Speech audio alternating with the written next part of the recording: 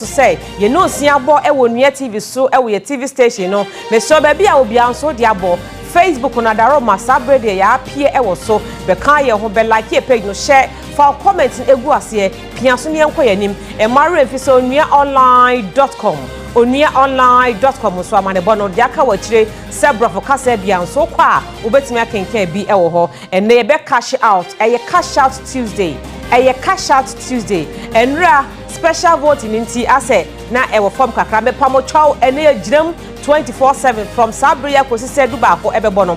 Mahunya ha dial star 439 hash.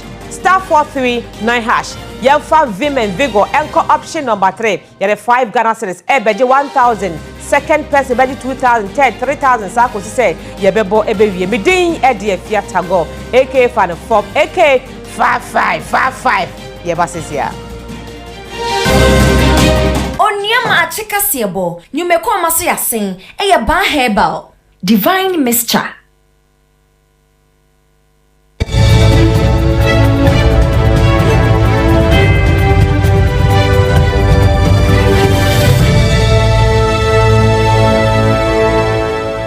Abatu asu ye kase ne de ehase amamo ene dedwe anopei kan na ehye no se me kase na na ado dankwa akufu ado wasan e de atodwa biem a watafre na batwe kache amansan ewiase nyina se afia ba ebeto e wo my Ghana mu no nyame be ya adom asomdwe be ya adwuma titiro ni Ghana fo wasresa ade bi e be gina so na de basa yo beba emfa empuntu ema no yenhwe ne nyini nyina akwa wode nsemo nyina atodwa abra na adwumadie kese bi e koso e wo nkran ha wokopie mo hormo a ogira na so de self system eto man Ghana nyina anim.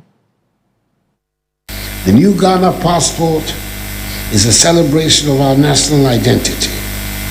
Its design incorporates elements of our rich cultural heritage, including adinkra symbols such as Fawuhudie, democracy and cooperation. These symbols remind us of the values that define us as Ghanaians: freedom, resilience, and unity. As we approach the general elections on 7 December 2024, I urge every Ghanaian to uphold these values, that is, guard the peace and unity that have become hallmarks of our democracy, and work together to ensure a free, fair, and credible electoral process.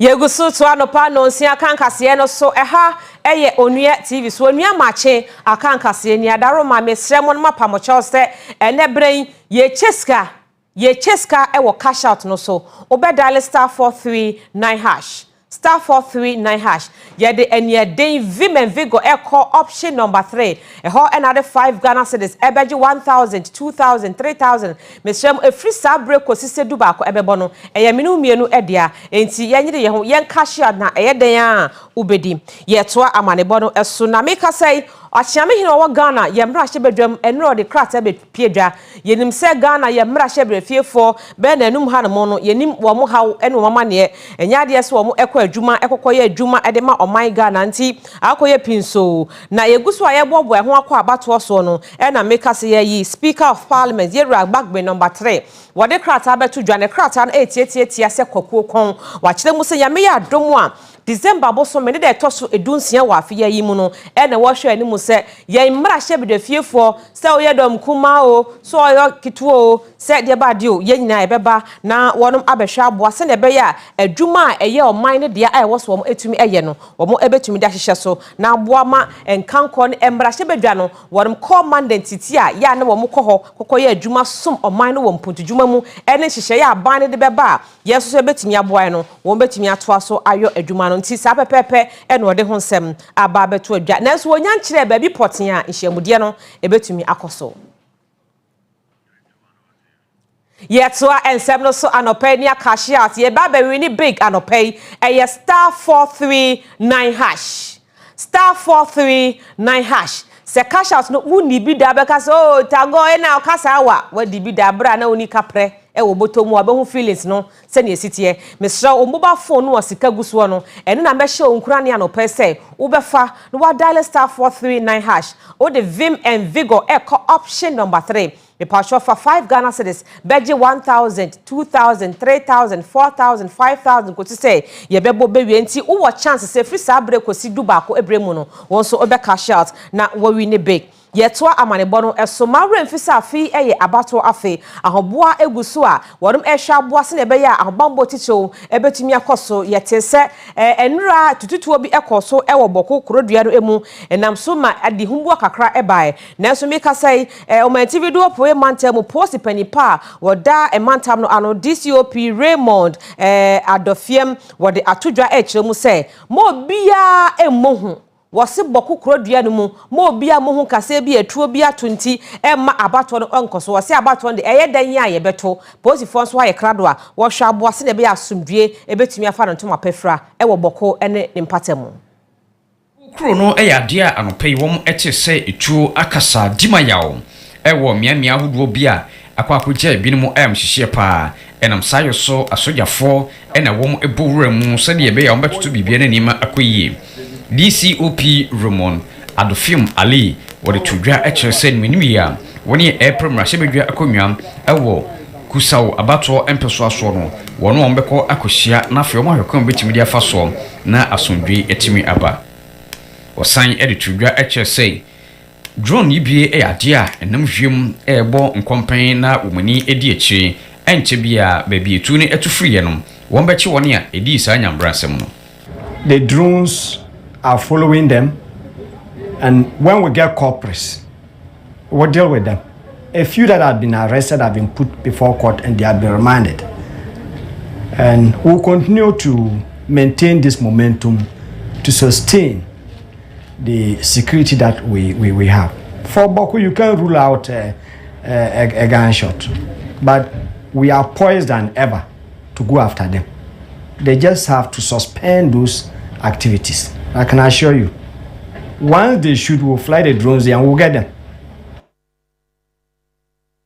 Yeguso asoma no pay Facebook no ye dem live e wo ho be kan ye ho ye ho na be like here page no share for comment no egu ase na afa ye nko wan yanim e mare mfi se ene akoye brada ye cheska pudio e wo cash out so ye cheska pudio e wo cash out so enti me hyewa da adaro mayro ho na be kan ye ho for 5 Ghana cedis beje 1000 first person second person no wo beje 2000 Ghana cedis ye be chicha akosise duba ko bebo a ye be cheska botre no ewie enti me hyewa ma ho ha na also for near dial star 439 hash na for yanko option number 3 na yemfa 5 Ghana emergency certificate pudo no ene de due yetoa amanebo no so ne de ani atremu na make say electoral commission e de krata abedwa e de abebo e kire Ghana nsemtrofo nyina say na no omo aboa no se maka na enso menweye na no omo si giraye bi efa collection center ye beto aba ye wia ne kenkan ne se ye kenkan ne mabom ama Ghana fo nyina hu de ekọ e wa abato no sunsuanso emu no wo mo ne kan na enso wo matwen e de asensan ya wo mababonte abekire mu ye wo mo se enei hihye ya omudi egu hon mama nsemtrofo wo my Ghana mu na ye ma accreditation na wankasa ebia wonfoyini ebia so ana media house kra ye adwuma ho wonfoyini ebia so sa krata no a ye de ebua bia ye komu no eno a obetumi e de abepiem ewo a collection center ho se bia wo organization as media house na assign no se wo na obekọ collection center obetumi e de sa card nankasa voyini ebia so no ade o de call police station obetumi e de aba collection center ho no mo a eno so betumi aboa ni nya no eye se abra na no mo ye se enei wo mo de hihye bia to ho emma kwan se nya obia na benya kwan no obepia tim se dan ko mo eyiyim e wo ho e na nsentwofo bi ma o mani ebre ye kasa ya sankasa ho no e na nei wo masanso atwe asan e kire mu se wo mo ane kan nanso so wo mo boa anei wo mo ede wo mu eli hihye ya betu edwa ensemi Director of Electoral Services Benjamin Banobio ene de etudwa wode ho amane bon so echidwa twese wo mo ne mpanifo bebre wo mo tirima bo biwa bato mu nsunsuanso ne ho kwade ba ho ene si surgery ye no a ene wo mo de sa amane bon abetudwa nanso wo mo wa hihye kakra e wo ho ase obi na advert no o we ye firi obi wo so terms and conditions kakra wo ho tisa pepepe bi ena isi fo nso ede ho nsem abetudwa Yet, so I'm so and ne bna anopai, a Onua Maakye so a maremfi Facebook no yedam ginam live ewo ho cash out na win big star 439 hash na Ghana mampeni dada Yera John Dramani Mahama wono ena wogina simpie so ekasa yi wo kire mu se wono ankasa wakwa asante mantemu akwa ba na wono asoso watete bi ednani ehu bi amo hu se eniema hodo a Yera na nado wahya ase de apaso de twetwam nanso wonwie ye nanso pressure a ema sebe knama ba ekokwo no mbowo enofunti sa pressure na bi na project wonwie ye wahya ase e commission nanso wo se we eni se buga na fo abam ebre no so wo December ye to aba de bum entia NPP amanyoko se ni atono no akofado eni se onenam e commission projects are onwie ye eni amenemo ka say Palace Mall, you were interchange via me na me share sese minsi. Omo ba efie 9 omo my contractor ni jane juma. Uko Kumasi airport ha. Up to now April no omo da so ye so wakoko besen. Na no me share ya. Ye say Ethiopia Airlines be share say Kumasi to London. Ye go busa Ethiopia Airlines. Omo say ye omo plane nso bi na charter enye omo akasa en omo be share say eni sa you know. Yetwa amanebono eso na ye de kase no akwawie ya nei Nigeria mano wonum aban sia na mu wo my Ghana mu etu ni nuanam Nigeria fo nyina fusa daroma oga ye ba beto aba na akadafo akakra bi wo se Ghana de enim sa asomdwe wa ha de efo ya bato mu no nkode banti wo ye Nigeria ni ahweso na du lemu enkotra hye na akotra hye na wutiti a wa wuti na ate that in Ghana my advice to them during the election is for them to comport themselves, to live peacefully among them. If there are any of them that are Nigerian, Ghanaian citizens, they have voting rights, I advise them to go and vote. But those that are not eligible to vote for that December 7, they should keep at home, maintain peace. Jomama nie lomote nie ba omie nie yetwe ho abawai Onua Maakye kasebo nyumeko amaso yasen eye ban herbal divine mixture ye fast da ma ya boafo anano pay so maso yasen ye de kase e ba besom adaroma enano pay se wutie mi a e ma wutimu nyo de se wo nkran wo kumase wo takrade wo kofodua na wo de galamse nsuo no unumbi wo de bottle water nkwa na anom obua pa na enema ye num gu ye yem se de ni ehwa ene ye de ni ehu anke be hu se yade ene ye tode maye ho enu ntina no pe ba bia wo hwe mi efiri ba bia wutie mi efiri wo Facebook no so e wo TV no so bia no me kan fa ma se ma wonsa enka doc activated charcoal powder na odi gugu nsom anopa nom no anom na nyimre onum na nopa no anom na nyimre a enema bia akobodom pia egu wo yefunum anaso ni padua mu no ebe kokoro ni nyina bra wo dwonso na wo gya nan abra no bra no ni nyan eye se yeyi ese ho yade na yeyi efini nkekan wa bia abeboa ewe ni padua ni mu na info how bia so emma mesro wo a wo animka wo a sebe wo se apro na ofi wo se ewo badwa mu a enye yie obi wo hon mu na se ne fita na nso obi enu ma motohuo enya de ekoyie obi nso de hu ya tim se we de eye white e na ada ne brown ne sina prom na se ase nyina obi mu a emie mesro ba bia wo bia ba bia wutie bibia no eye jabidie ene de aye jabidie nso so de ye nim tete no de ebo aye first ya de body to the twetwe wo de bomu a wo na wokɔ no pa wo se yi nka bia efiri banum edi eda address so no doc activated charcoal powder mesro drugstore bia ben wo bia pharmacy shop bia ena chemical shop bia herbal for no ukwa onsa ebetumi akabi mesro one mpanifo oda adwuma ano enkasa 059 820 6885 ena 020 661 6620 ofrenya yedo ebedi enkomo divine mission so ekye se de divine akoye fie din eye busua din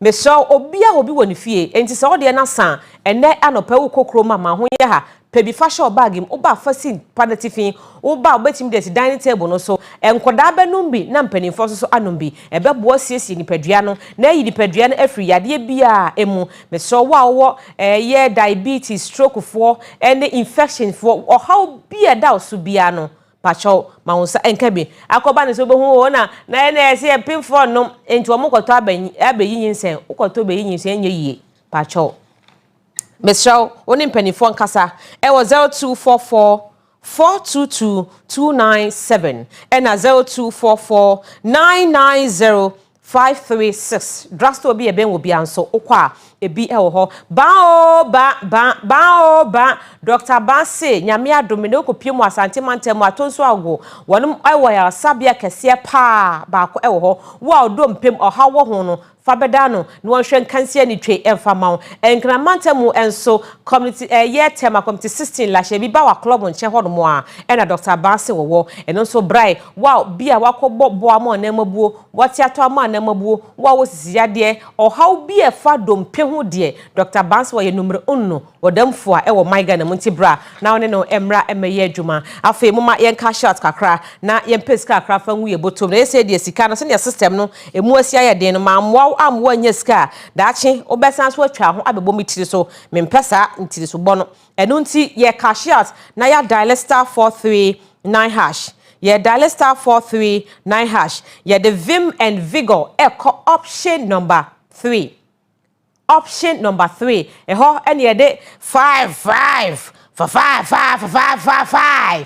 Ghana cedis and ye 5 Ghana cedis ye de eba beje 1,000 first person number bedi kan bono obeji 1,000 Ghana cedis second person ebeji 2,000 Ghana cedis na third person waji 3,000 fourth person 4,000 ye becha kosi se duba ko ebebo enti me wadawro ma mpacho bebre yiro ho na twa na wutwa nko ade a obedi eye cash out 5 eye 5 Ghana cedis eye 5 Ghana cedis adaroma se Ghana fonim de ye enunti wo monkasa asi wonjina ye se wo muntwen ema ban emo musika wo mudo mani bre e de ene yeden ekọ e kasha to so ye ko peska akra e de aboye ho na mani bra enti se mimi pebia wo nso pebi na wo hia me a ya bonsan ho mepatwo mempese me wo ho be kire wa no pai mempese wo ho be kire anopai ene ye brada se ye keka ko Christmas im forget election no na eden ya ye bedidi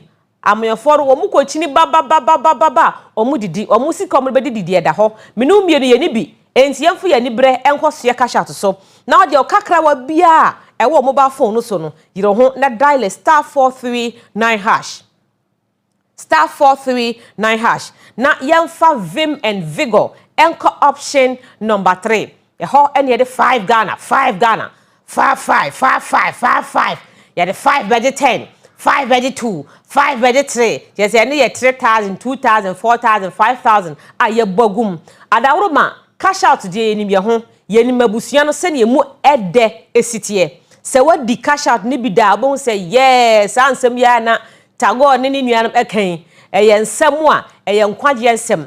Sika sem de eye nkwaje because so woni sika utiti se odwan be mati.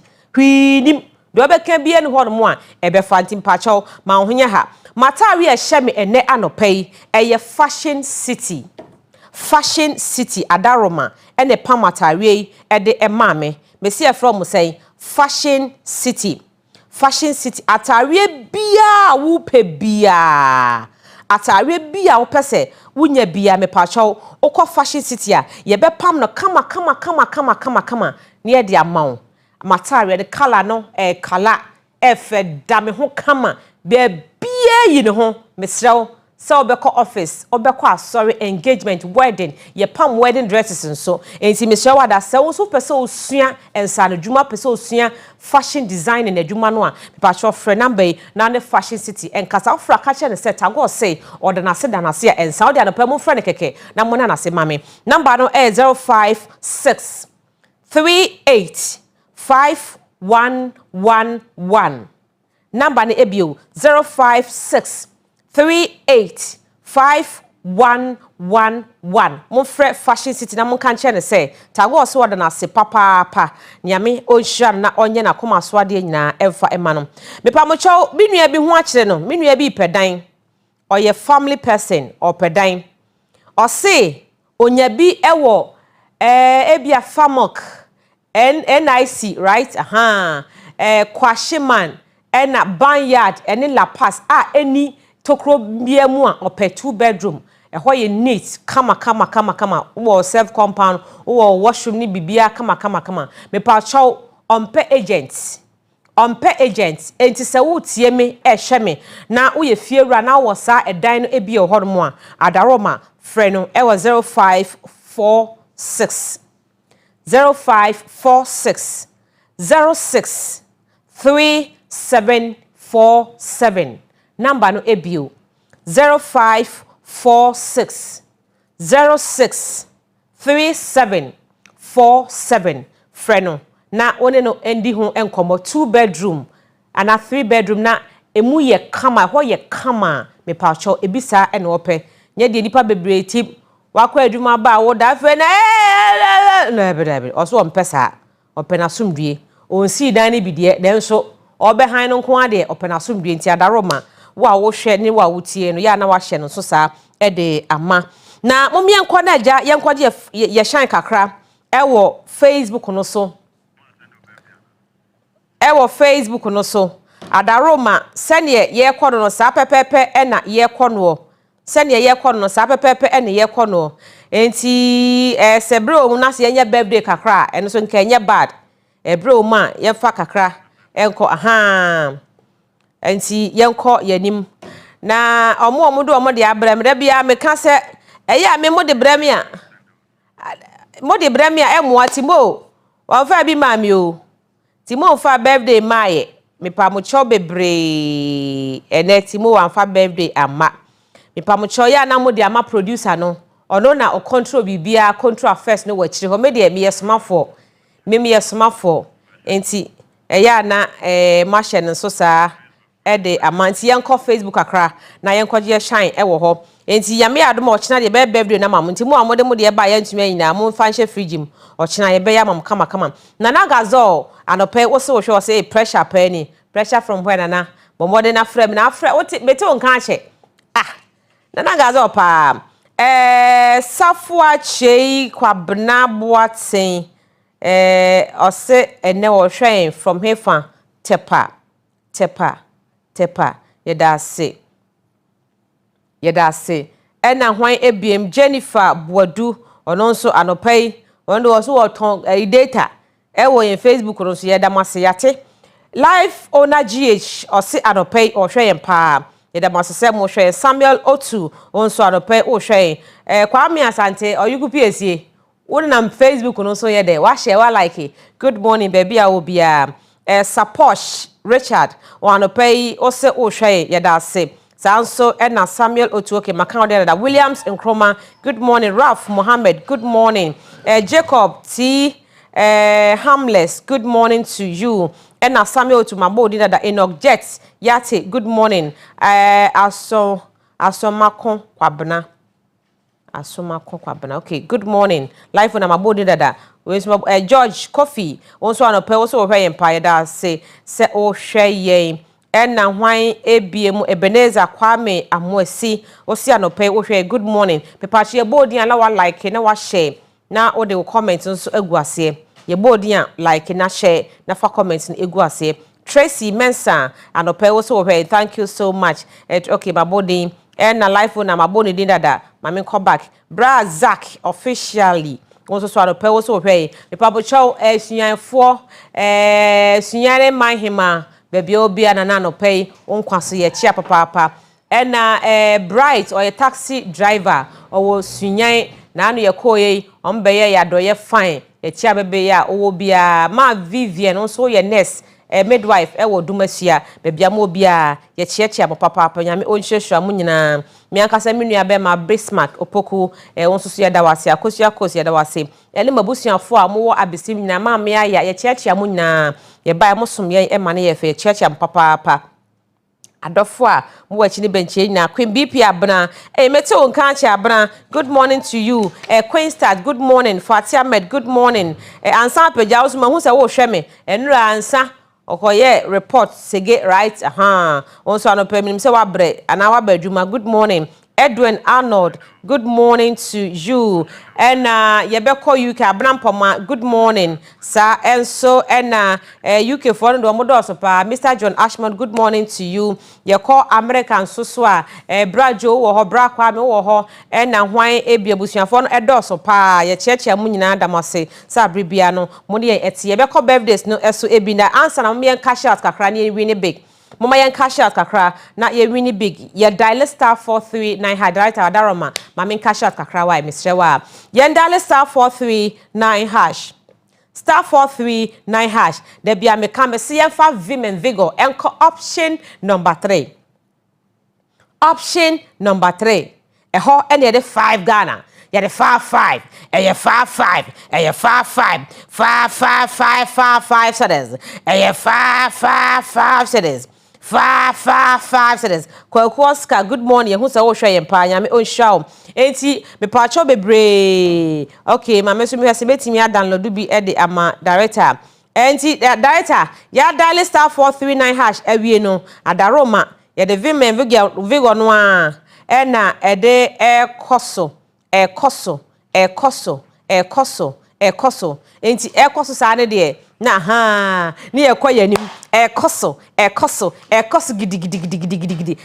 gidigidi me pa mo cho mutia yi anope me director so birthday no ye beye enti watumi aye quick wa download enti director antaro me ba ti yam ho awotirate okay your first person enie Benedicta right abna adubi osei nkansa happy birthday to you darling nyame onshaw me share background yes abrochire background nyame sha na onye okese on koso entre wahiem emfama na prempe onso oye president the Federation of Traders kejetia pacho ene nyame onshaw na onye okese nyame enye okese pa na oma obi bia enye kama happy birthday to Mavis Amuakohene wo he for controller and accountant general department wonso so ene eye wawoda pacho if you want Victoria Boatin CEO of hair clinic ho ene ode emma nyame onsure pa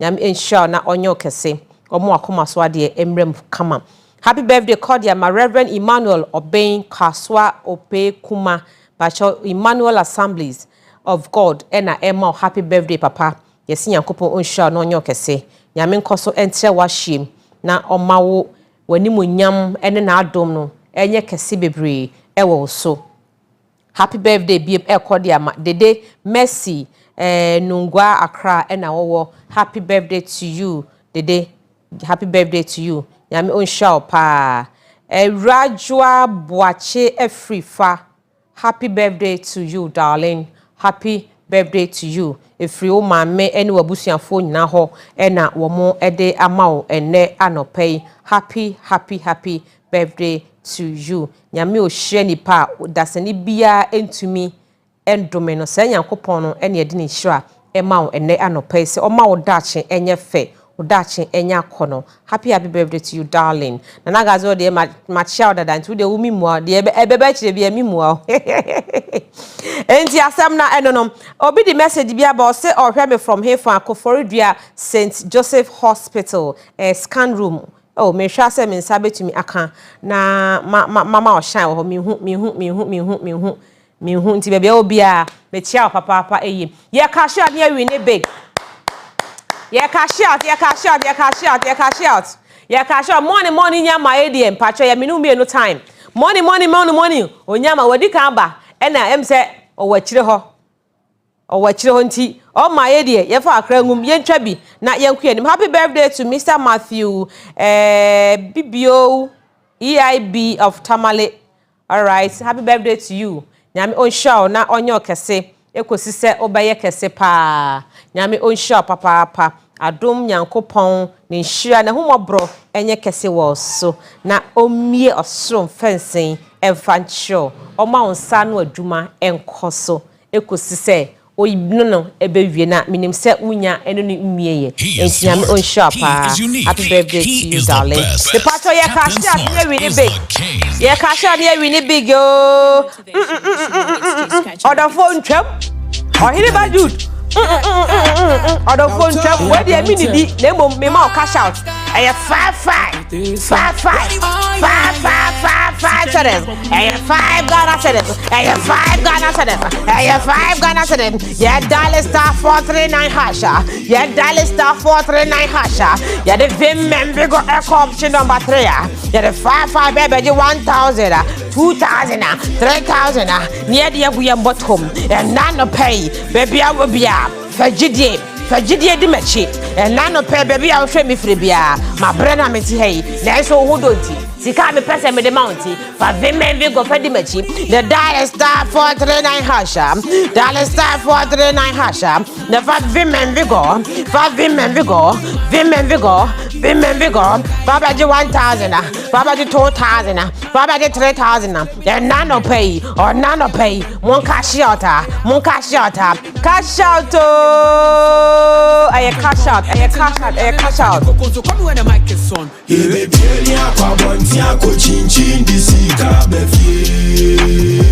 No more than ye. Your mama ye. No more than ye. Ye masika. Genius boy, me that say.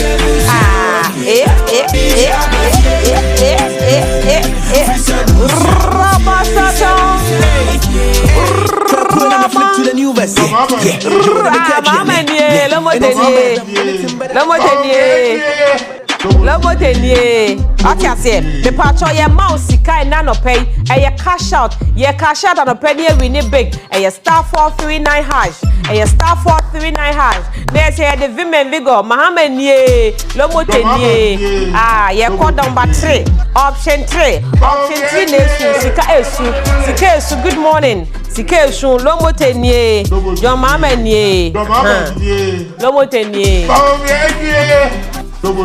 Mama manga say me. Mama can ye. Mama ye. Lowo tenye. Mama ye.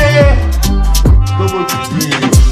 Mutu presi chami nya mu be hu se mama nsu be chine be. Eh cash out why? Ya da ma se pa money aba. Nti ene e be je me kojo good morning. Where we dey? Bashai. Me da sense. Mama ye. Lowo tenye. Eja.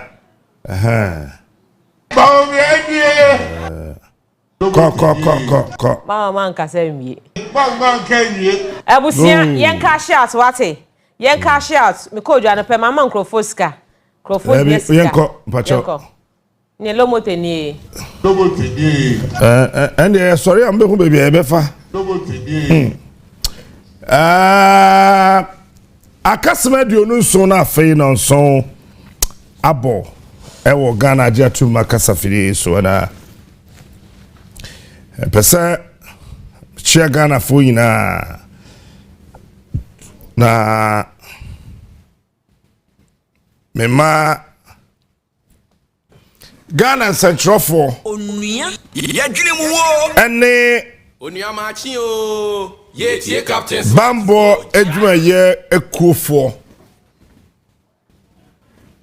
said ye kan mu tie na mo hwe ho to aba saa na meka no ye da wase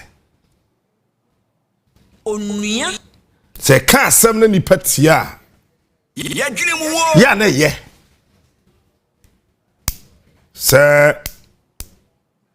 se trofo ekoye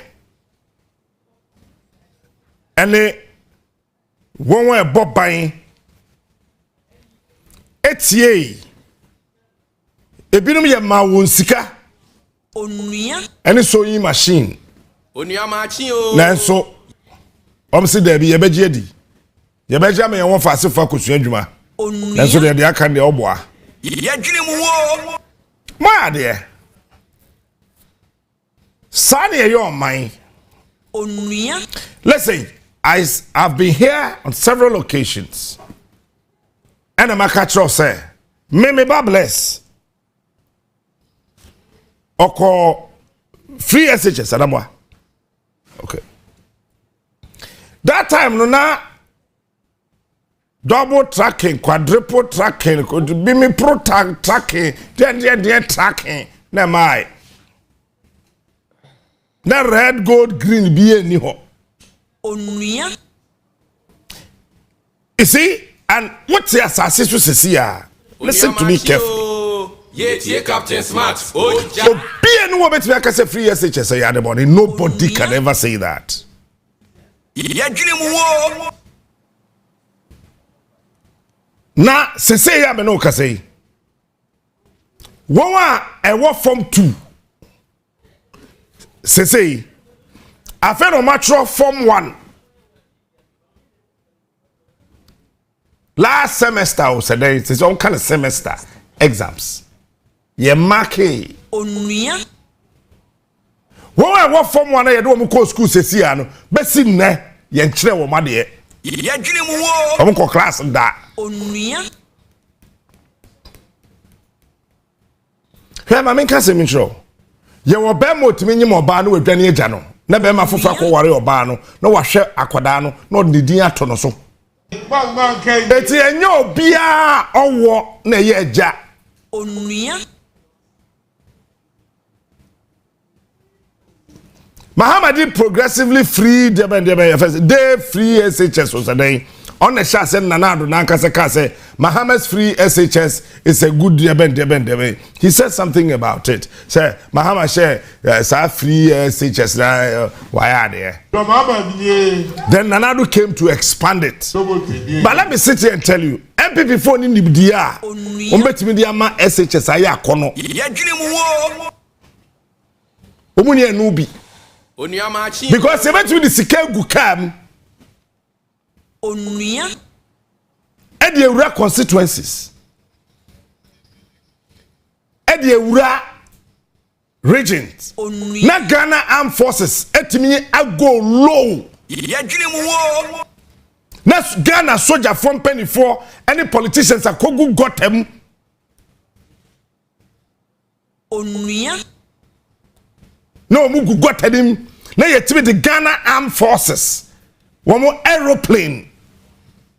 The Casa aircraft. Etimi the Sikegum etu. The akosi tamale. Wa bra say ya me no ka say. Ye man was secondary school no mu ne aduane. O pa frɛ. Me boa. You are a parent. yeah, Captain Smart. Oh, ja. Me wamba bebre. Captain Smart back ne ma bebre. Eti won e call form 1 no. Omu ne aduane e wo school ho omu die aduane ni ho. Sesi ya me no ka say there's no food. Bibini ye nipa o. Bibini. And even before they went, one and one harder than you come out more and more. I say, and more I expire. It's a bad baby, no, nanny kidney or problem, ni liver or problem. Now what if you say, Mammy penny in toto, Papa penny in toto. Now would they and no poor wassa for hene, one general bandage home, a yard pa, but and yet before being a cold muba on one who nenam home. I am a dreaming yet, Juma. Oh, your friend is saying, health insurance, you're going to buy. On the barrier, no uncle. Dream. Say, health insurance and Juma. I'm found on Yampini, Bami and Yampini. Other than Yajma, free maternal health care. When you are hospital free, you free. I call it didn't fear do what here. Answer, but you are no hooker. I go found on Yampini. Bami and Yampini. Other than Yajma. It's in your be or DBB bad no to be born by Ubejaho, Menyan Safwa, fat crack, you know. What? You can't send Papa Chilegan and here another year say, Casadudo and Casatentene yape. Messing Quadane good secondary school, woman here Diane. From one for the coin, Bessin ne, yen tre one day that. So, Ubako school, Fredo.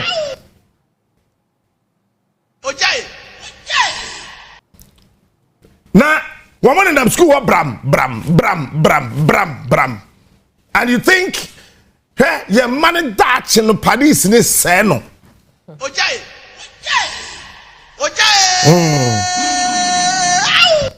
Your money say and Quadano, your money Dutch, essay. Ojai. All in the name of what? If Yanity, she knows what I'm talking about. Well, because that's what if you hear me as a father, as a mother, as a parent, as a guardian, you know what I'm saying. Ojai. Now it's me that Ghana soldier from penning for. Make a soldier first say captain. And about what the way I see Casache soldier for no. So almost a near British soldier force war. I am talking about the politically motivated military officer. Ojai. Make a soldier for no matter about drink. Ojai. I'm a politician or Jimmy Okroma. Now no be a slow move. Ojai. I don't know this bell must be rung. Ojai. And be sounded better and loud into the ears of the politically motivated soldiers. So be a slow and make what just matter. Means slow, we. If you have me, that's it. Madam, Matrasi me uncle. Ya ye Ghana for you man, you go chrome hana say, oh be a slow. Madam, you tell so you tell Trasi. Bibia fine. Oh yeah. Oh boy no here. Obia your bow from house so bia person makasa. Obia slow.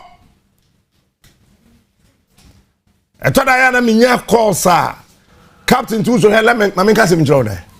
Me tell me slow wo. Wani. Me take room has say. Uni ma me catch your plane. Me wu akwa abo baako. Akwa abo mienu. Me third time ni. Ye ya akwa aba no. Ye mfo wu onya hwe wu. Me nsuro wu. And mama kasa mo kire wo ne. Na Ghana fo ntia se se. Ko sisi e benya akukuduro, ye be ye mbema. Na kwa me, come office on ko fa MPP tawo no bre me. Me fa kasa mo kire wo. Me kan ko fodu ya masa kire. Na ye wo a soldier for a wo de wo adwuma nyina ne sa ban bi ba e no support wo no mu jimi wo krom ha ebi ye soldier for mpanifo ebi ye soldier for nketwa na wo jimi kroim CDS etro say o ma soldier ni bi akwan enko polling station bi aso ko bobai won impress aba CDS so but in any case elections a post for na bobai. Why is it that some people are grieving over that? Say CDS say on penny ma soldier phone call polling station ko bobai yema post for nye adwuma no adete hankrophobia adete binum suro soldier for answer no be say soldier ni atiasi kromu no na say all the interior security mechanisms ni na no a break it down and yeti krom hey interior security a break it down Ghana pedi ye do soldier for a night patrol na soldier need to back pick up bucket no we bro and ajo oh Jesus are we crazy? Are we crazy? Na soldier ni what bro ya to area. No dey share fridge mo ba no obekọ patrol no dey share microwave. No we are not bucket to how much no we bro. Ni maku. But that's it. Fam. The back can't match no. Onua Maakye o. No we bro. Ye Captain Smart. Oja. Gana pedo be share soldier ni. Na or ye politician, yes sir. Onua. Who born dog? Onua Maakye. You can't say, hey, soldier for some na wo kanu na me ma me kura ho poagi hey. Wo so kura jai sa. Onua Maakye o. Ye Captain Smart. Oja. Na nipa ho po, I wa ka soldier for some. And the soldier for mo dun so crude oil and o mo ni gold. You do baby, we are building a country, we are building a nation. Ghana for me kasa sama ya monte say, yeah, your mind, yeah, your political party. Me team asase su me phobia apart from Ghana. Onua Maakye Obetuma your here. Obetuma your chairman. Obetuma your hwan. We are president, your vice president, the MP, your opposition leader ben far ho. Onua Maakye Ghana pe. Me Ghana pe o. See. Me atiti o me na ya wo nkrofo a MP na de ne kodi soldier. Na say MP me tuwe sabe ye CPP MP. Na me de na kwame akọ soldier adwuma be no be. Asa ya dwen ne nya dwuma wo ka pay si bo me na wo muade. And when you say soldier for wo krom hakro mo da. Wọ́n sì soldier for the better about the aban or city special voting. Wọ́n mo ye soldier for the other one. Still had to vote against this government. What that? Aban we had that soldier for 4 times so better market room.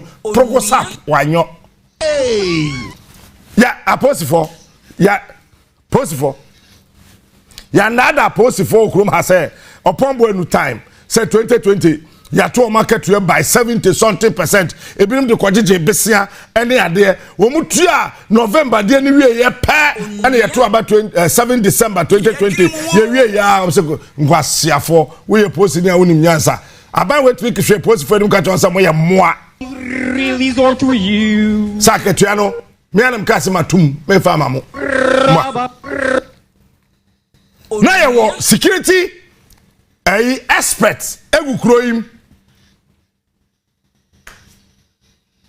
Your security aspect, Adams Bona, Mumbo ni mame, Adam Bona, name them. Nobody said anything about this. Dr. Kwesieni, Adam Bona,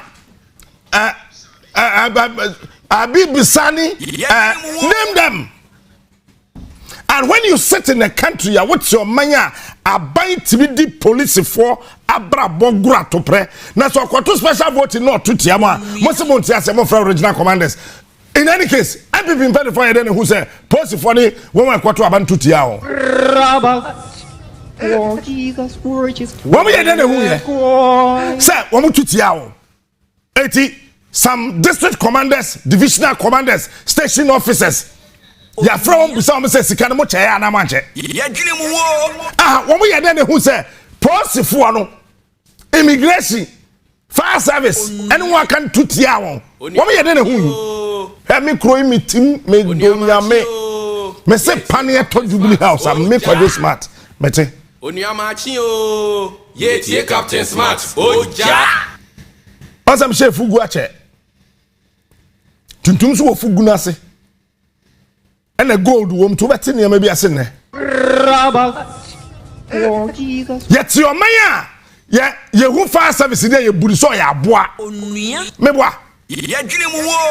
Sir, a jato baby, your fire service, yes, 1 month. Nonsense.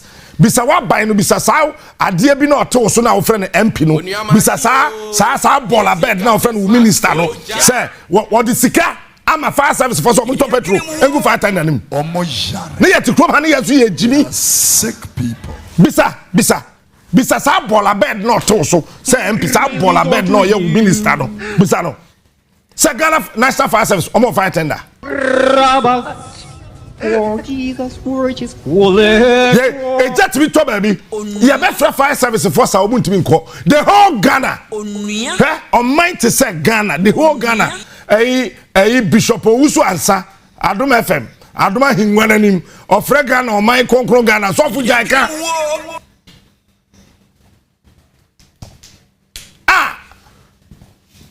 On my Concron Ghana, Adia ya Concrona, Yeni fire tender. na ye mfe na ye Ghana fo ye die chire jimi sa wo ka pa se ye umu ade na se wadwen ye adwuma onua ye ma o tender ye adwene mu wo wo ye fire service di wo ni kai di dubja na wo di wo jimi kwoto aba asama nipa o ma o tender Professor Mesa sabi eburu sabi ejando manenda sumina so sabi na Ghana fo ida ye se o ye ya afo kura no oto fire tender ma fire service fo Onua Maakye o ye tie Captain Smart oja Posi for agukuro yim car kura mo de be ye adwuma wo ye den na wo fa pick up ema police di solo na waka kire ne say mama fuel vortex to akase na baako the whole day 24 hours vortex to ano hwe ye ko sunyane ye ko ifri kran ene ye wura mu central region said be ye kwan be etia ye fam bobu kwan ewura mu ko twam kumase be ko wura mu ho ba bi ye hu ya say ye wosunyane ye firi sunyane eba the first time I almost send a company is 50 million almost send a 5,000 per one can so many say so receipt no and tell the bema Hey, ni maku. Wo na posika say baby to say your friend saying ma 7 now I'm a police pick up monko pe vortex to one back say be around the kura vortex to one back any petrol wa ebuma won na ya catch us say short wa e wasem what's your man to say mu a Makato, me if I were the president, I am telling you today, you cannot fool in this country, you. It's either we are killing you or we are jailing you. Two things. There are two things involved. If we are killing you, there are two things involved. If we are jailing you, there are 4 things involved. Kwame Nkrumah Preventive Detention Act in the Bayern. We thought that the guy was crazy. Kwame was not crazy. There are, excuse my French, there are stupid people in this country. One person may be a da. What me a UPS for? Really on to you. What me a UPS for? For Webra, what for Webra? Me for 2 dinye. Sir, what's your man on my to say same? Na ye and fair. Fama. Live show, Fabra. Where? Posika yamanu konko we mienu ebro vortex to akase na baako de ba memfa tu we nye na wo fa police car ye pick up na ya se fa konko we mienu ene wabu agum ye dwene mu se fa no ye night patrol na se am robber attack wa be the police ni beba Onua Maakye o ye tie Captain Smart Ghana have filling stations na krono nti agire so a onpontan mako na ye 24/7 onua it is upon 10 now I'm rob about so 12 midnight 11:30 post no on for the Johnson engu kanim no mra no meje nkwa mwa ye can sama Ghana form person hey o meti asema ye kana se ye dwene mu wo what was abaya wo what esa wo ye o man ni ye no what was say Minister of Chieftaincy and Culture de buafu adeya wakoche baby say yen kreti ma hene foforo wa ha yen mabodam eti aban we nam na o kreti ama hene can you imagine yet Ghana hey political party aban ne kreti ma hene na wo so to was aban kreti ma hene me ba metwam wonya ma hene obe go back ye dwene mu wo you go back na aban na kreti ma hene really what you about to say aban ko kreti ma hene wa ha na sa aban kreti ma hene a sa ma hene no nse hunu be no be di okuruma why bet me aka nasem meanwhile Ghana constitution say traditional leaders are not allowed to do active partisan politics. It is a what now buying creative space mouse so we mahina. Say I'm here for assignment. When I finish my assignment, I'll go back. Say tell me. I'm here for assignment. Na yet hu wo memu ha obia to that dream ase bibi am fire ho Ghana ni hu sika ase bodani ane ho ba opo che te sabeti esi truck so adentra we hu sika really my amount 1,000 Ghana cedis sesia neto abawie divide 1,000 Ghana by 365 days also what Jimmy assignment. Also unim nyansa Assignment. I'll go back. So unim nyansa. Say woni nam krom ho woni nam awadwe say wo ye obi am also say na unim nyansa. Also unim nyansa. Me ba afoforo na fie ha for kra ntemase. Me ba adom na adom fo ntemase. Adom omokoye ye si bibi de audience de engagement na abade so captain di attempt na me say answer na me fie adom no. Won wan kasa amokohia won mo say me di attempt do no. Answer na me ko no mo sanya foforo mo be ka cho say won mo na me ya adwen. Afei 2016 omokoye ebiom no be catch them say we now understand Captain Smart. Ewa adom. Ya dwene mu wo. Kweku atempe na antiase ono businessman no suru. Me ba fia for still an mo ntiase. Afi do bi atiase. Ade na ni ada ho wan. I'm here for assignment. When I finish my assignment. Because the what you say you di atem no. Next kana ba.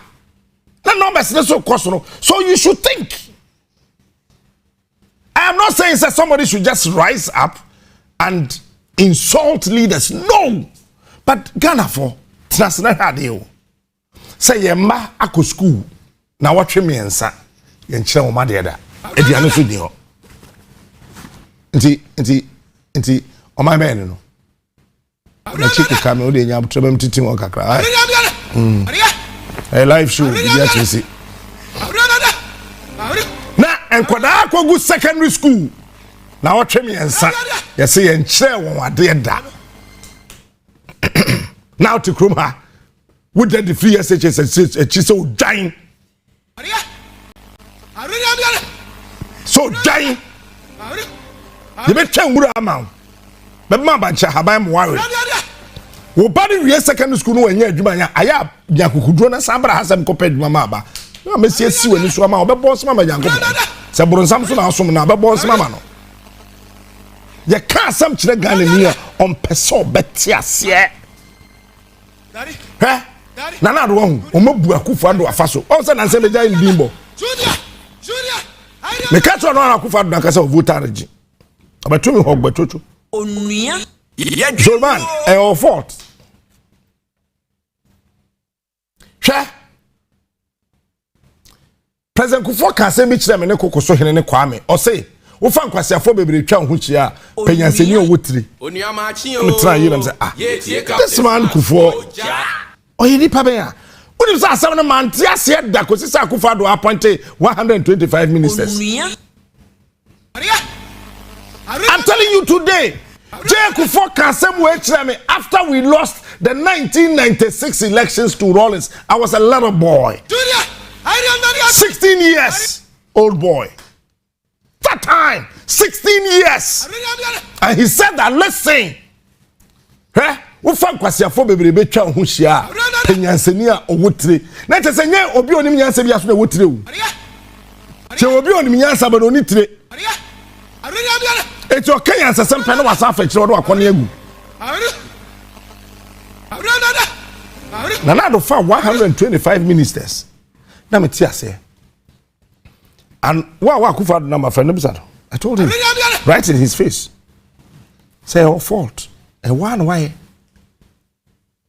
was sancro twa ho hia saa wa pabushafo bebre egum and ye twa won tro away this guy where this guy is against you way or town way powersem nana akwa way ofre wa men fabium because unim say Kufa do assistant phone number 3 times because of papa bi o krum ha me mondi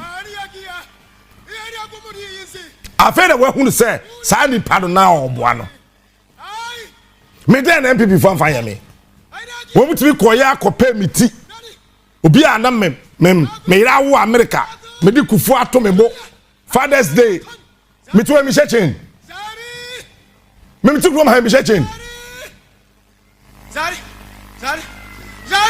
What was me come and to come? Well, who Ajimi dim rent to us, me dim my semi crack that to go yet watch. Because you come and come coming. So now, could you be Tidia Cosi will be so there? Captain Smart to remember about it. Abuatorua. May that cram shut. What is wrong with you? That you see, now what's what I say careful. No mining ya would obey in the year. What's what to fear so as a gun a year? Or because I was here or mining ya would obey in the year. It is a say who Puni and our policy. Onua. Ah, what's up as a gun a year? Obi kusa mine sunye ye. Who yes was on ya won abema Ghana ye. It is a say no then ape.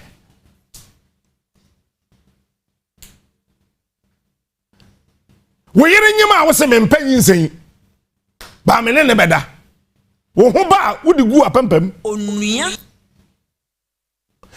E before hwe ye Jimmy. Onua Maakye o. Ah. What you chrome? Who need ja? Who need baby? Who did ja? Obi aye dress ho dada. Onua. Ose me ba me wi ama. Wo se obi se me ba me hese me ye dwa ama wa. Ona ape. Wo se wagimi.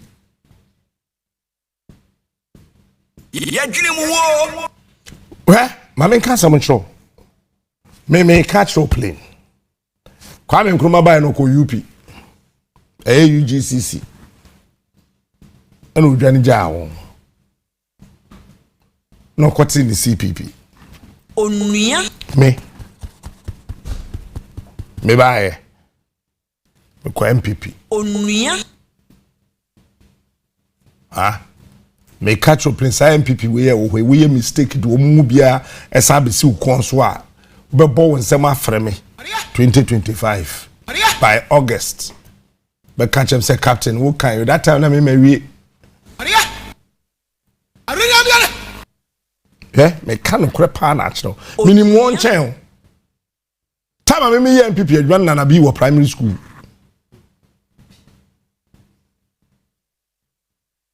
ah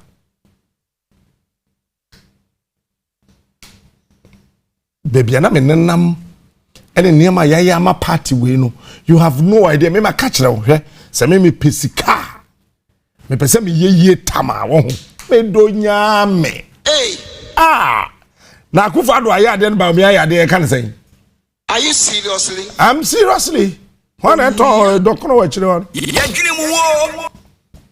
kabawie kabaye my advance am come ntum nana ye me yere ka say Baumia, yes, the baboy Nika. I'll get to whatever. But me, me mammy, I give all me Kuran, Debbie Oshema Sukoyumi Nimu. I'm saying, ha. My head to say yes to Christo, me a chadia me foul mu pede by. Kwame Krama, no, no, Yaneba, no, Nimene Bano. Yadwene mu wo. And then I call Asha Mammy. Nana mami na munzum o se mami weti ya nam so what be da hey dwen brafie Yadwene mu wo. ah what be da nyane ba wo one agi wo one e fe no to chen e be no so chiri da chi me catch your plane maintain MPP ni bia won wade we ye du koforia ye ko choba me refi di no stop by din Who is selling the bank? ye kodi ye dru ye na MPP for mpanifo ho Onua. ukutatawo we use swap paper na anyone so me petawo no fa cha Yadwene mu wo. meje no chance so the next person say hey I saw pa fa na man e kwada go yi foforo I took it any any what do you say me pesa me ma wo te ase se won pa MPP asam nche obia wo krom ha menye wadwen da se wo ye parliamentary candidate intrada check na obi ti say baby Joanna Kujo won your constituency say Amenfi Central papa no ye NDC MP o hose say say oh Peter Kwachaka don't know MPP. Peter Kwachaka or MPP primaries. Or some MPP parliamentary candidate or the war horse Joe Olusui. Echeno who said no me dingo as him. I hear me way emfa. No quay DC or no be a member of parliament. And this is for man opportunity to be the MP. Moi. Moi. Hey, are you serious? And then some way to buy you, but person me be what you but person tell me maybe as say me. Haya me teno. Mo bia nya na adwen say me kasa mama hama hu. Dabi. Ba catch now. Mahama fi akonwa so me sha ntre. First one, Dubai. I mean kabe dodge no. Oje be yere bag. Number 2. Are you seriously? Nkrofo. What dey kwaya Kwame Nkrumah first ayi. Nkrumah first. Obi ahu say me DMC. Onua. Ena your former president. Otesroho. To me call sroho eba.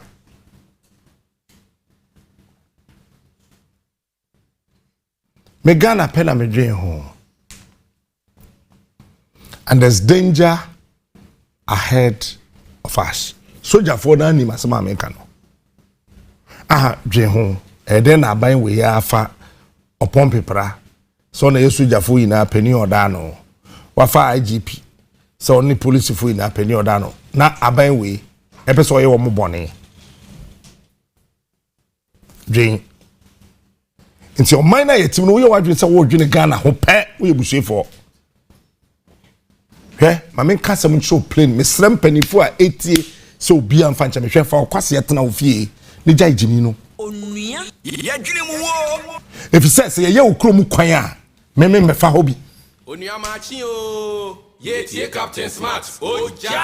Hwe enye akura bi ase no minimu Ghana ha wo. Nti se akura na se me kasa. Na ye akura na se kwan de ma wa me ba fa hobi. Ha? Me na mobi. What's the thing I say you come krom say krom kwan say. I say you dim guase. Also wadwe nya dwuma. Na we yare akọ hospital. I don't know tell them ho. Cause we are na akọ hospital we dim be guase be say we so yare. But we yare akọ hospital. Doctor na akọ no unim no. Oba no. Ofa. Unim no. Wuti kumase. Doctor na ohwe no your friend Sule. Or tani. Hey, Mewa. are you serious? Say doctor no hell no. Your friend in York or your Fantini ba we are Santini. Ah? What to Kumasi? Doctor no hell your friend Tete. One watch man will be your friend Tete da. What in crying? Doctor no show your friend Ajamai. Your friend say wa bonsu. Dentist no choose no your friend Napo. Huh? What is Central Region, Cape Coast? Doctor now show your friend Seriam. Also, what a voter region? Doctor now show your friend Quasin. What it means is that a minor your woman no. You're doing your minor home. And your tribe, and your baby are free. Any party I war. Eh? I didn't say police for near soldier for immigration, fire service, we need so many academy the edge. I don't know Monko Pebi. But you see, they are asking us to say it. To say it. Why? Because Ghana highway say central new to Ghana sem.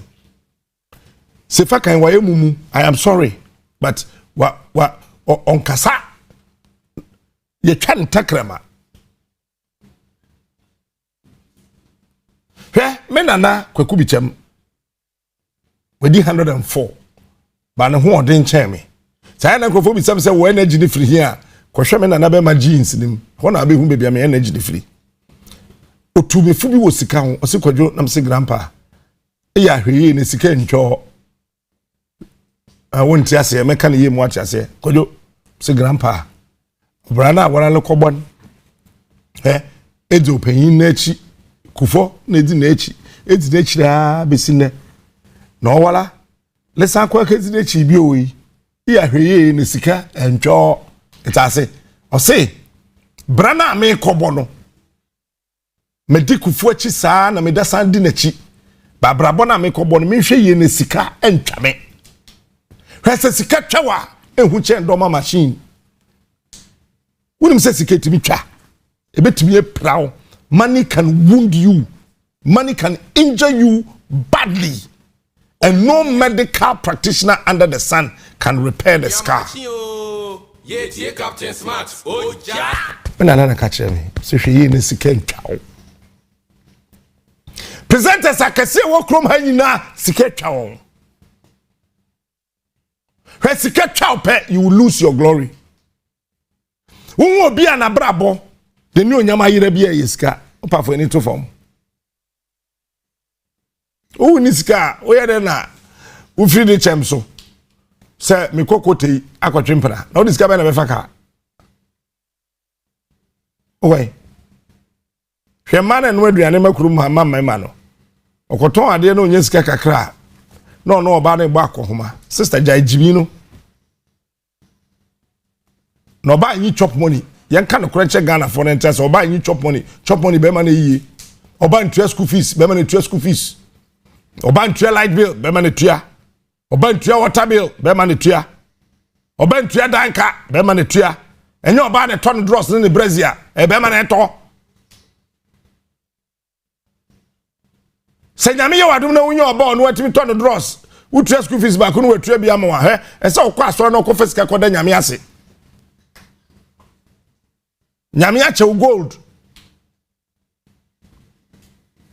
Sike chasinia journalist okrum haina. Omo takrama katum. Oh. So obi anfa doma machine kosi obi akontwa nti. Why are they quiet? Because sika. Ah. On pedede but otimi twa takrama. O se sike twa on. Kwaku bi chama se mo ka chama o se kwayo amsi nana. Obra na awala kobon. Ezo panyin na chi. That's in echi. Hweye ne sika ntwo. Sika twawa on. Ehu chen bibia wasase so. Eti ye to aba. You see election year mu a sometimes a year before election year any pay wu. Ko bisa something Kenya mche. Bantman Rivoli bisa no. Presenters will come here born because of elections. Something Kenya meche ya bona man refi in the shirt color no. Pa ko bisa no. Otukuma se. Me boa, something Kenya meche. Obi fra no. I mean, me say me ma fact. And then me say me be ka presenters aye gua won ya bo mu tuo.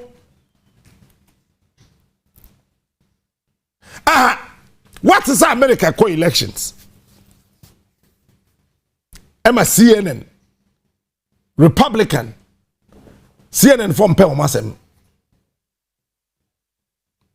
Omuni na for Republicans party mu. Me wonder for bebre. Me no am catch now. Bebre MPP for they are my friends. Me na for pie MPP for. Cause I want me nyini here. What I'm trying to say. Me buy and when I'm going here. Eti me o hwe me phone so a NDC for number so me phone so you can count them. MPP4 uncountable and then one kaso musu ban phone musu ban bone ne adwin fi ne adwin fefio ball as wadwin ti aya na o mo fere so o mo befre me o mo ya mfro no afro WhatsApp captain woni bi ntama afro WhatsApp na so da bi o sabna mbe ka cho me pese obi abeti o na asuru Samson Kenya meche ye womu gua ne bruta.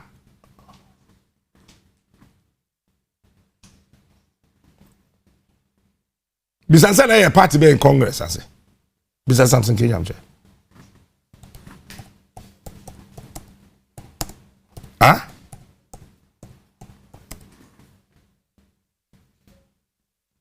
Why?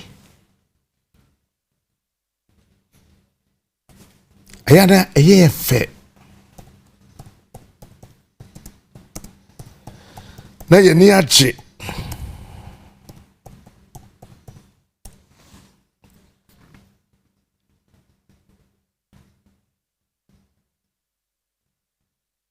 They condo.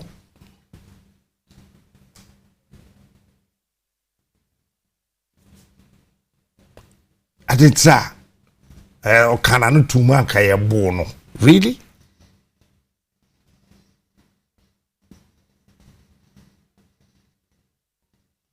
Yeah, bono. 2007, I remember very well. Yeah, something came I'm chilling. No one for me, no. On papa nasum. And we think it's normal. It's just like that. It is a way a presenter now we are say we be can crash the Ghana politician now I set it up trap. And when I do almost set it trap be me stress me stress kwa say my concert for me stress kwa because Osama bin Laden America for the training no me people for the training me. Si wo mu wi abam am ni move bia entra ya me yankrofo bi di president Kufu atem say president Kufu na den munja say hunu no di what are you saying Nana Kwame ni solo ti we say me ko contester wo person Nana Kwame ni solo support wan normal Kufu is an MPP person. But ti asem na Kufu kan ni ye o se to abati aba omia pasa akode kotie o se mutie Ghana for sa na yeti asem o yeti ani Kufu spoke like a statesman or asem na o kan ni na na chese to abati aba omia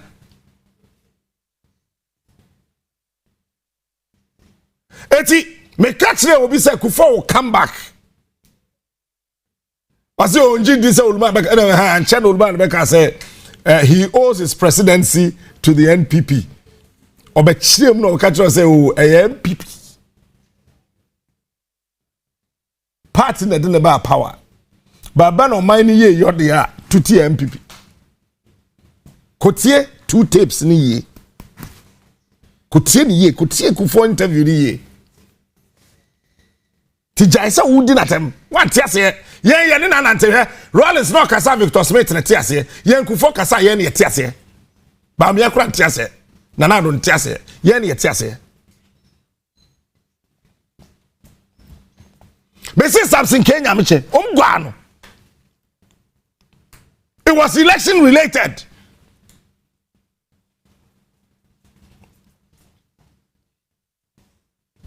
Mewa. Edward Enin. Is it Edward Enin as former Ashanti Regional GJA president? He was shot, pay and killed. Ye bontuo ote tafo Bokrom Junction so onye or a journalist. 2007. Mebwana President Kufu ne ye osun. We are with him. Why? Obi anim asem kono. Niam mienu na ba bonten. Yes, you otro dodo. Otro den he no otro about Ghana. Sada na omo kan. Number 2, yes na okope MP adi. E wo MPP. We are MPP ni minu MPP ni. Obi anim no. Canada Japan radio station. Ash FM, hono no ye djuma. No a news editor. E Ken. Men kind of bushafo ya station Ash FM 101 Mirafi Ash FM for frequency. Eh me ampa first na me kai station be a frequency wo bope na magba ma ho. Se me yini. Otewo ujafa pu na djuma. Bi akakra. Eh pay yakunu. Mwa 2007. Yakunu. That is why I made cast one match on for near Kahon, my body pending no after the Bisano.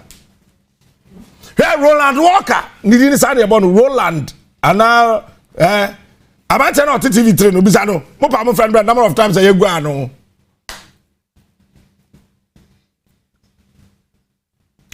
in that pine, near Bono.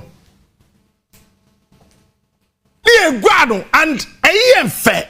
Say ya bo presenter, ya bo journalist. Say then a journalist here. Or Kasem. But me, I will not sit here and encourage say control. No, there be chasem to be papaso. And right here, soldier for that no. Then asem we are beginning to asamika. My group general manager, Mr. Shandoff, he walked from his office to my office. Na mi didi. Oba yobetu GH boy, Daniela, JB, anyone waka. Na me catch him say mumpie. Na my general manager na aba. I say captain, the military story you want to do. What is there anything you want? Because the thing you are saying is serious. So.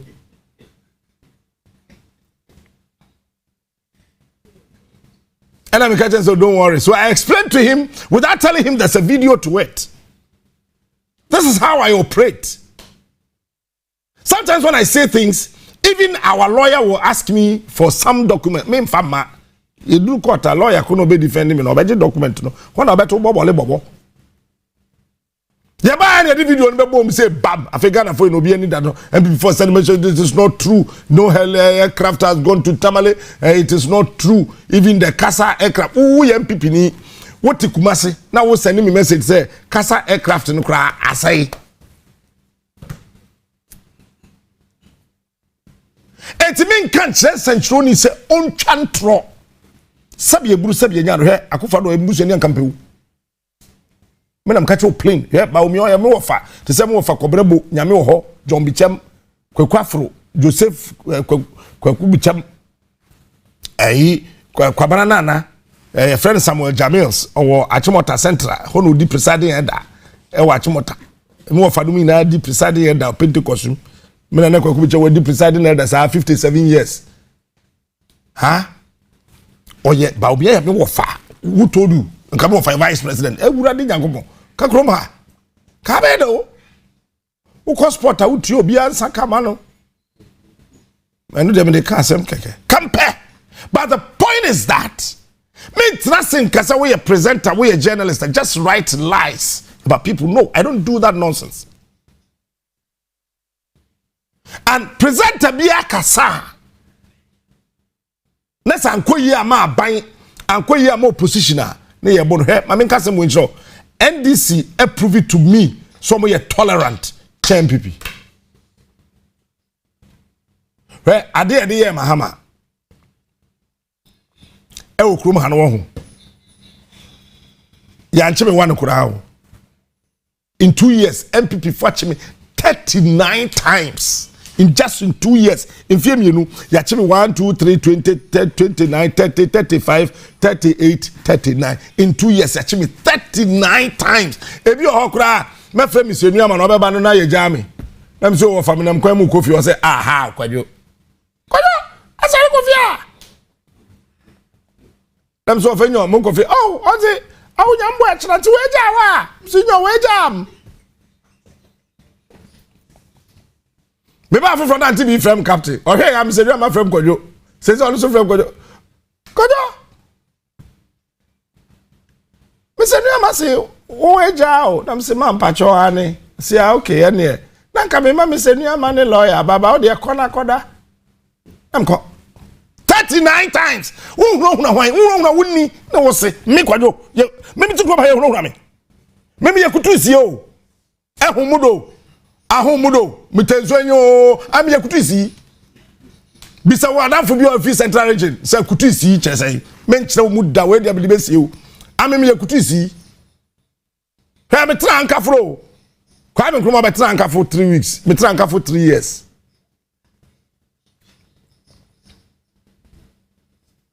me tranka kofi police di fie me nyem ma me na papa na nkase no na nkase da asem na America kofi posi ni fie opedi kofi ba no ye nana ba na nkase do mahene first ni nua ketwa odi kofi ba kwa me nkroma ba salt pond ni fie na order dwen na hey I'm here to see. What do you know to China? If you are Pokuya, no, I don't FM. Okokade health insurance. And what's him? Na me ba do monche. Me nua ba no ye kan share gotem. Ewo ezekuto ba bia na me refi bro no ndi. Mo refi Pokuya picture mam. Ye kefi Pokuya share gotem kukro. Me bwana come home. Hey, about the side, GJ. That is why I keep telling you, it's a useless group. Maybe we have a GJ Mimpe. The reason is that they have their people they can defend. We are journalists now what tilted towards a buyer or Teswa, GJ Pewasem. GJ President Biano, MPP bar, on Pewman PPD, NDC bar, on Pewman DC.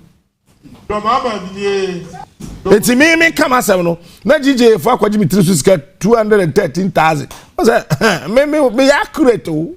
No my enkwasi a press conference about me kwaji this man. How can a whole GJ Ghana Journalists Association omo from omo central for me koshiem no more issue statement about me kwaji this man. Me do nyame I am the biggest thing in this industry.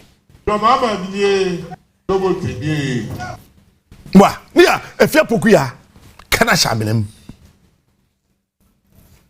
Na ye fe if I say sexual me ye list na ba me pese me hweso cause I umtrim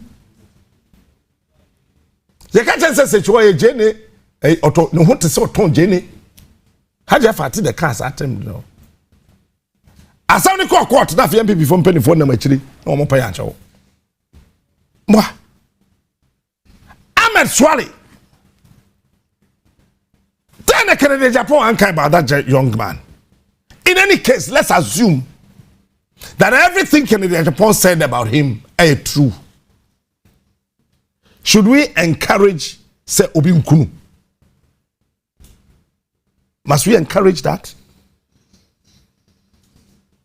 And the gentleman was shot, killed, just like that.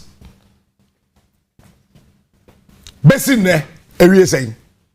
Brafie di machi peso di machi opa ma me be phone line say and catch your journalist election related ya buon epra won ekumbi because what he was talking about a politician aya we hear CNN aya we hear BBC mo sorry am say BBC ni CNN o me professionals e wo kro benzo hwade a CNN dey Donald Trump.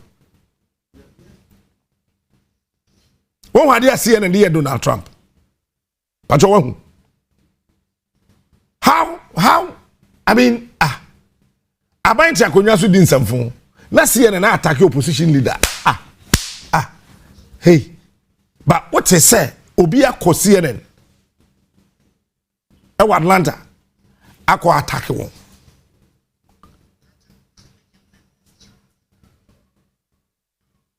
Hey, many about if you Pokuya ni. Yabono. Now I have one in. This lady did nothing. She was doing her professional work. We may have disagreement. Yeah, present President General and say we have disagreement, but it doesn't stop us from defending each other. This is a fear Pokuya. Edu baby no Onua kura baby oye eduma kura mema wo kura na twa gan. We did not attempt. And we think it's funny, it's a joke. Me akoyo ti Metro TV FNC sa akono okoje tobu afede ka ye we dia wan horo ho no oji papa pani ka akoya ye fro wia na yere no wa he esa okopa tobu afede che ka na okuru de ye wa ifo tobu afede de o yeso wa hohoro ho ohun yan sakura mfa nkobo nsum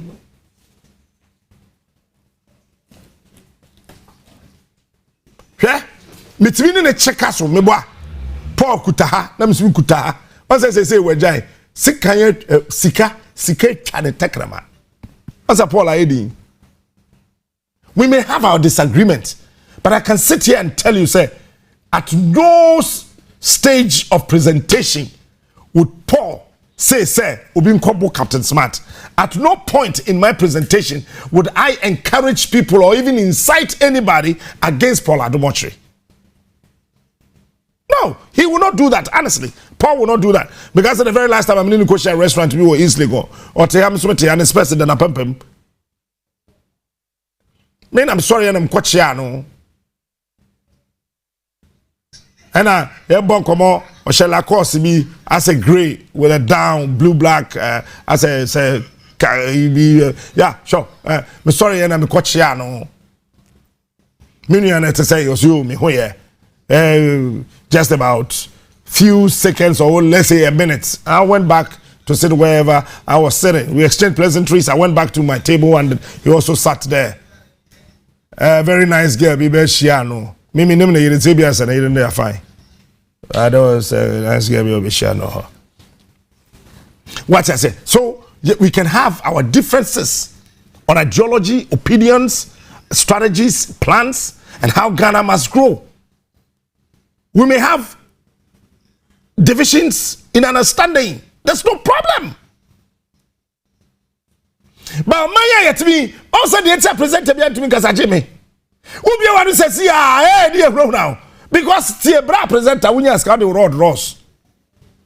But me and Fabia more home by 2 to me. She presenter sir ya buwong kruma because of politics.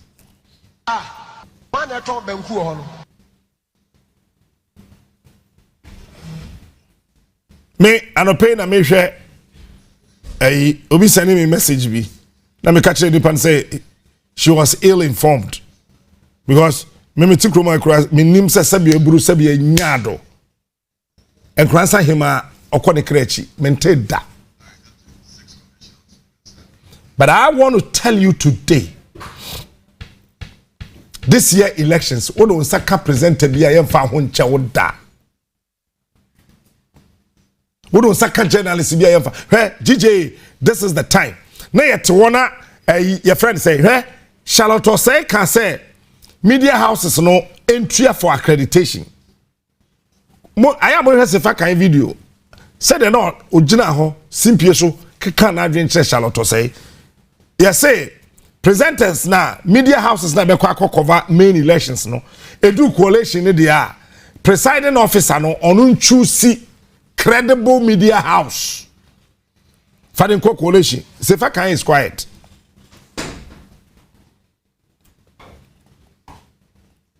He's quiet. Me, we am pipinio. We am this new. Me kamadwin achrew. He wo sa na ya bo ya ko pap ya ko brim presenter bi we kura bi ase adentina wo ka se krum ho kwan nye. Oh please oh.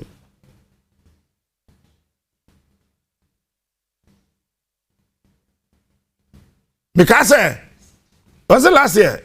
Gabriel Chidakoi. Tell Madam Shaw, was it last year or last 2 years? I don't even remember. I think it was last year 2023. The office was a cantonment of East Lagos. I'm framing them coming in a Bonkomo. And I said something to him. Now let's say, I said, how do I manage myself? How do I gather my information? He was talking to me like this. A very beautiful office. He gave me a book. Gabi, thank you for that book. Listen. Do you know why? So bo omai hu baya asase we be protected. But we are presenter no masika di wanim kwaya omai ne be yiwama. Enye nipa de yiwama asase ne yiwama. And I told him I don't do anything. I read the books everybody is reading.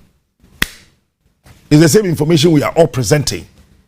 But the difference is that there is a catalog of ideas kept somewhere that I refer to. And I make sure Ghana becomes the first thing on my mind.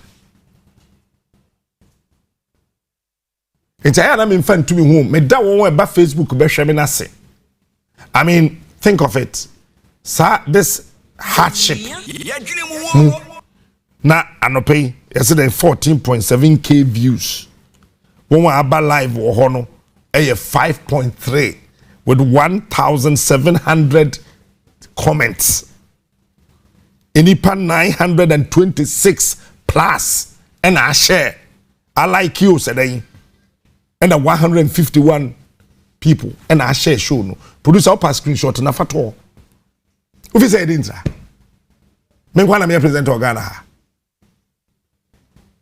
that enipa be sori anopa menim papa bia first na fa ba so radio so no na on the OTA radio no so OTA radio no so no so Facebook Onua I say captain it's fine if it is not on radio I don't mind I was already watching you on Facebook it's we are connecting the phone now man the car no and not the car could be car to say the catches I have told you you will not listen to the sound don't watch the video pine help am me phone line when him to afford do I late because of me say am no case obi tifio ntimi sorry nja TV no because of person me end 5.4k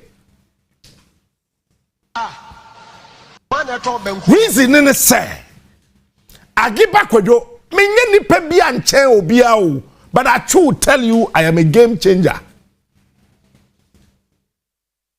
what did they say Jino mine ho kane na yenjai niema hodo nketenkete hwe o mine ye ni sika ne ye di sojafoɔ aeroplane kasa aircraft e di sika gum de akosi Tamale airport na ye de cars V8 afa the emperor the conqueror the champion the lion is here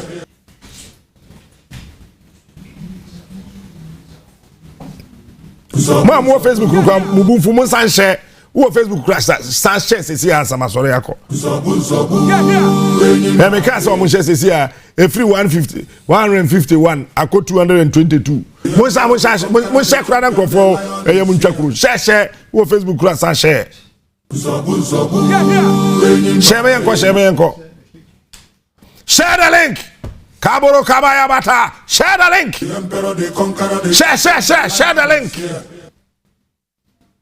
you see, think about Ghana. Stop thinking about yourself. Hey. Me producer, your friend God in Kwekuma ule petete. Or a small boy. You could your friend Papa. Me bedroom home from General. I told her I said Bibi and Sisisu mana uniska on bottom from Captain. I said Padini ni cash. And nobody said to us as we muna. I said him fa and cry friend on fa be a told friend God on fa o friend be has me friend God great told on fa yeah koko for your Sunday okoro ne kam friend sa on fa GH boy friend na no fa bisan de uye pa ka say e friend on fa edu baby on people don't appreciate what people can do so I thought Uncle Fofi said God is not doing anything you think so you know what he goes through to get me some of the things I want, the things I need to do my presentation. He's the only person on a producer show na me do baby edui. Papa so apa wo maso. Here you say comfort money a watna yare for ho no. I'm not for Papa better no. Be careful. Moshe bin ka hon kra na nkrofo bumfu. Nkrofo ye mun twakuru. When baby I shares na could do from 150 I could do 703. It is a nipa 703 share me show ah. And here 703 people na here. Fakitu we so nya 1k. We be ma pa kan bi o TV so. Okay, so I know you know my name. Tell you, the truth of the matter is that yes, I may bomb me once for him, but at the end of the year, he say, producer pay a Tamale video na for you to us here. He is smart. He is unique. He is I said, ni patia Captain Smart is the king. You're doing on my Ghana home. Nanya DBA keke. Enya ade bia keke. Say 2,000 comments. Anopano pay 739.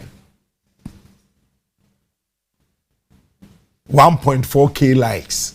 Anopano pay 827 shares. 16.7k. Mekoji sika dem di na mtia na milika kan kwase man ka betimi. And Rabbi Secretary Sales Department or advert and control stations on where you have if you have a captain here or one microphone to you.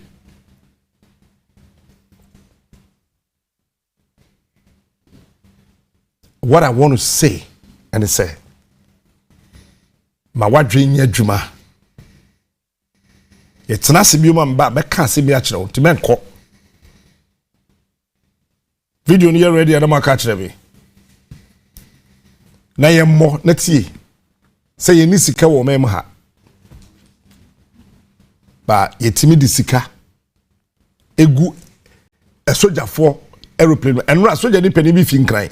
Milika ko do tamale. Muka say we are monitoring you like something. Pesa me bo bi ade you, ni position bi a. Ba bebia ye du no me Ghana ho hia me chen bi bia. Ehia me chen me nkwa. That is why I'm the only presenter in this country who me catch or say ye penipa e de na ba for that twini moja awo Ghana many pedewu na Ghana ye me am here today come for me. Sabu penipa na mode nipa ne moja ne ye Ghana na be ye be fa me de ne koye Ghana. No mind ye me bu sanfo kakra na besu na nipa bebre ho aton wo manim finito na kwa be hwe manim sa e mass space na she no be ro. He is smart. With the mass person, hey, are you serious? Josephine, catch a Kuruna na Kwame. The mass person, no Jaisha. Are you seriously?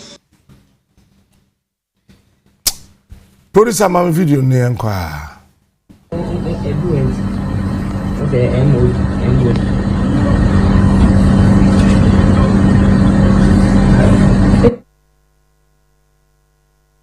He is smart. He I joined the 20. Amuma ya cry, you beji di antu mama.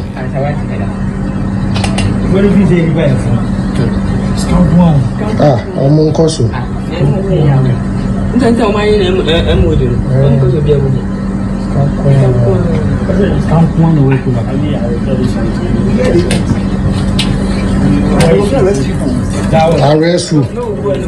Arrest you.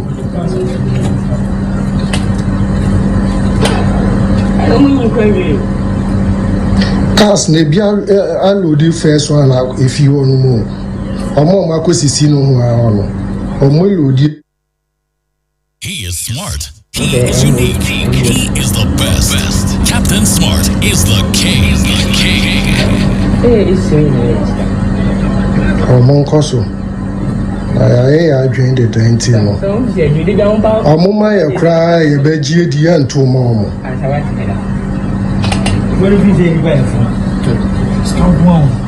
Omo koso.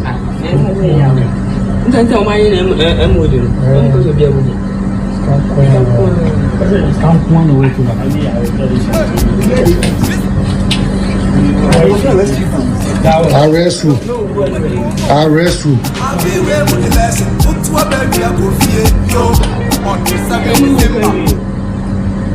Cars ne bia allow the first one if you want more. This is my peace song. Ayike Sapon. Nobody won't go. I be where with the lesson. Put to a baby a coffee. Yo, on the 7th December. Who was Syria coffee? Yo, I am Kokon Tokwa, Nantokwa dear Enye. Yo, Macho Mana Okoko, or you never ma coffee. Yo, Ayakai, no one's on an apple. What if yo? Ayakai, no one's on Kokra, no more flower of yo. Nimwa to me wa, or you to more. Nimwa to me wa, or you to more.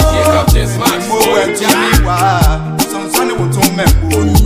Mo went to me wa. Me pasum jo magana. Me pasum jo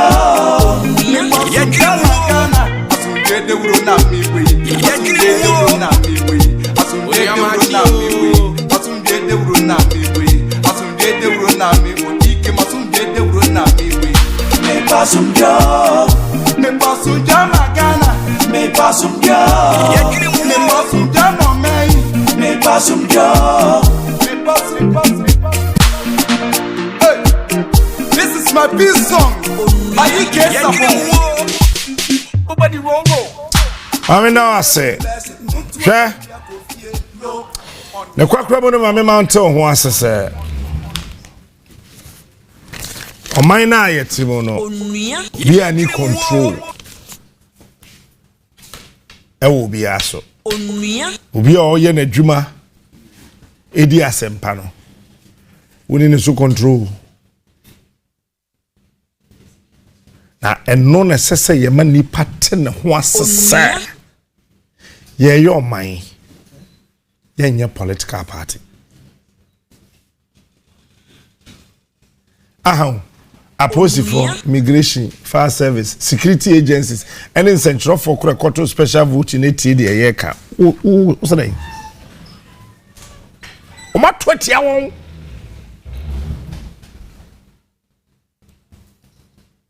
Cause at the end of the year, corner yeah, and yes, so be tamba me nanado. There be. Usha Akufo-Addo represents over 125 ministers in Fasobe na Abaso. Waka chose we nu ne ho. Minister of Aviation, Minister of Railways, Minister of Harbors, Minister of Transport. How can you have a Minister of Transport, Aviation ka ho? Ni Railways ka ho. Ni na echi no. Oso obema Ghana Airways ababak otumi ye. Hwesika. He Ghana soldier from 24. Esa mbe pa Ghana fo achew. Adena mai da yense hunu nyansa bia nim. Adena soldier from 24 mai no on se twate. Nyansa bia nim. Say to be the soldier car sesika. But in me first 6-unit classroom block and see soldier aircraft aeroplane nim kosi obi akurase. Monwen we need to she barracks hot and barracks of 4 motitim. Utu kuma sa we soldier ni. She barracks of 4 outim obema campo mfuturo. Onua Maakye o. Mo dan keten sese bo anum.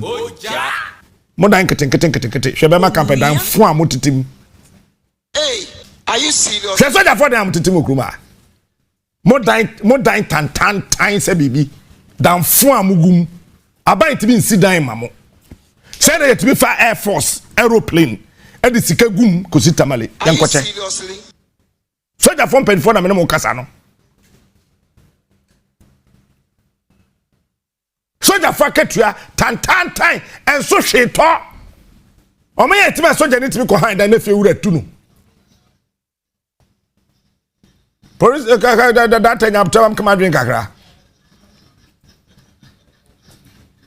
Ni eti kroma na soldier ni akọ hand wala pass na fie wura tu soldier ni no. Oh, monfa abaya no nto nchen ho.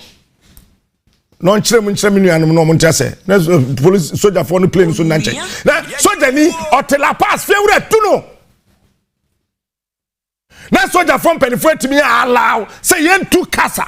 Emphasis kangum fin cry kwasiada ankrofo sum nyame no na ye the soldier for aeroplane din kwasiasem sikari ye piegu ka musa ye the soldier kasa na ye timi a oda na soldier for junior ranks no mutikrom ha se munua bema oboa oman no na ye say a lock no Last corporation, you see a local, na ye fe, and you must soldier for junior ranks, and so there, Moniache. What do you see? Do you know your new Quabama camp? No, then all. Soldier for Braboni, yesterday, what want to do a musica CSC, and then no mutitim. Soldier for and do a musica to boot. Open uniform, a soldier for and do a musica pam. Abai to be masoja for ntade and share or to be more boot and share socks or crab bind to be to masoja for. Who ya near catch us away soldier in a person dress now who you fed your water on yama. Rubbish. Now, woman, two, I don't want to catch us on one for the second go to two. She Bema camp hot time. One am wo so bi so bofre Bema camp ye ton bofre. Bo so bi so bofre not na Bema camp. Bema camp hot time.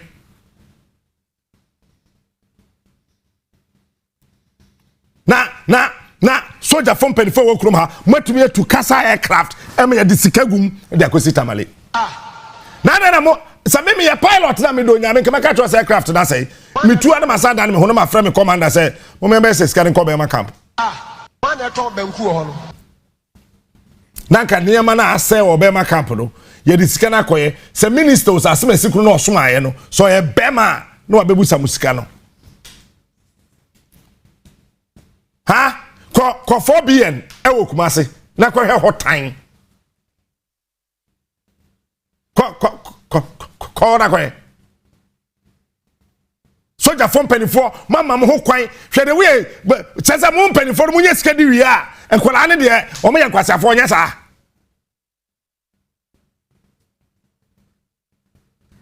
Obient mi nko obias me meka o he mo pade mo pede mo nya me I don't care. Maybe you guys don't know me well. Kofobian kwa he adanya Kwame Nkrumah mo de soldier from penifo mo ntie bi obi afa na adwen mra fie ye trase de mo nkomo adanya Kwame Nkrumah start ye ewo kuma se prempe college achi ho a champion be CBC ho ni na achi no sa dan na ka wuram ye wie nti soldier fo wo mo de da tetada ho te se nkotre wo mo nya ba bi na let me first soldier plane yes SS kagum ye kwoto aba ye kwoche abai we so the 500 million Ghana cedis obeche ma Ghana for to amama no 500 million say na abai will $500 million Ghana cedis egu wana mikro mu kwan Shapam Junction ekogomu atakwa Shapam Junction ekogomu ahim hwe kwan e da ho na wo ye gomu ani na wo te sa kwan no so wo to aba man pipia wadwen te se fom hwe da ho ba ye betimi di sikagu aeroplane dim ataba kwatamale. Okay, see, hey, kwadwo men kasa. Mesi kwa 4 BN, Kumasi, kwa hade, say 2 BN o sadai. Kumasi ya 4 and say 2. Whichever. Kwa Kumasi soja lai hona kwa he. Choba ngo ana ajo hava. Wait. Kwa na kwa hade. Kwa na kwa hade. First no, na salt pond, ne o soja lai wa chemfo. Mwa. Se salt pond soja lai na way. Sopon soja line no ewe soja from penifo edu time esesa motras na mo hu say you betwi the bibia wo mem ha diagra. Don't allow any politician to joke with the Ghana Armed Forces, to use the military to do rubbish things.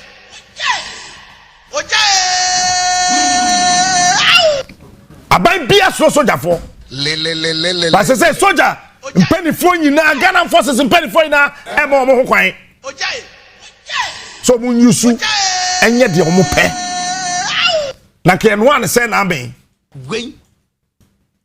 check soja faketua soja ni ne onya yiye kura na ope Ghana forces military band kura kwa ye fama no what was na ye de akoma assembly band Contact 7 military hospital. I'm going to hospital. Correct 37 military hospital. Shesa hospital yes here here see where military hospital. Sa bola we yes we. What the military hospital I say? They come military hospital ah. Wuni ma de kono. Ah? Dakro Metro military hospital. Now with the 37 na si ho no. I catch up say 37 year ade we taro we say a military hospital. Soldier from penifo okroyim. You guys are not fighting for the welfare of soldier for okrum ha bre woni ma me catch up plane. So won say many bre soldier from penifo so a enye hwe o. Ye no wan pie soldier for ne bre.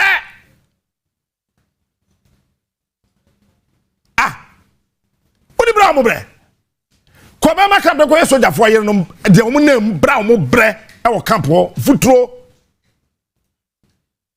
E dai popotwa. Wono wo yere wo matu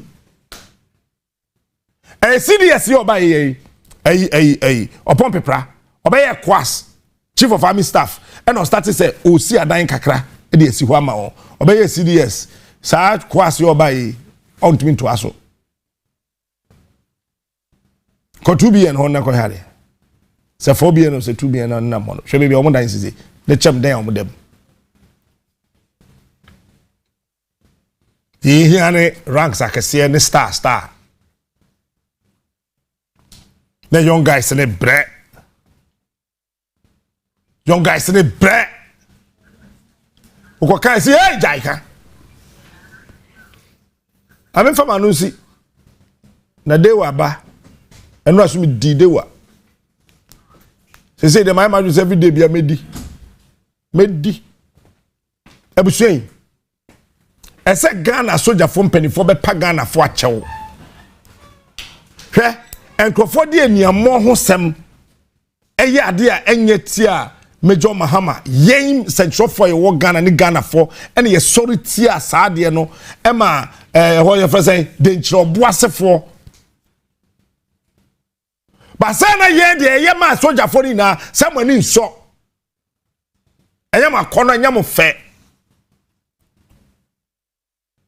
say ye ni sika nya ye krom kwan ye hospitals nya 37 are pro your schools in ya nyama say you to be the soldier aeroplane esi ho me yes sasika gum frin cry e de kotamale really really I keep telling people say there's a day coming you remove your uniform you come into the community we are all living in. You be a citizen like us. You be called old soldier. At the moment you hear old soldier, just what by a civilian. Osmaya go catch your plane. You drew baby as a soldier from penny for one memoir. A dream soldier from Ketwane home. Hey yo, maybe I'll be in your damn for you don't know. A dream soldier from Ketwane home. Now what dream? We didn't say soldier for yeku.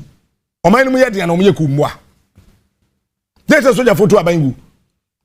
Rollins say kalabule aba mwa. Eneme mu ayedin ana mwa. Soldier for say Kwame Nkrumah de PDS aba. PDO say the Preventive Detention Act. E de aba wudi nsemfo na wachew. Soldier for say o mo ntia say e na UP for ye UP. E na o mo ye MPP for ye. Any soldier for e share da ka bom. Post for kan ho kakra omogma CIA information America no on pese Ghana be because America who say Ghana kona nimpa wan hwe on na bepem agan e wa Africa e no metu Kwame Nkrumah bangu ye tu Kwame Nkrumah bangu ye date no san tu kotoka date no tu kotoka date soldier for two soldier ni date na Rollins oba e no betu e liman abangu ye biom because who say ahochre abagana for so that time no tete na soldier for dwene o man no wo but people say na soldier for say etimo dwene Ghana ho say na soldier for dwene o man we hu a akebeti be more than whatever amount of money egu aeroplane na ya to fuel egum na ya tu efin cry dia kosi tamale. The soldier ni o twa video no mo say ya lock no really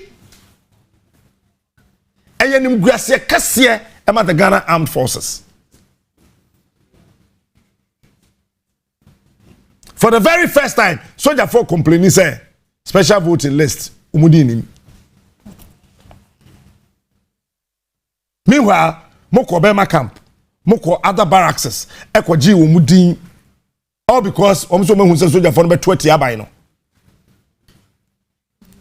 It's here the list kwa kwa ye ni ye ni asande abani ye hu. Bisa ona fufu soldier for so mutumi to abana. Bisa on. First na soldier for dwuno man yi hu. And I want to say this, CDS Army Commander, FO Kwas, Navy Commander, Air Force Commander.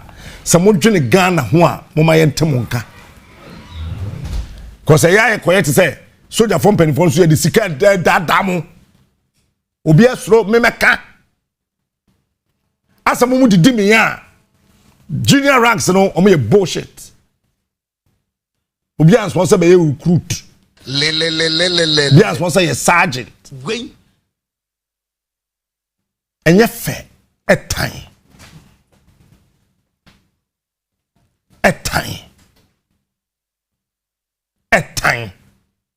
nya sabi anim sana munim sa de we yempie etwate enti Ghana for the say say no corruption sika ye the soldier for aeroplane and ye de che de che no to we CDS we are Quas we are Navy commander we are Air Force commander de che say corruption sika ye the soldier for aeroplane ye de che enye ni wu pacho enye ni wu mo amon transna mo nwene ho nti ade we nti enye ni wu enye ni wu mamo boy abono wotwe am koyem de wan copy scanning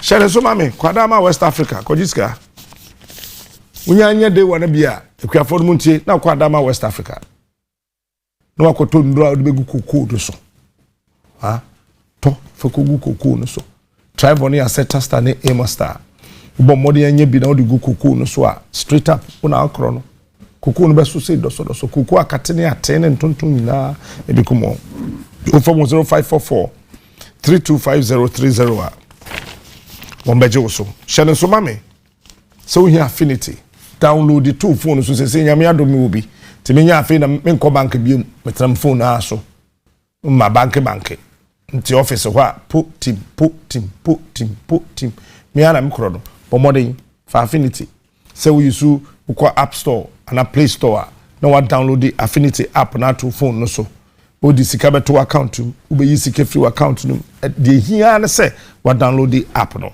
from 0302788788 wombe chiro mu yie pa and afi medima for herbal clinic hospital kra kumase ebu akwa agogo enkran pokwase mayira hono wonom wo timie yame ye wadom na wokọ ha de tien se akono efe ehwam ebeboa bruta yare bi etetu bia no omeyire omo ho ayi ni na free what the amount ama ho tosoronko etimi aba from 0500727215 womo ebeje woso dodo amfa we nto nam de asore esuma moto so ho kotoka ko na kotoka esuma moto so ho kotoka upeka to amento obia ho kwesuma moto womo kas na nya accident ka o traka bia nshim srew from 0591042418 Erico fabricating and engineering so ho one day we see dine we no dine we see we no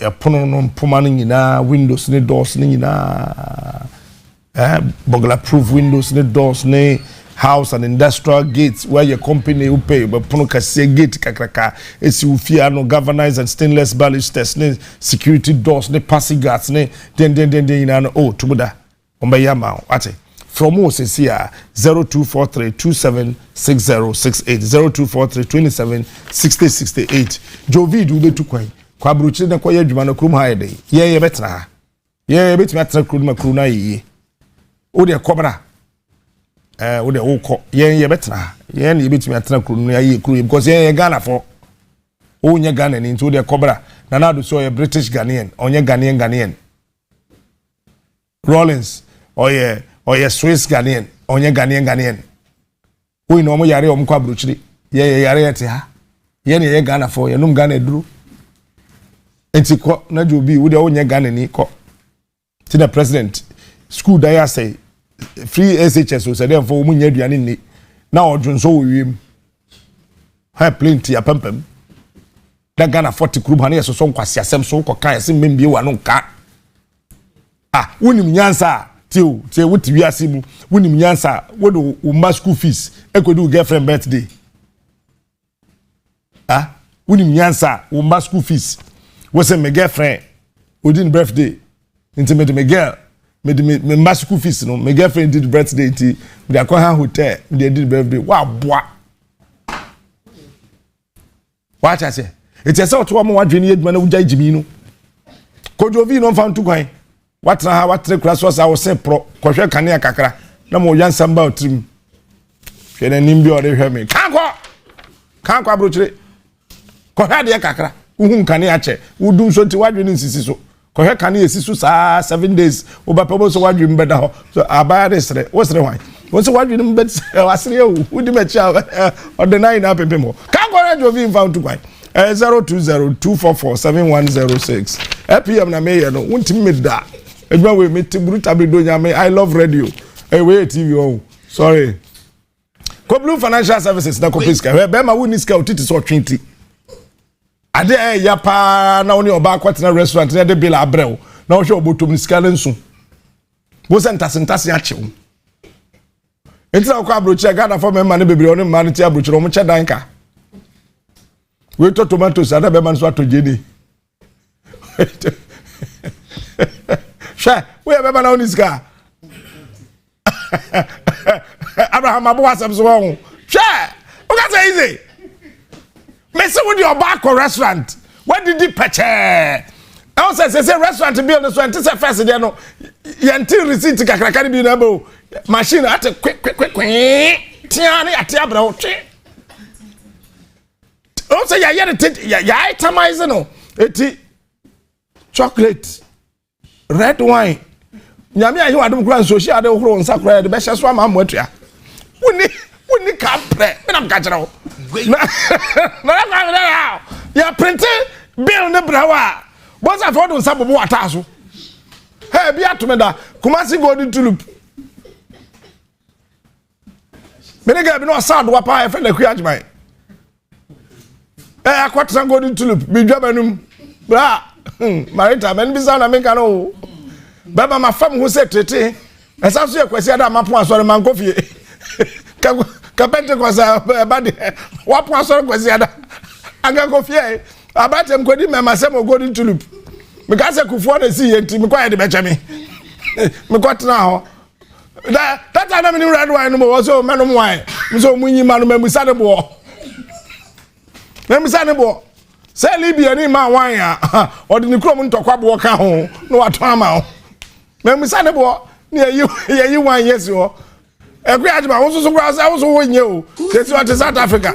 O hwe glass ba ko. Onum to say the water free pocket. Ma ba ra no ma de ni na wie. What's another glass? Hey, madam.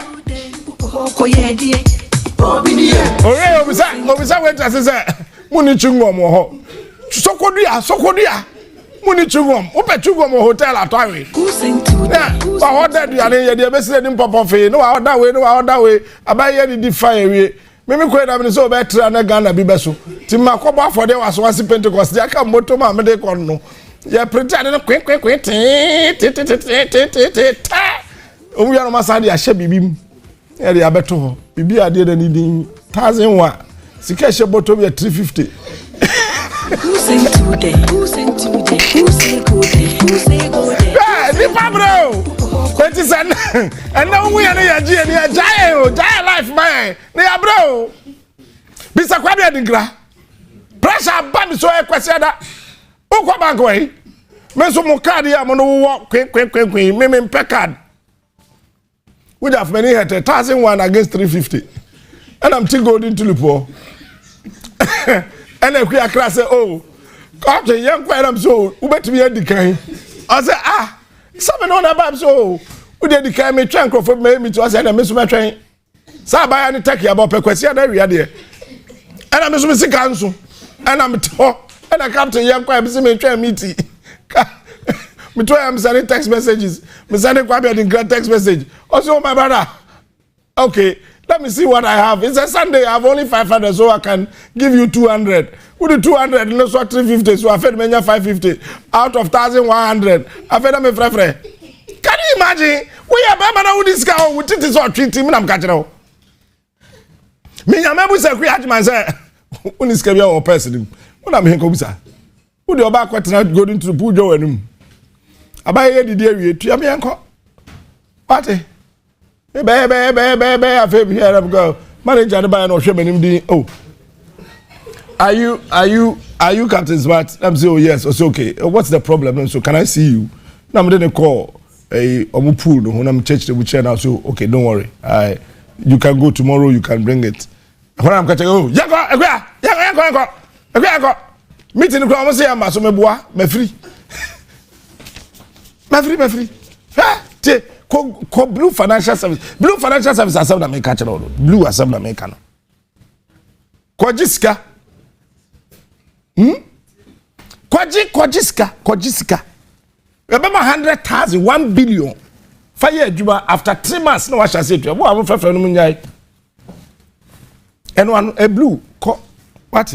Every step with you trust in the blue. 050-160-9958. Afi mama phone you Francis. Na minja me nua ba de kwa. Sweet sister, that's what. Uni ya me ko what? Why are they what? Ni ya me ko. PM na me here no. We Onua Francis. Aya fa o man ko school papa. O man ko school papa. Nkoda no. Mfa nkoda no ko school papa. Enti ase wo bresa Marita brate. Bra. Mfa man ko school papa. He school dai. School dine pa na si wono. And I hear school dine papa pa na si wono. Fa koda no ko school papa. Na akoda no beba fie no aben. Krofo na ntibro no. O tifie na ma oba ni nsua twi. How is you? Kabrofo sa kire oba sa fa oba no ko school papa na o kabrofo na o tia wa correct o. What I say? And you Onua Francis International School. Number no 020-520-1113. Na oni won abo and common Freeman Decorative so akọ omo ho. Na o match we adwuma free. Freeman Decorative there adwuma bi o mo kire o bia no e free. Epox ni ne nkanfo nyina bibi o mo be kire obia no e free. From 0550-522-190 omo ebeje wo so eye na pade obi anim say ye aduane papa eno de wontimi nim nko ho eye soko say ye na pa be aduane bi akoto bi a ya tworo ho na pa no ano no adado me kase bi my right asresa say man bi wo mu no aduane ma na wudi da otakrama so wudi body pa sa wo wi blade be we na otakrama so na ye moja onu aduane no bomodin na wo say ya tworo ho na pade a na wa chese say no de eye soko young executive and so they just so yes a school papa ba ko pe Momodiana Tumurika na fa obana ko young executive school from 020-819-8108. Yebejo so. Oreo next time. When so am fa ho. Oh man. Hey Marita. Me ne den. Aso ho ye. No ye. That's right. Yeah ho ye. That's right. When come on here kwa na memo di dewa. Bediska. Star 446 hash. Star 446 hash. Star 446 hash. Star 446 hash. Mari bon komo. Star 446. Day 539. Chop money. And pay dial star 446 hash for phone no. Na dial short code na ko option 1 na feature day 539 chop money. Draw no so 10 o'clock and pay Inti no dial short code now option 1 now was selected direct 1, direct 2, direct 3, 4 and now 5 ultimate pay me. PEM 2 and PEM 3 and a banker against all and so direct 1 remember 20 times usika but I was say and on your first number about draw results na APA and opening share that direct 1 direct 2 the star baby udia 40 times usika direct 3 about 400 times usika would be track na direct 4 about 5,000 times direct 5 about 50,000 times Mrs. Obedi Lotto Power Ghana Hadia and one day 539 chop money. Day 539 lottery no. And a part draw at 10 a.m. na ye so draw no so. She into our phone, Captain. And then numbers near then. Oh, 1321. Yeah, quite elections. 1321. Me try that. 1321. Okay. And you know who dey open na me try try. Ciao. Trinity Captain from last week with this me cry our man numbers na me nti a me ntwa me cry me dey invest can mama enti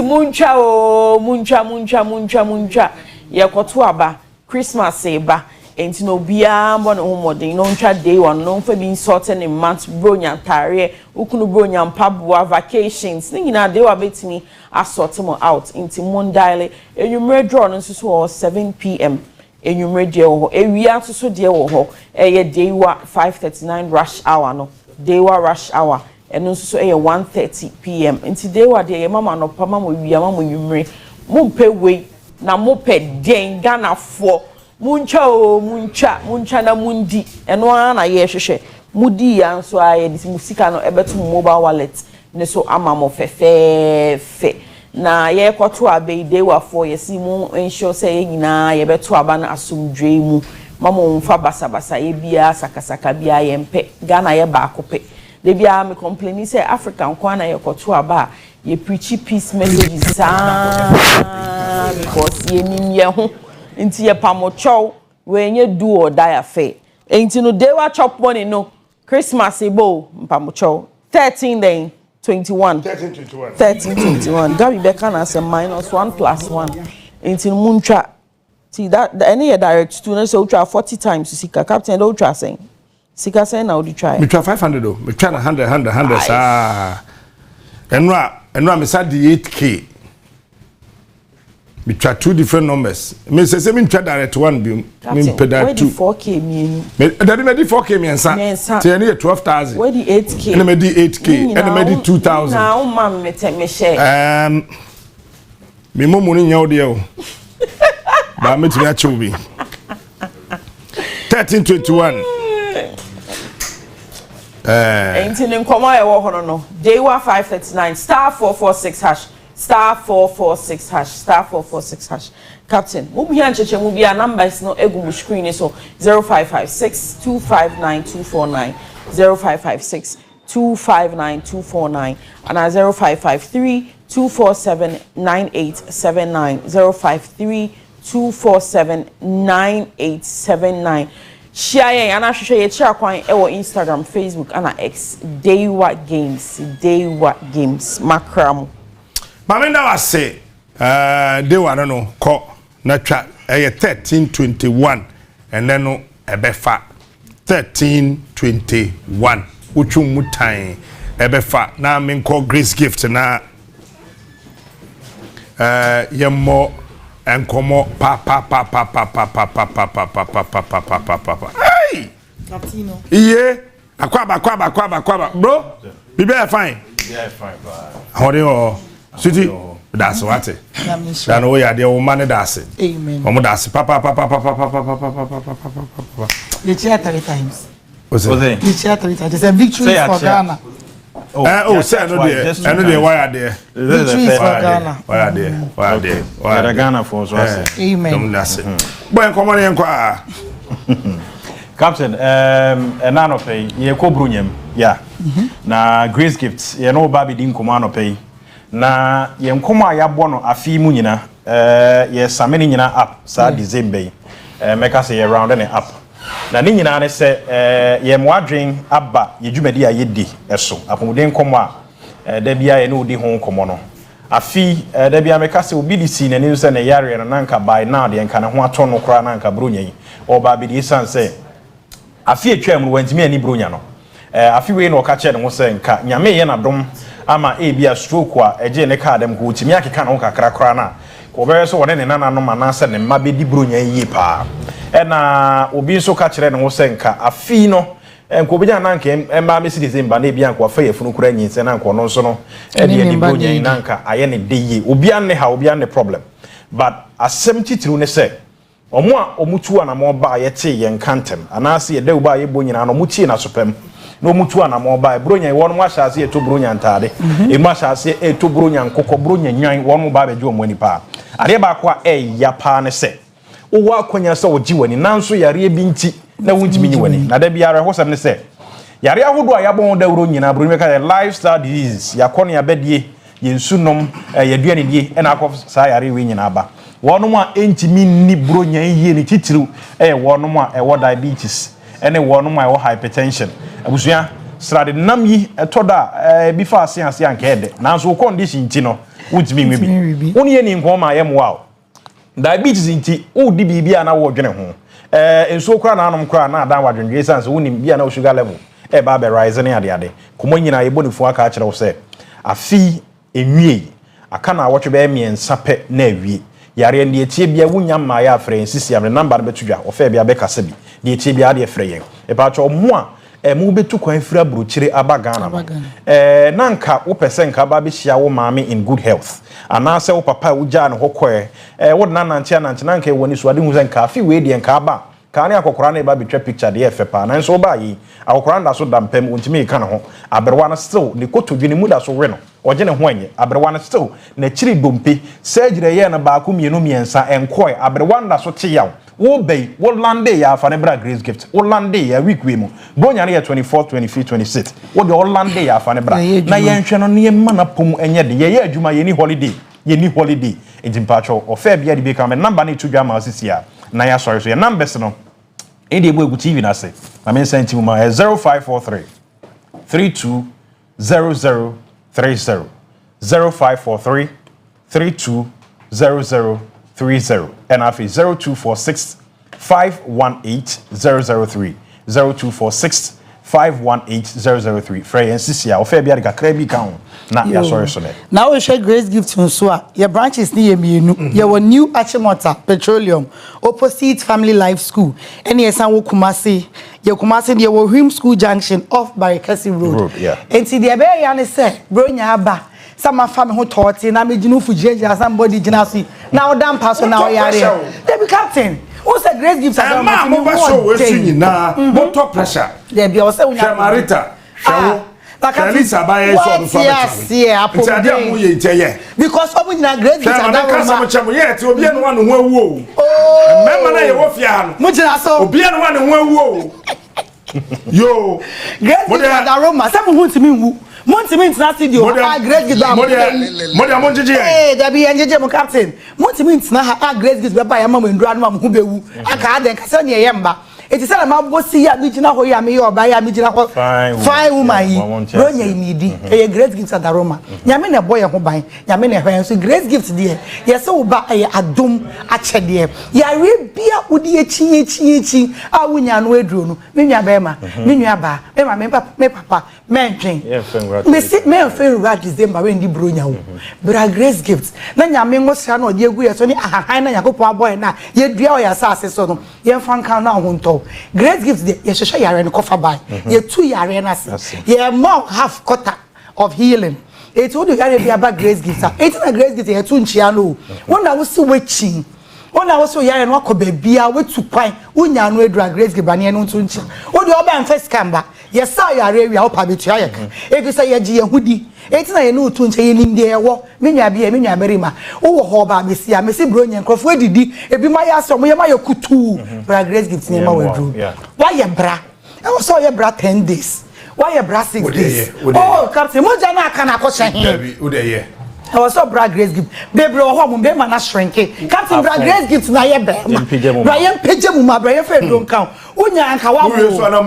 ye ndwane unya anka wonyim bro nyei nyame na ma baba bra grace gift e bia wo problem grace gift ye ma Ghana fo hu se enye oban kwa na enwo se bi e bia be ma so ho ti fa ukru ni bra now grace gift ye ma wedro captain ye de enko me da say gift 0246 number ni go 518 003 because captain 32 captain boga phone na bubere mbano ye free vagina steaming ye steaming pussy no na ye wia ye de ama jejejeje wa ya sebo de ho asai bra grace gift captain grace gift samom na ne ya boga phone na musisi wetuchi chance mu abroche no abre no bra grace gift so for meeting baby o ya da maso e se da koto to mo ne se okra nu no akase na nu mbo o yo ye wuye pa shanon so le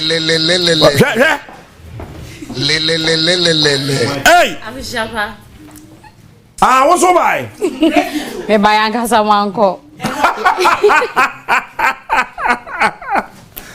Zira do dey say okay ya femi nana ya na say idi anko femi anu no me baba me baba ba ko dey ya ene na bronya mi ni wa na edie why ready so be di bronya me di bronya don't worry what I say and I innocent man can say me di no Bronya. One at the bio.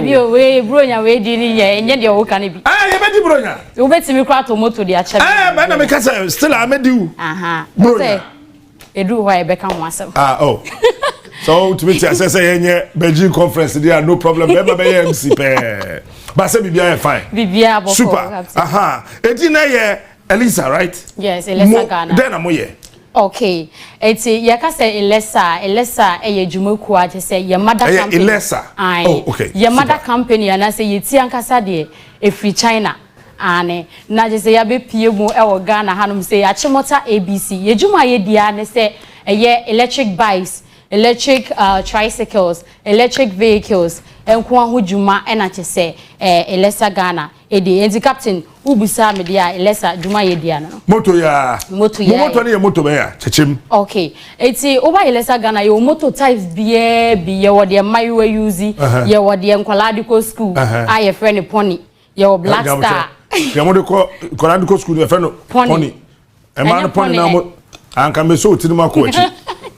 Pony. Ena ba ko ye say black star. Black star. Black star near the hin. Black star na say what din black star na say hoden wo moto no mu ha.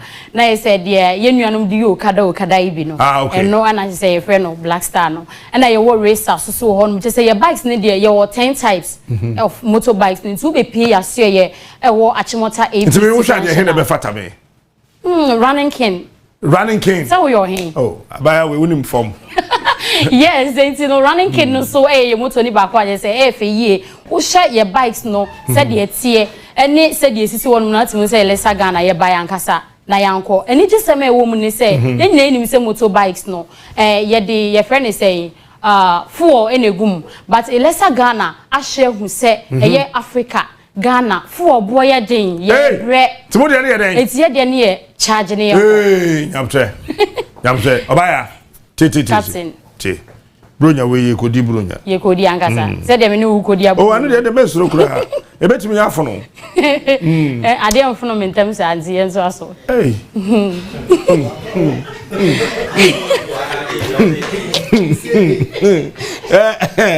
Anti ama we enya me na mkofa asem ya bayo danu ya. No kofa bayo. Mi we la sa. Onu ani jejeje o. Okay. Eti anono mumfa petrol bi angum nti nsuo bi angu ba bia dabi enyuzu engine enyuzu shade yo hia ne say wafa wo normal charger net say laptop dey ya you use wo fi bi na just say wo socket yi wa no dey ashim no wa charge within 3 to 5 hours aye full tagia ni nyina bobo ya ni nyina sa na ye charge unya charge wie ya the whole day wo dey ye adwuma scan na fa gu bottom obi be ka electricity better dabi wo charge motorbike na 5 cedis ene eti and I feel tricycle. Say 5 cities. Yeah, 5 city minister. What is shame? 5 cities. And you would the shame out plug. That's how no plug in the tree, I can say. And my bro for 7 plug. What is shame? Is that your mechanic? What is shame say? 5 cities. Pashine. I am know where to every. I know what to. Ubugu me, I know where to. I friend answer.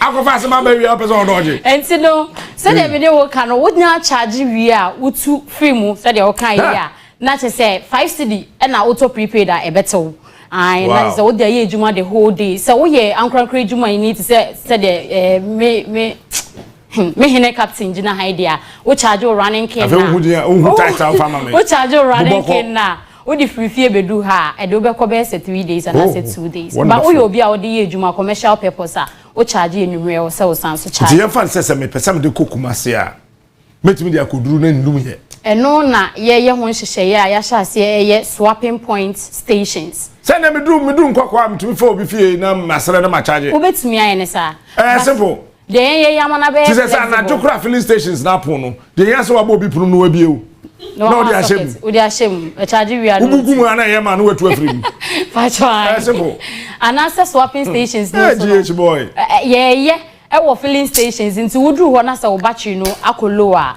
e lithium battery no na wakwa akosesa enti no ne sa nti ye won kron bata bebre e wo Ghana krom ha say atamale it is obe piem watermale a also ko na agamni filling station be bia obedru bia watermale obeka sa wo hwe na agamni fuel station no ubehu ye branch no e wo ho na afi so wa udu wa so a tech road no so a obo say Elisa Ghana ye different Enti wo ye branding na obi akra nka nje say Elisa phone ye. I am on for media na wo de be my friend say. Running king. Mo fa ba ko mra na me hwe.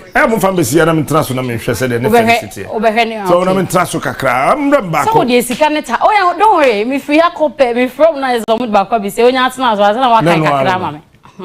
Enti no ufri burger so de na obepie mu Ashanti region so a ye wo eye nhia so ane udu eye Kumasi a. O de free numbers no baby awo Ghana Kumasi even Nigeria for baby awo bia e na fe so opesa obeye ye local agents and as a regional agent so a ye nye pese minkuminya ye ne wo che afa etu pese o ye regional agent a wo betimi afre numbers no na che se yetumi amwa ba beka elesa ho pese obeye eye local agents regional agents Accra ha se so ye wo Pantan Junction okay e na ye san wa chimota ne de ho no central region agent ho ye hwehwe bi oh me na me yenya agent na kwa me yes sankogu obem ah sika so de obenya bi magasim de abobo ya bebirigu ho be sesa kogo ba ye ni scared bejo ye beje kwa ye ton na ye de abro na ya te mfa so ZMD kan komo bebre ho ye be di no bechi ho aha enti no se de medical ka cho ashan man so kopie mu ho no so a ye wo branch ne bi wo ye ba ye nhye dan che bi asa so be sere Ghana krom ha be bia be boy lesa Ghana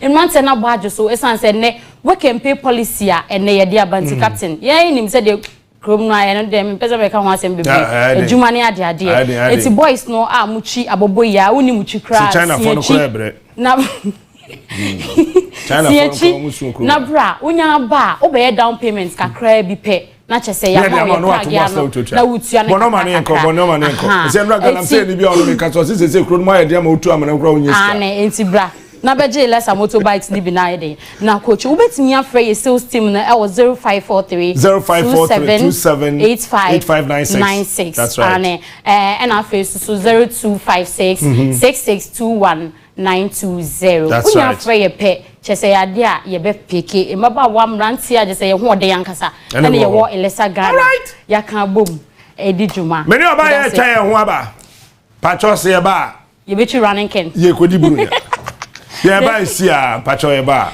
Yeah, so we'll be right back after this break. Stay tuned. Okay. Omuma, you cry. Who sent today? Who sent today? Who sent today? Papa Sammy, I beg if you find something small, give us. Bro Sammy, you see, nobody say boys no one do nothing and just they rely on handouts. Jobs no deep. I understand your hustle. Hope they come. John Mama they come do the National Apprenticeship program where it go sort you guys. Brother Sammy, waiting with that. John Mama knows say no be everybody we won't work for office. Like me. I want this true. Under the National Apprenticeship program, young men and women where they won't learn craft will be enrolled under the program and attached to a senior craftsman who will train them for free. I beg you, mechanic day inside. Me like this. I don't want to learn mechanical, but the course no. Mechanics day inside. Organizing, dressmaking, fabric making, catering, hairdressing, tiling, painting. What they even sweet about this whole thing they say, when you plead, the NDC government go make sure say they go give you certificate where you go fit take go look for job anywhere. That's sweet. Oh, that's be wonderful. Another wonderful thing be say, when you plead, the NDC government go set you up with startup capital and equipment to make sure you can start your own business. Wow! I dey go shopping my town wait 7th December. Vote for change. Vote for John Mahama and the NDC. Ah, what? I know why when you more water. Because I'm go pay Juma. But my nebi. Mbe she on chenga kra. Enye sa me kofi na mommy humia. Na bembe bukra o. Ah boy. Ebe fa why? Da ben. Ye John Dramani Mahama ba ebe fa. Ye John Dramani Mahama. The nhyehyɛ bi a yɛfrɛ no 24-hour economy eba. Edam 24-hour economy eba ma edwumaku biara incentives ibinyi de. Cheaper electricity. Na afei ɔde sika baso ndwumaku no ase. Na afei so tax breaks a ebe show mu nkran a edwumaku biara bɛyɛ edwuma mpen ebaasa do. Na afei so yɛman edwuma ebebusu na yɛmmebu no so anya edwuma ayɛ. Same kɔ no tofa edwuma kru biara no yɛbɛyɛ ne mpene baasa do na yɛbɛfa nkrɔfo baasa wɔ de medwuma no ana yɛfrɛ no formula 133 na ejuma no opia beyebi na afi so obama ye ejuma no etumpan ye tumi ade nyama efi ye krum ha akwa amunane akoton eno so beboa ma ye sikasam no agine yi boy now go because you show me voters ID card so wasitna mu na to abapa ye sakra ye papa beba wa brabom to abama John Mahama ne en. In a place where conviction meets compassion, Heritage Christian University College stands tall, shaping futures and societies. Here, creativity isn't just a concept, it's the fuel for social change. But it's not just about entrepreneurship, it's about nurturing a spirit of service and community. We instill in our students the values of leadership and giving back. Our graduates don't just earn degrees, they embody entrepreneurship, philanthropy, ethics, and global competence. Heritage is where innovation thrives amidst a serene environment, offering unparalleled experiences. Come, be part of our journey where creativity and community unite to shape a better tomorrow. Heritage Christian University College, educating compassionate entrepreneurial leaders.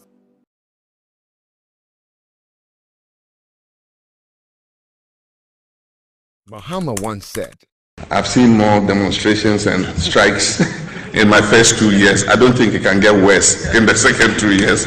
I have the dead goat syndrome. Dadanoa. On December 7th, vote for integrity, competency, and development. Esuro.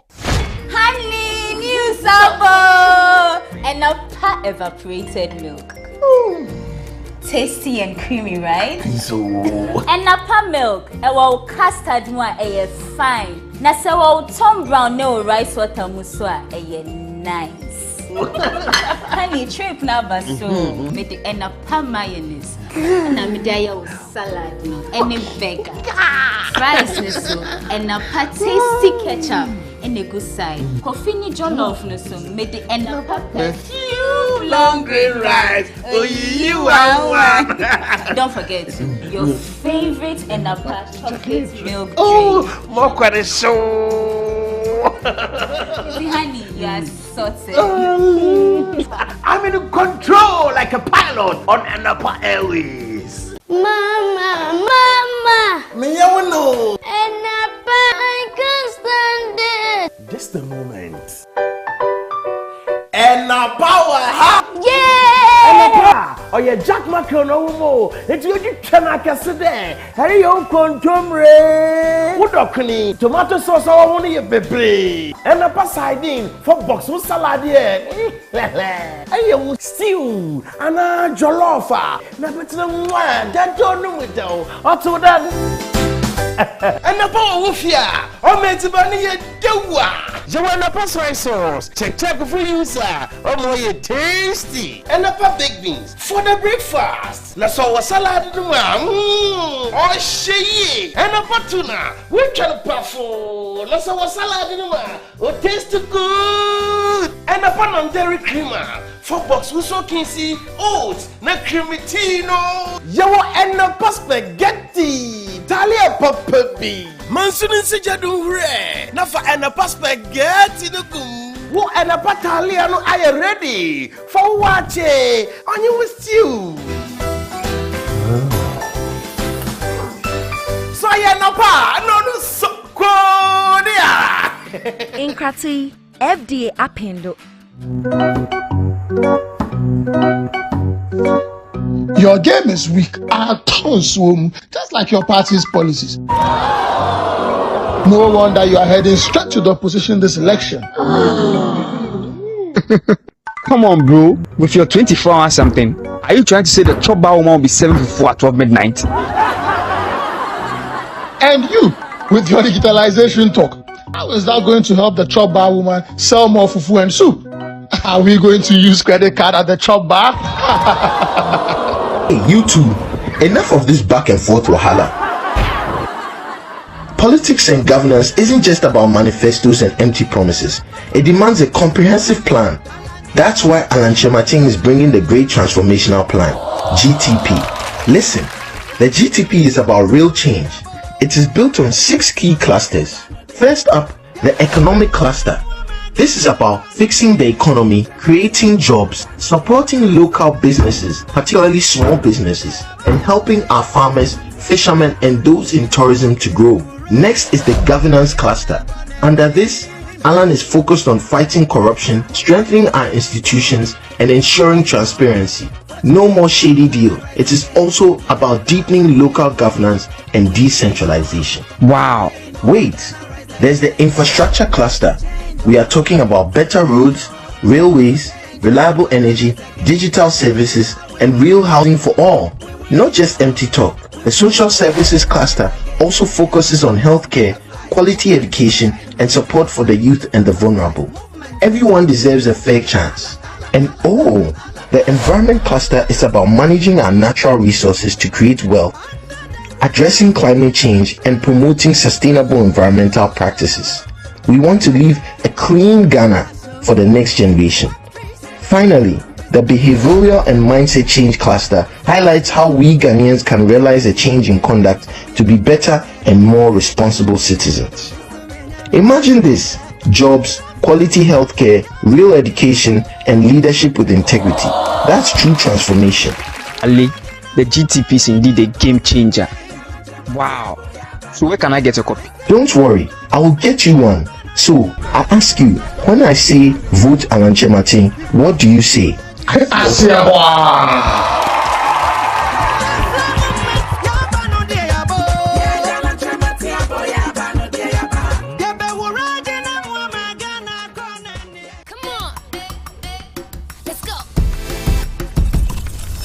Now what you to so much? If I send you near my dimre ye, shaming crying, fepa, mra chamu, clean send your twist no minute tungi afa. Ya pa fata sa su twie we. Asi, Messi na me the 200 Ghana ko dwa so sister. Buy na nya 5 cedis. Ene 40 Ghana. Hey, je kon container ya 40 to 50 pesos. Ene 20 Ghana. Ene adanchini olonka du 30 Ghana. Adai, o mai ba mu ne we. Won so kasa, me hwe udin. Hwa, dokura mi di 20 Ghana o. Me pay kura me 15 Ghana cedi a day. Omo be na ewo mi ya koya na ate yesan bai. Hwe enye duane bo nko an ekosoro. John Dramani Mahama time. Smith 1 bag. Ni ye 24 Ghana cedis. Me nko to Smith 1 bag a yesi eye 108 cedis. Iron Ross ye beton say. It is to say who see dan a. Say and I be say. John Dramani Mahama ba ma gie ya. Ye be wo. Ya nya bibia fa ho akom be kuyen yo. Akom ne de enku yen. Ye be fa ye ho adwen pa. Na MPP aban. Wa die hwemo ankasa. Me de menim wo haw. Na me de mehwe masetirem na mato ababa. Ene sa na tie de a. Eye akufu adone ni ba wo mi a. Nyame ya dom ne se December 7 dura. Ye be tuo masese de YouTuber. Ye be tu ankasa. Hwe wasetirem moto abapa. E de sakra ya papa beba wa brabo mu. To abama John Mahama ne NDC. Phoenix School, Phoenix School, Madam Humina Swa Kwenya under the Wazamam. Oya or Mam Sifu John Dramani Mahama. You on him the Funana General Pokajaman. The Women's Development Bank the robot Drumihen. The Missika Crabbe ya shrunku cram, Bessia Fonko Sen, a word by ye Juma womb. The Missika Crabbe Benyan Crabata Brewa Ghana for Nenina. No Bama Yam Bossia. Insi woka crab no osimo na ne tuan soze onyeze no kra pacho me yetire me nso akwanya no wo ho ma me se metimi agibisia yi bia na akwanya wo ho nti mo nuanu me besiafo mo nuanu me tiriafo mama me mo ekuafo mama me mo tonwaze wogom mama mo nyin krofo ye adwuma mo nuanu ma wawie school pon mama me mo a mo tonton zama wo online Ghana besiafo nyina wa akwanya de yebanya de misika ne bi na yetum yeza ye adwuma atwitwa ye no ho na so oban omansefo John Dramani Mahama nye onyimzefo na General Pokwa Ajimanza na Ghana besiafo nyina bo shar Hwe wasetirem moto abapa. E de sakra ya papa beba wa brabo mu. To abama John Mahama ne NDC. Cash out. Munya eretwana abade. Maye onuya cash out. Mary ni 10,000 Ghana cedis. Madelka expand my business. this year so mu kom oriza afe onye na ehia pepepe nti mizisika bi so mazika jimenwa menwa anan da ebedal star 439#. Na wo so etwe bi na wo so ebezi next yoruba no bombody ida wo so ebe den ebotwe bi na wo so ebezi oya real intru biara nyim mo hiara inde ebohwe Onua TV from Monday to Friday na wo so etwe bi na ebezi.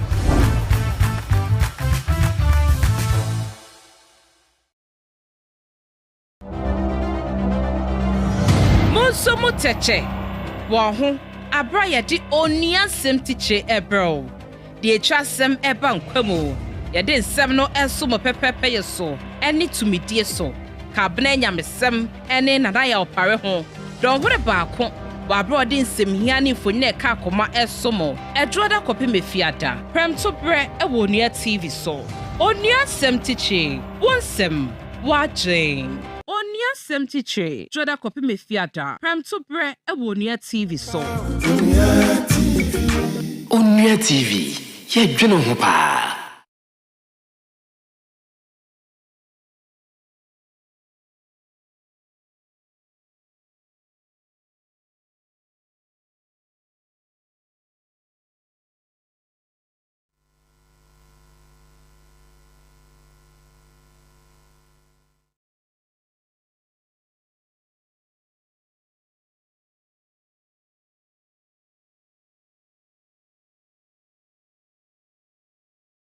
Wo bibia peso honfo apomode na ensem ho ana wote wa ya na wadwen yon tantanta wonya ya anka wenya nimdia wodo na de abo ntoma no na wapomodin akwantu wotimi etu ne ye tina asinya abotre wait na Onua TV de Onua doctor ba besomo ebusua ye ne adokotafo nursefo enimdifo aba na pomodin ho nsema wakodare mu ebi oso wona yade bi ahwe won so wako enya otie didi mu wona obo abeche ne wenya bi e de aba okotodwe mu ye ba montin so ye busase owu asem bi sebia na ana wadwentre bi ye no bedi nkomo no watimi da todwa ama mansan atibi ye wa lifestyle segment ojumede so ni nyina ebo ano na wapomodin na kwentru watu ni ye Onua doctor de yese wapomodin eni wahunya na nim so Onua TV de ye die ye dwene wo ho pa Onua doctor enche bia eba so ewo Onua TV so Onua TV ye dwene ho pa. Me body ni me yena kuma swapedie nyina de ma no wa bra me nkasa ho na hanso de abribia na ogyadem me yenia metimi bia se ne ebusuan ebenya odo ene nkaboma abribia na bibia me ye emebusuafo ani gia abribia ewe busua bia mu no asoba asede ena me evident mafa to me ho so se meye ede ama triparty abusuan Meda me funi epie ukruwan krate mu uzi edwa lai se no hwe nim se ne babema ene bewo wono se se menya ne babema ni osefata so begidin baabia ene ne basanju ene me hu abufu nti ni obedi kura no obetu egu Raja Beta yeyina no pa bia edwada ekosifiada 11 am ewo Onua TV so Onua TV ye dwene ho pa.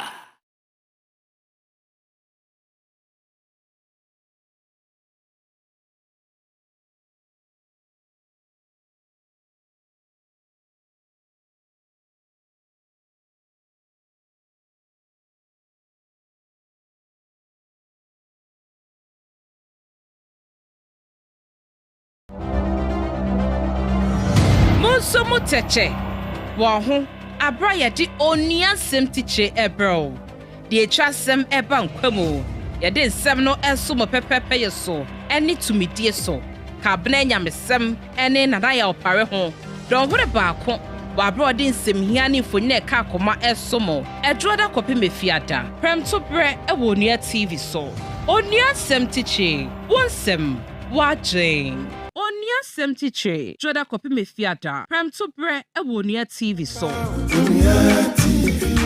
Onua TV ye dwene ho pa. Event eto forma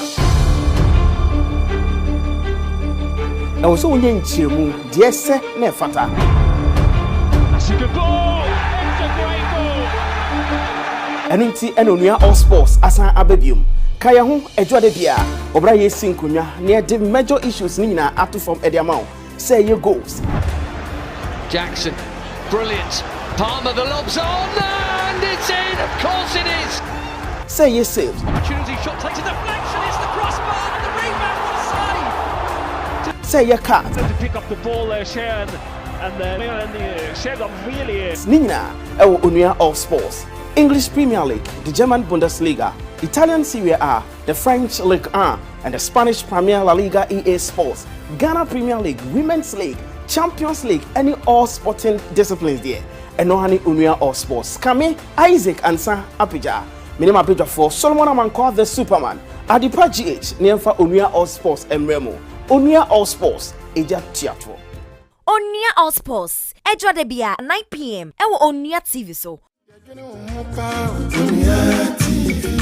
Onua TV, ye dwene ho pa.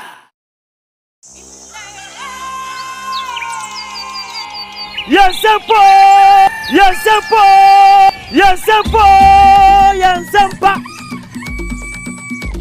Anamime, Ebusiafo, Yensempo! Every day, yade brown live near Frasia. Yade Yensempa Casebo, and some apostle. Or may you my hood also. I don't know yade brewer. Ewa Yensempa so. A good year more for Robert's Nasi, and a good year with them. And your prayer. You can be so. Remember, come again. Now, what's work away? Afei, menim se open concert here. Wasu my order. Concert kakawa, and I open here no tea. Yade aka. Fill up your background. So. And can't you? Now say yaba won potemo me no dey be dubano. Yabeba wugaso. I don't know to sura. Na kwura. De neura. Ye kwasu nyina na yabeba amanfo amane. Na ni na akɔwie kyire no. Ye de anigye bie kakra. Baba sumo. Ewo ye sempa dwumadie so. Efi sɛ ye dwene wo ho. Empanyimfo si nkonya asemkase a na afi ya dwendwen Ghana ho ane wo potam ho. Ye tumi ama omanyi afa ne ntoma papa e de efra. Abusia kayo Yensempa eba wo radio so live and color.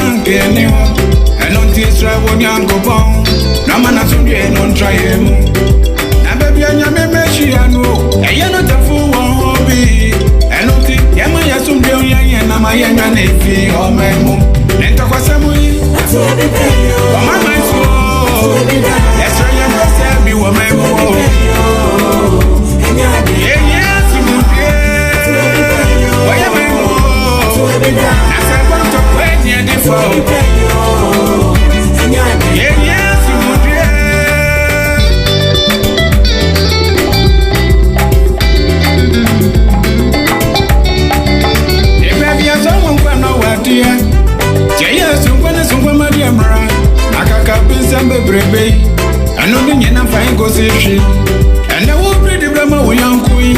And only me penny, baby, yeah. Not to be penny, and ya de pa.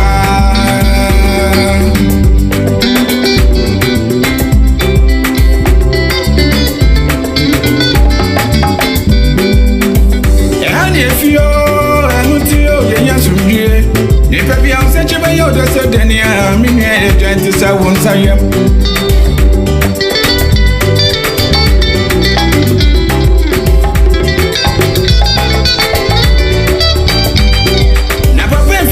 Jiji, and this Bibia Cano, Santino Gradian and Tiasia, Penny idea to say daddy BBM.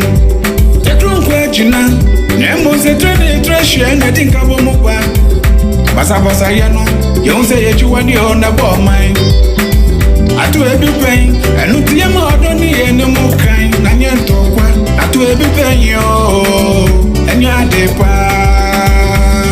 Onyamie. Kayo mayo, yenya wo pape kanaka yenda. Ento kwa samui, atuwe peyo. Wa mama iso, yesa yenda sebi wa memo. Yenya sumudye, wa ya memo. Nasa bonto kwenye gifo. Yenya sumudye, wa ya memo. Yesa yenda sebi wa memo.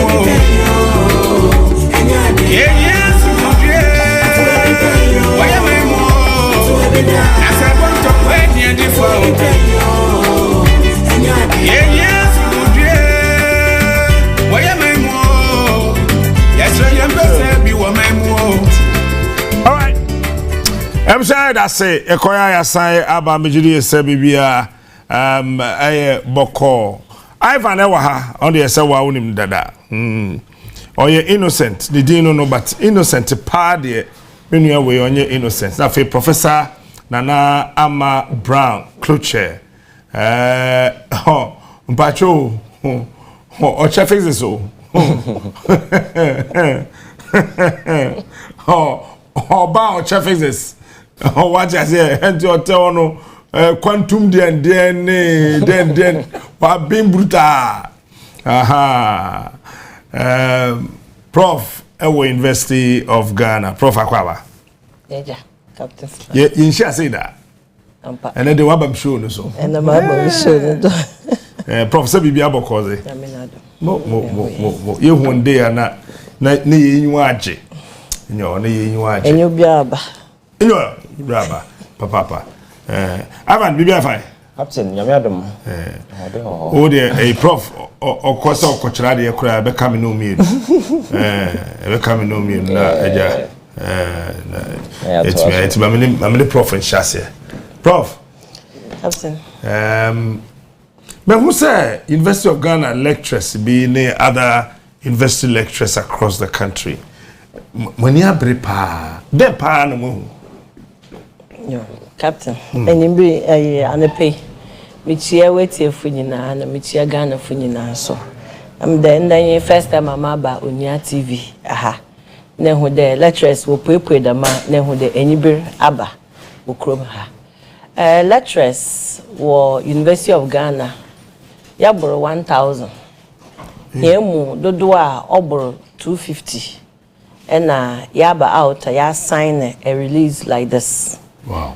because yat na wa ye hu de say ye dia yan country Ghana no before man oracle things are not going well na yan so lecturers no ye dwumati to in the yetra de wo university ya danda no mo frama ho adwendwen mo osite na adusuamu na ye hu do yin de yetra da de theory na so keke nto ye de yetra ho magana no so osi oracle enyama nkoye nti lecturers ye poi na ya kan ye ho abom de o de ye boa ma insisa ye pe no oba Ghana o de yi oye MPP abani ye yi ho fido wa magana ya ho kire no adoso asenma na nka ote and these lecturers ayewo campus from can these lecturers mpo amema wa ye kakraba lecturers bebree our campus na nke bi mo identify with the MPP in there wabaka yen ho a ya street campaign several times ya market ya voter education ya release a lot of messages out there Obama Ghana for what as the baby a sisi yedu no oje yen nyina ya kan yen ho bom na ya ba insesa oba ya pensesa ya da per accountability so na MPP wa wodo yen fa na 8 years ni and the way I want to run the country no ama nyama ayedna me henyina things are unprecedentedly difficult inti epede insesa oba aba insesa na mo hwehwe first of all the epede to aba na ye MPP fu no fido we want a change until we want lectures and one way lectures and one lectures no grow up change epede Ghana for what to aba ma insesa oba ye MPP fi ho na NDC sansoba na Juma pa His Excellency John Dramani Mahama oye no oba na oboche do aya na nkrofo se wose ba this academy o se what couple of kaka no was me aso do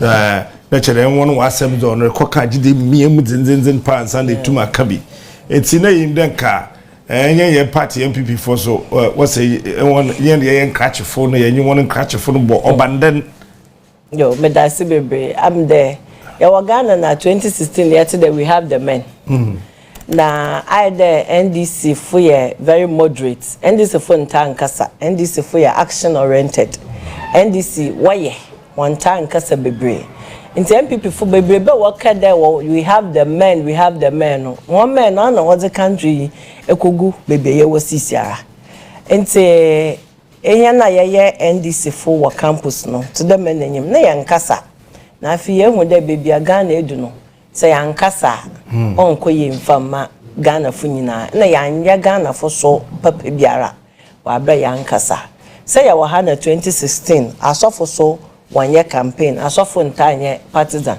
but yenya asofo a wo ma ho modo obi mpo bom ka de enya nsafo mu wa hen medidi de lecturers so waba kan hena aka enyansafo ho wa Ghana that calling oya enyansafo mu wa hen is still loud to today intende enyansafo ye poi na yesre Ghana fo nti ye de release aba da Ghana fo onto aba onfama into a presby sofo na enyansafo mu wa hen na wa enyansafo mu poi enyansafo ye poi afi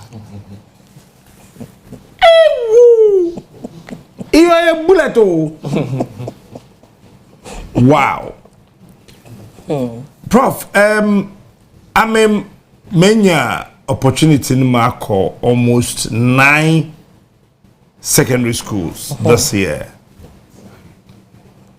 Marco Fantiman, Marco Apam Secondary School, Marco Wesley Girls, Marco Fanspim, Marco Ebri, Holy Child so Cape Coast, Marco Agri. Schools nyina na maakwan mo ho adwene kese wo ho in fact maakwa mankesim secondary technical naze ye call Saltpond so me call Saltpond high kasakro no record and one na watch razi wo universities ahoro mako school mako secondary naze nyina one it's banning nyi ho aye man wo disease yara amenyo kese and 3 weeks am fama no wako school so one chair one has it. Porcho, yen then.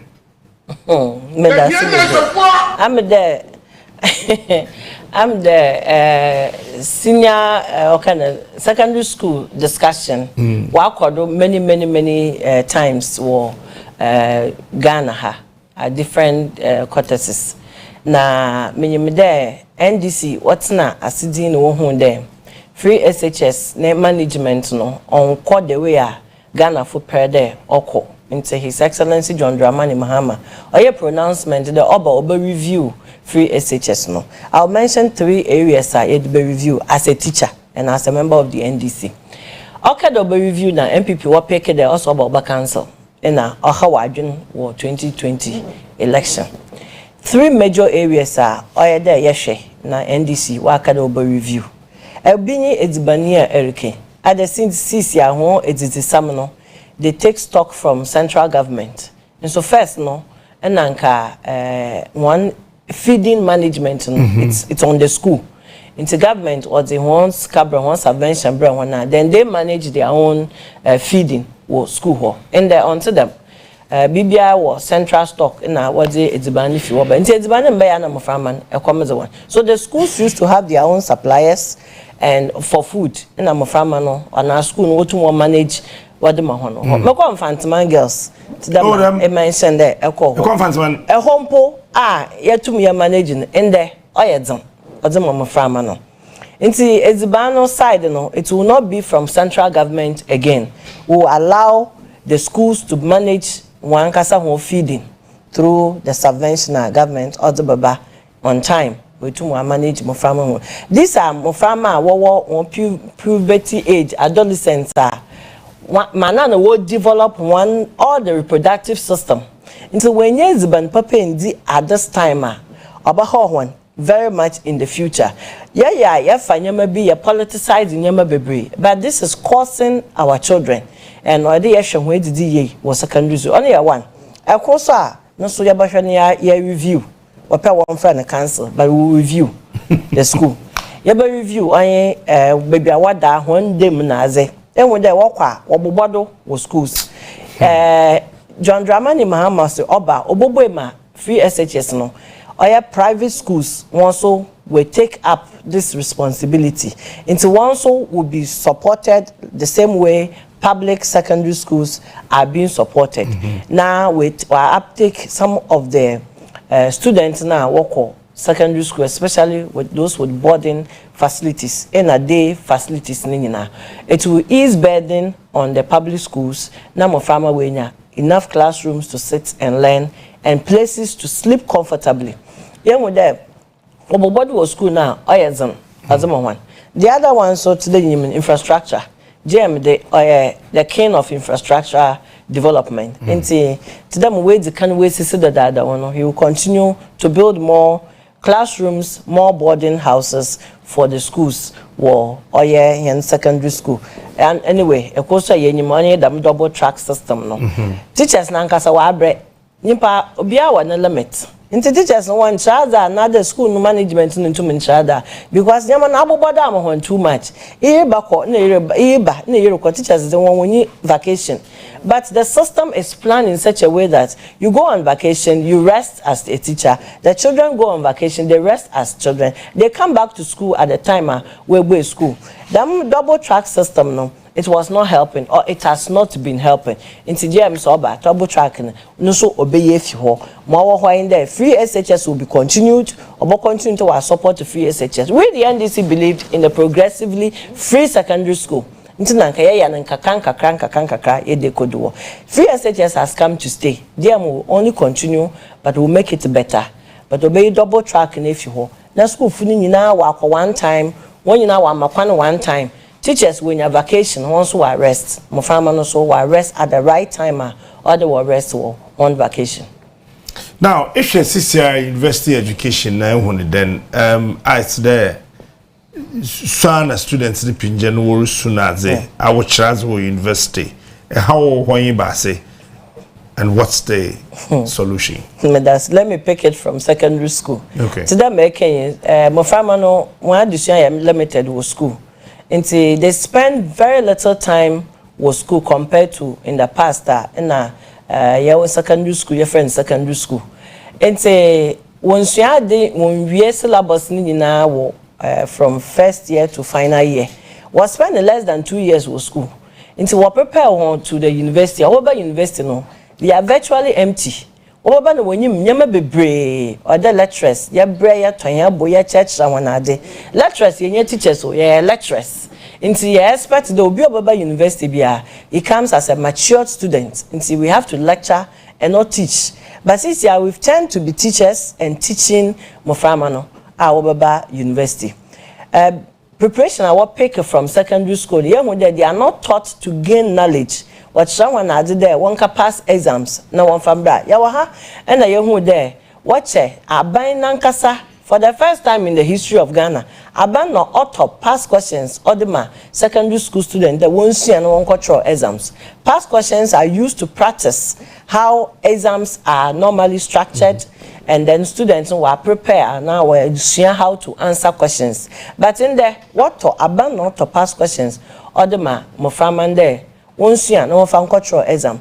That is not how or the knowledge acquisition. Oh yeah, in that damana yetche moframa as it. It's someone to gain the knowledge. What do exams are? Or apply the knowledge they have gained. Yan chamo frama de sua na for cultural exams on koten there sua na pass exams on koten ebe university addition is completely different. You just don't learn to pass exam, you learn to prove that you have learned. Into university addition why is na student be especially wofi secondary school waba recently oya dinamo hon all my lecturers ye bre numbers no so akoso na or they improve infrastructure with university. Classrooms, blocks, or they increase numbers, no, or they improve one accommodation, or one halls of residence, no, so, or they improve. To John Dramani Mahama, also one student, one bed. Mobile Moframan or baby wada. Or Sunday policy call manifesto no waka broadly. Only the free university first year, Moframan will be one secondary school no waba. At least one first year fees, no, government will want to take it up. Now, beyond that, loans, student loans will be available for them. I went to university on student loan. I first year now, because you are just registered as a student, it takes a while and some a process with student loan. During that phase, the burden, the financial burden is on your parents. Onona John Dramani Mahama, opede oyi dam burden no. Or the parents no hodo as much as possible.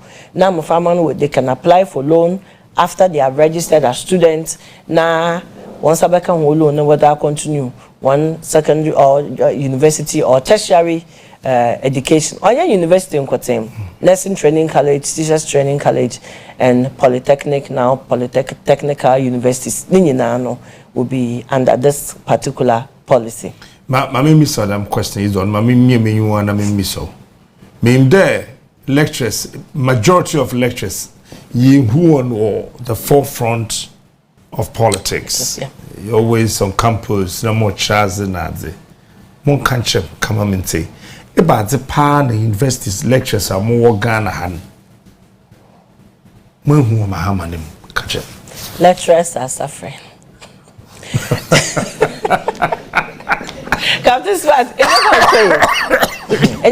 First of all, lecturers are Ghanaians. Lecturers are suffering. Lecturers are suffering. Students are suffering. And we see the suffering on campus. There were other non-teaching staff, administrators, cleaners. They are all suffering. We are Ghanaians, first of all. Our country. So we feel the pain, we feel the struggling every Ghanaian go through. It's only a first of all. Two, we are the forebearers of knowledge. Yet some of Ramade. Now they are showing the right thing to do. We can't sit as neutral people because we are supposed to be neutral.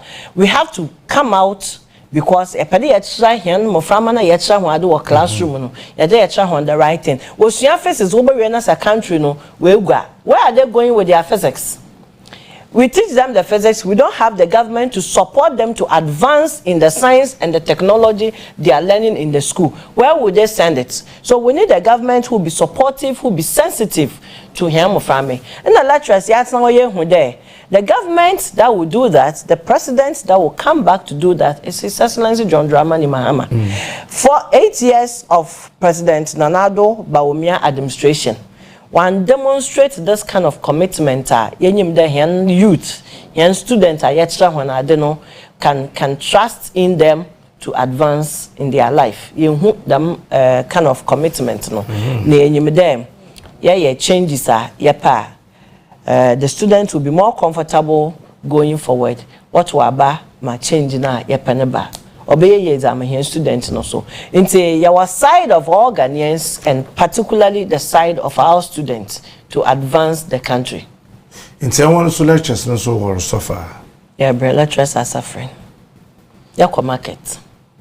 Yan policies are okodo Ghana. The caliber of students we get because of the policies being or daba lecturers.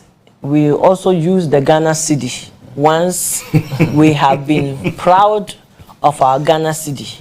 In there, the Ghana cedi is nothing to write home about.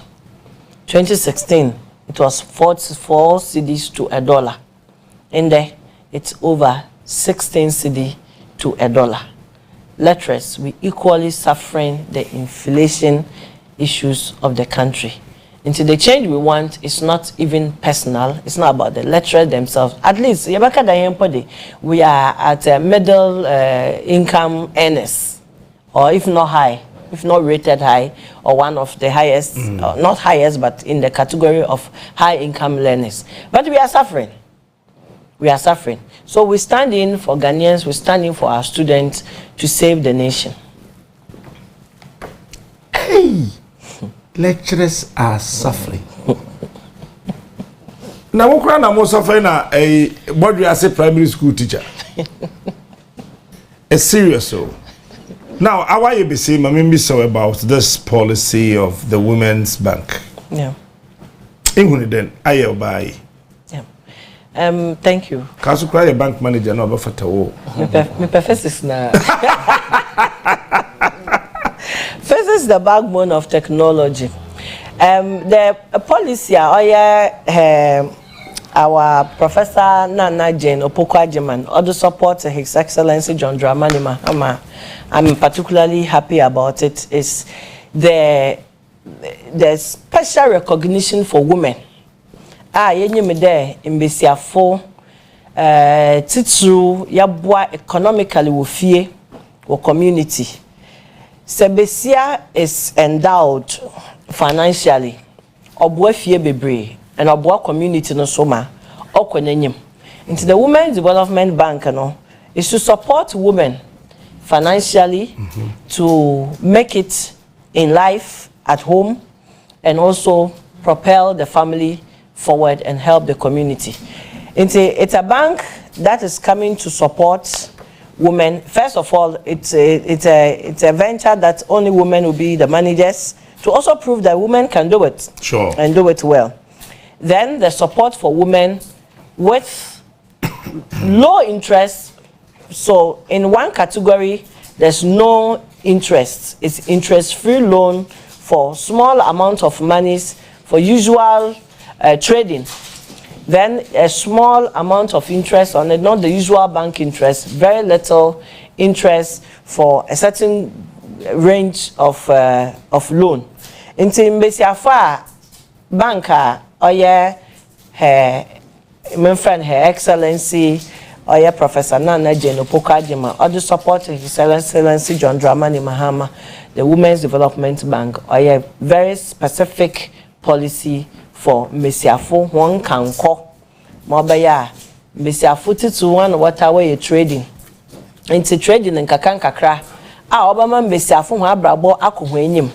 Into the Women's Development Bank and Obama loan, Obama Bosia interest behind you for simple trading, and if you want to do a big trading on interest kakrebi wabeda do damo. Into moment there, it's a policy about Mbesiafo mo wako. Mbesiafo ya na washa hemba wofie. Mbesiafo washa hen kunum wofie. Mbesiafo wana wade put food on the table. A man can say in the miniature money, but a woman will still provide food on the table. So if the women are resourced in the country, will be comfortable at home, will be comfortable in the nation. The Women's Development Bank is to come to help us all. Mr. Fuzi in order though, but it eventually helps all the men and our children as well. Say one when you scar, yeah, what to end? Papa. What to now? Me you don't carry $1. Okosora nka wona watchers we invest and one what for book kase no wohwe ma $1 ne bon ko fom ma wono. But me won the lectures no mo yin abre there. Captain, lecturers will chair in cedis. Lecturers are paid in cedis. Some could job 500 million, 600 million. Lecturers pay on $1,000 simple. Oh. On do cry. Lecturer salary do $1,000 if you do a conversion. Yen do her cry. I'm saying 16,000 for every lecturer salary you do 16,000. For every lecturer na bisa. Yeah, professor. I'm serious. In fact, me head of physics department. Lecturer salary on do $1,000 US. conversion. Aho, me mpacho me wansa obia ne course o chiro. Onye insu department. Physics department head. Lecturer be any Ghana ha. Professor salary odu 1,000 USD. I'm serious. And then we are YouTube 2 months. Yes. see do no asset to that extent there. Lecturer salary it's $some back on do $1,000. It's about $17 to a city. Lecturer be anyone ne salary owe 1,000 USD. Hey. No, undo. They said yeah, public servants. Your salaries should be open. It's out there. Undo 1,000 US dollars.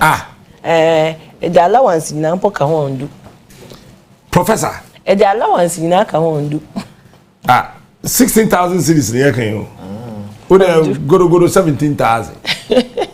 Lecturers here, in the Eba University of Ghana campus lecturers who used to identify with the MPP. Why join the hand on the streets? You want your voter education to vote for the NDC. They are equally suffering. It's in there. Once we are out, what about join the hand? NDC for identify the NDC that obi better some of us are dead good. Yeah, obi am there NDC for. But lecturers be why even why identify with them NDC important when you in the why no be aba. Charlie better than abua. Let's go on the streets. Into lecturers be brave. Today I'm very happy. Then the lecturers be brave. Communicator over 250 lecturers. Yeah, started the year sign. Nka releasing. Then nka sign sheets. But then sheets now ten. So we decided that only the 3 of us should do the media. Sheets 10. And I can show you the list of lecturers that was signed up. They want to be a part of this communique. Appealing to Ghanaians to vote for the NDC. Debut, lecture be any salary do $1,000. Lecture be any salary do. Ebia say MPP for we see university a na ke bia obo recruit lecturers we chair one that much, but won see university be aso da. MPP for see university and we see university of Ghana. Every university in this country is either built by Nkrumah or built by the NDC. MPP funds here university or Ghana had. So there's little respect for lecturers. Yes, I don't do 1,000. I'm be so personal. I also professor. I also do 1,000. Some me a lecturer, me a professor. Yes. So I mean, even the professors cry or salary. Me salary only 1,000. I'm not even talking about entry lecturer. I'm talking about I'm a full professor. Head of department. I'm a full professor at the University of Ghana. My salary only $1,000. I'm serious about this. Hey! And your mama body or bimful nana ama kruche. Yeah. What's that? $2,000. No cry. Allahu Akbar. Allahu Akbar. Allahu Akbar. Captain don't do. But it's a serious issue. Lecturers when you are salary no do. It's this time must answer science. Papa, yes, Ghana Funina want to my NDC. Oko ballot box number. They should look for the umbrella. One should chimino. Now want to my His Excellency John Dramani Mahama. Now want to my every parliamentary candidate original or NDC name. Numbers na the is other room. Why na basa or ballot paper no do?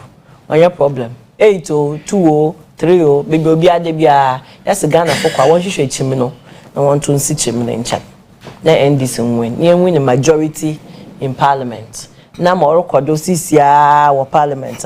So mama be in CBO.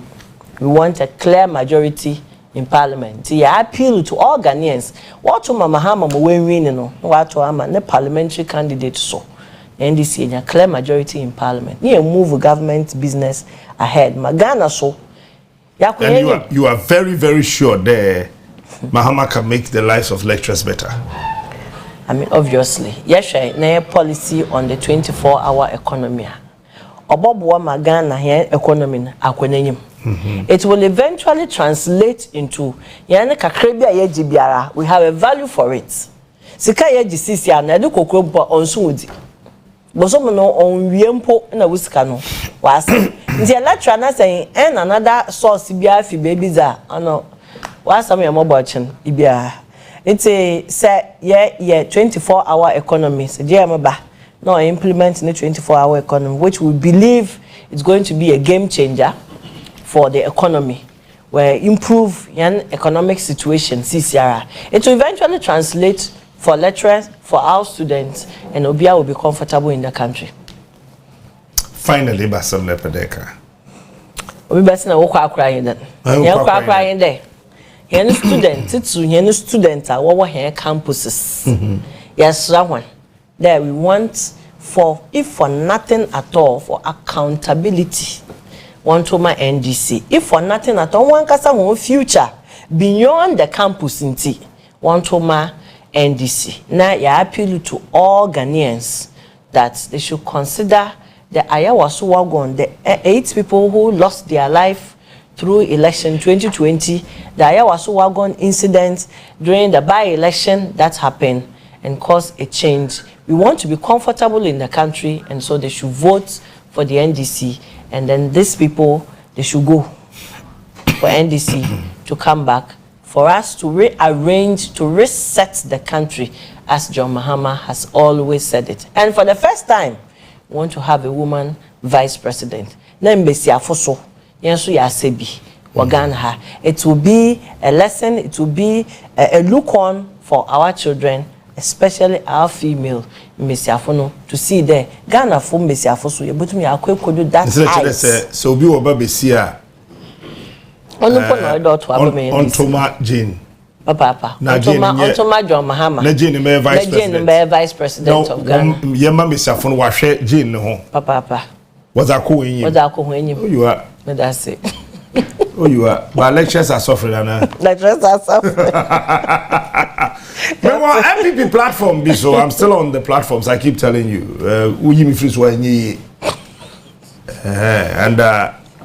Me kuhun bibi wo yen MPP for a platform no so attributed to Victor Smith. So I called Uncle Victor that this is what I have found, that you are alleging about the distribution of certain weapons and ammunitions. So wherever you are, I want to talk to you. And also, Captain, I am not on your show today, but Noko baby, if you have the time, I can pass by them. So if you not do on phone, come. If you are around, come. So I make a quick break. Now, me make Victor trust a quick one on this matter. Now, minja na kwano konkoye na de baby o ko so koye na campaign o so koye de yo. What me akona wa koye na de.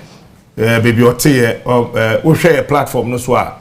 Almost say Victor Smith is alleging that Omu distribute weapons in national security, G3, ne other weapons and ammunition. So, Mami Chame what's up? Maybe lectures are still suffering.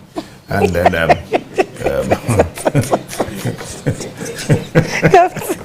oh, madam.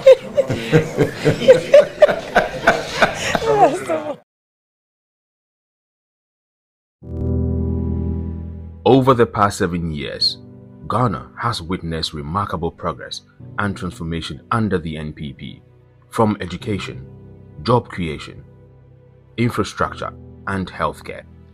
They have paved the way for a brighter future. Free SHS has given every child the opportunity to pursue their dreams. Major infrastructure projects have connected our communities, improved healthcare services, have enhanced the well-being of our citizens, and more jobs are being created through 1D1F. With better roads, I can transport my goods easily and reach more customers. NPP has truly made a difference in my life, and I want them to continue with their bold solutions. With the NPP support for tech and innovation, my business has thrived. I believe they have a vision to lead us into the next chapter. The improvements in our healthcare system have saved many lives. Thanks to free SHS, I completed secondary school without worrying about school fees. I believe in the NPP's vision for their future, and I want them to lead the next chapter. Join us in writing the next chapter of Ghana's success story. The NPP's bold solutions will lead us to a brighter future. Vote number 1 on the ballot. Ufie ebeba enimunyamu a na mekwan a obefa so asiesie ufie titiw ene ufie fom enu nti na Freeman Decorative Concrete abama wo se oba bebo se ne be ya ufie ebeye kama. Freeman Decorative Concrete omudi juma bebre ebine high performance flooring, stamped concrete, epoxy floor, 3D countertops and verticals, reflective floors, sebano efom asiesie a Freeman eto enho akade nyina ena afensusu no omosan waterproof agent so Sanyama wengina ni bonye den endunti no kwahwehwe Freeman na kwan na de eye nika kwa wo ho ne se bosome ba ko ntambia no omoye free training emma obibia endunti wo ho na se wonya adwuma na se wo pese wo di wo hwemu a eno ne se wahwehwe Freeman Decorative Concrete kwan ewo incline kuma se bogoso for Freeman ewo 0550 522190 and say 0557 838 753 Freeman Decorative Concrete die se no a famous dia or more a best ankasa. Attention! 7 December on the ballot paper. Just look for the umbrella.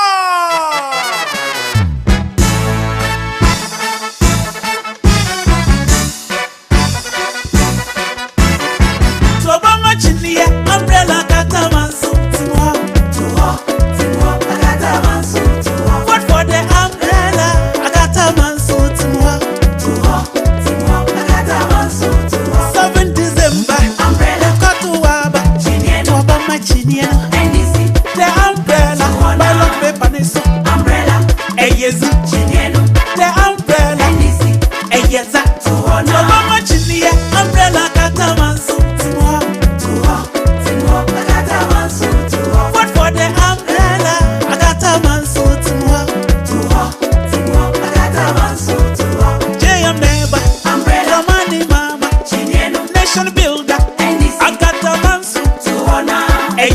umbrella, the umbrella, John and Jane, John and Jane. Salam alaikum yo waye na musulmai idan Allah ya mu 7 December in ka karbi takadanka ka nemi lema umbrella kenan ya duko la December banka kan dragbela na inada akoda fala makakwa dusimo makakwa miamo lankuda ballot paper ti lankuda kakianti na natako na kakia.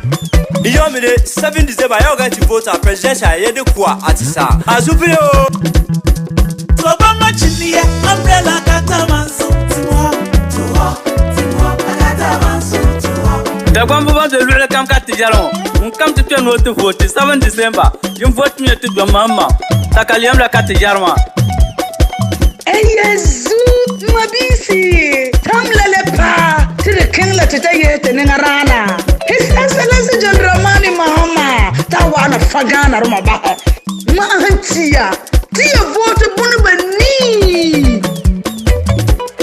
Emediema kelene mo otozre insun wo December yenula yakoya ado era so ojuzwa to kwa elekamo echiman wola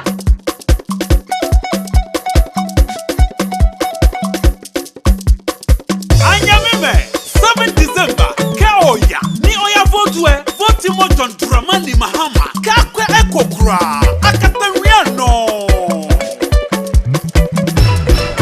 Obama chinia umbrella katamanso tiwa katamanso vote for the umbrella katamanso tiwa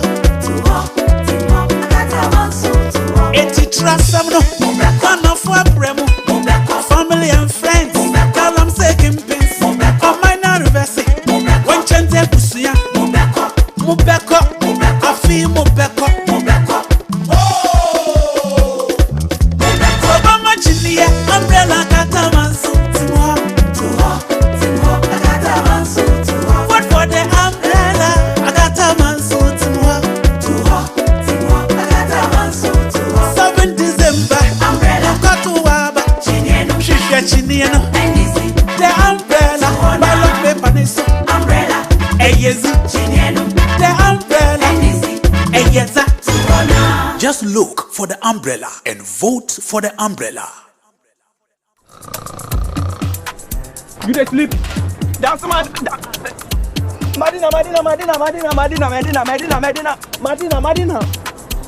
Sentuntum say wunna ma de jume ma wonsa.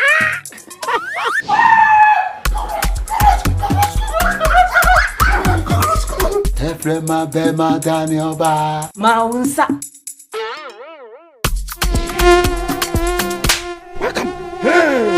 Sentuntum amwa sumuda ma wonsa. That shall not slap. Having black mosquito kwe. Common tontom na empum wisie bebre na ema wo mowa na ema wo nhwem na ehia. Having insecticide spray eye hwam na sanso kumu a wotu ene omo hwia nyina. Now having naphthalene balls and having perfumed insect repellent no kumu a woria na senja hwia wechiri. Having black mosquito kwe empum wisie bebre and say wo hene so ehwam kama kwe no na jumo size no boduma don shre tumie no.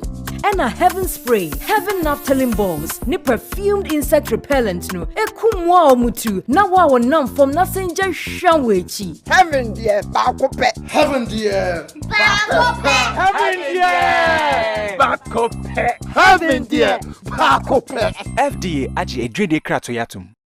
Kwame, na afi we aba no ye ko ne sen. Afi mento aba NDC ni MPP. Ehu de ye ko. Ojefo no wan. Ojefo no a. Only independent candidate George Chumberima Edu. George Chumberima Edu di sika nhihye eba. Amagana ni biara enya welfare, housing, any pension. Agree for work subama ekuafo, any afarefo, ayadefo. Na domestic direct investment nso amagana for ayadwumaru anom ama wonfa so atna Ghana. Sanso na district contract for the youth. So behwe say mpuntudwuma abekoso wo mantemo na amansia hodo no. Ode contract ne bema emebuno mo ehɔ no a amasika aide atna won ho na Ghana first within cost 4-day work week no so ebema ahoto abaga pa common nchiremu Ghana for ensempa afi we moment science ano moment aba pa if you say Ghana hia ahome foforo. Vote George Chumberima for president number 11 on the ballot.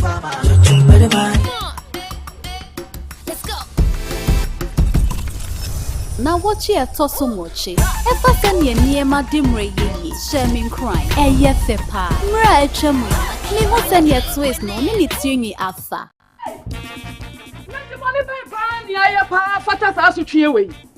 I see, Monsieur Namid 200 Ghana could also sister. Buy you in your 5 cities and then 40 Ghana. Hey, take one container your 40 to 50 pesos and not 20 Ghana. And at dancing, all local do 30 Ghana. Adai, on my bay money away. What was our casa? Me show Dean. Sha, Doctor Midi 20 Ghana. Ah, me pay Kramini 15 Ghana cedi a day. On my bay near woman, ya call ya Nazi yes by. Share and yet Diane Bonkuan Kosuru. John Dramani Mahama time. Smith 1 bag. Near 24 Ghana cedis. Min Konkoto Smith 1 bagger. Yes, say a 108 cities. I don't know what beton saying. It is the say, who see Diana saying, and I'll be say, John Dramani Mahama Gia. Yabewo, Yana Bibian from Wakombe Queen, or come the end queen. You better fire 100 pa. No people are buying. What dear more Ankasa, media minimum how. No media, measure my system, number 12. And a sanity, dear. A year kufu than any bow mea. Nyamia dom say December 7. Trua. You be true, Master said you to buy. You be true, Ankasa. Shall was sit no more to Abapa. A this Sakraya Papa Beba Wabrabum. To Abama John Mahamani NDC. Experience the future of transportation in Ghana with Ilesa New Energy Technology Limited. As a leading electric bike company in Ghana, we are not just selling bikes. We are building a cleaner, greener future for our communities. Join the thousands of satisfied riders who have already made the switch to e-mobility. Stay on the move with our convenience battery swap service at agents across Ghana. Just swap, recharge, and keep going without delay. From busy professionals to weekend adventurers, our electric bikes are transforming how Ghana moves. I don't change oil. I don't buy petrol. Ilesa bike is the best. Ilesa is the future. Ilesa New Energy Technology Limited. Cleaner today, greener tomorrow.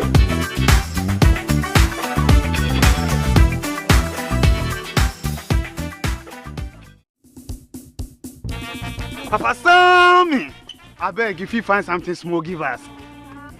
Bro Sammy, you see, no be say boys no want do nothing and just they rely on handouts. Just no deal. I understand the hassle. Hope they come.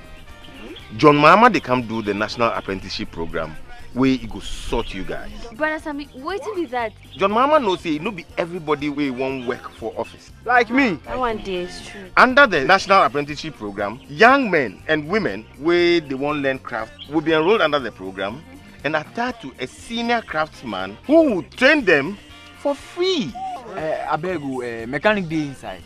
Me like this. I don't want to learn mechanical, but the course no. Mechanics day inside.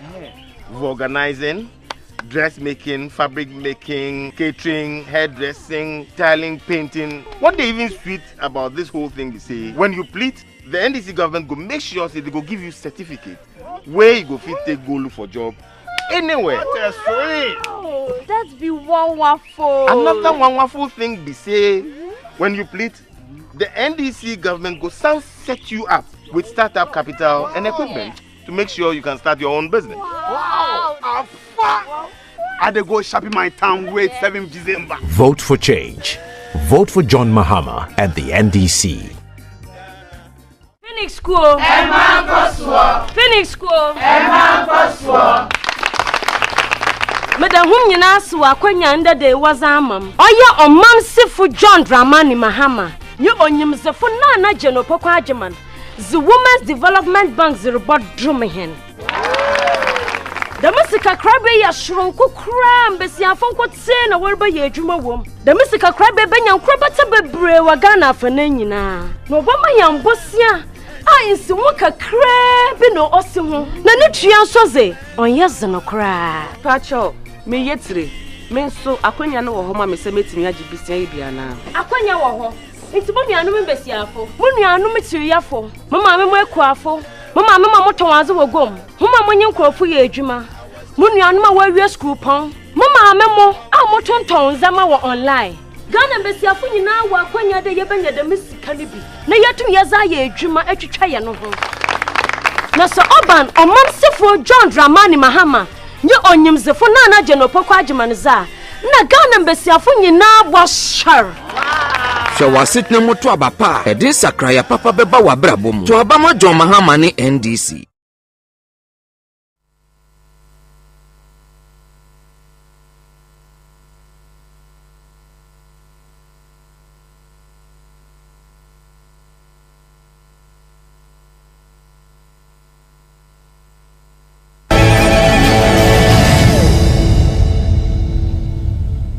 Thank you. Mame mo akwa babium Embra Onua TV so na sene medika kacha wa no pa na me hye na se no Ofa Victor Smith aba innocent dawa ha on the many for we are menin bewi Ofa a platform ba akoso medika Canada ntinya fe na mbechirem bebre yese wo waka bi said they say Intel DNB e wo mo party ni say you distribute weapons biama the national security operative so xenophobia so one fanya basa we elections them but your actual bibi them aka bibi them medical here ashwafo da etiefu nka release statement now. Do you have it? Because it's important that those who are listening hear it for themselves. Platform, because I never said it was by basa, but I said they had given them for election operations. So whether that is basa is another matter. And pay ya oya kakra here no was have say why be muntu post bibia or jida admin mam kwanya nansa nanti mamon ko he se be hu message na I think I sent it to you. Was a tohona enyo or say Nipalese Victor Smith writes weapons and ammunition released to national security to interfere with the elections. There's a question mark. Intel picked by our special intelligence team as we prepare for this crucial elections on Saturday is that a huge quantity of weapons and ammunition have been released to the national security for operations during the elections. weapons are following: 500 pieces G3s, 500 pieces M16s, ammunitions 5,000 of 5.56 by 45 mm, and then 6,000 of 7.6251 mm. This is very dangerous.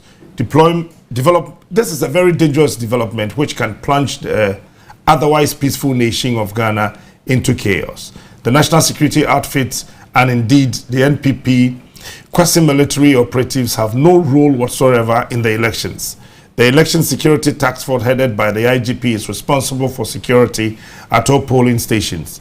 We urge the military high command to immediately come out to deny such a development or investigate urgently to reassure Ghana and the whole world that the situation is under control.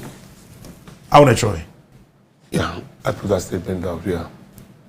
Well, really? Unless special intel. Munya intel defeating. Oh, no. It is so true.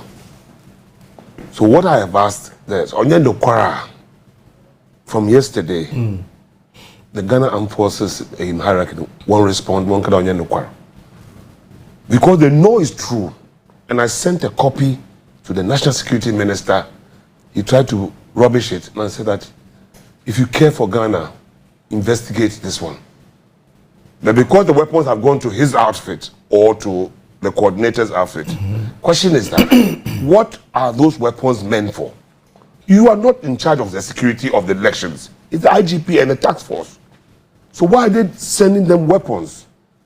And indeed, the people who release the weapons and the ammunition, one of them has been threatened by some soldiers. Now, between you and I, is that what we want? This kind of insecurity in our country? Is this what we want for this election? I sent copies of the same statement to the US ambassador, the British ambassador, the German ambassador. You sent it to them? I sent it to them. The world should listen and look at Ghana. These guys are going to plunge this country.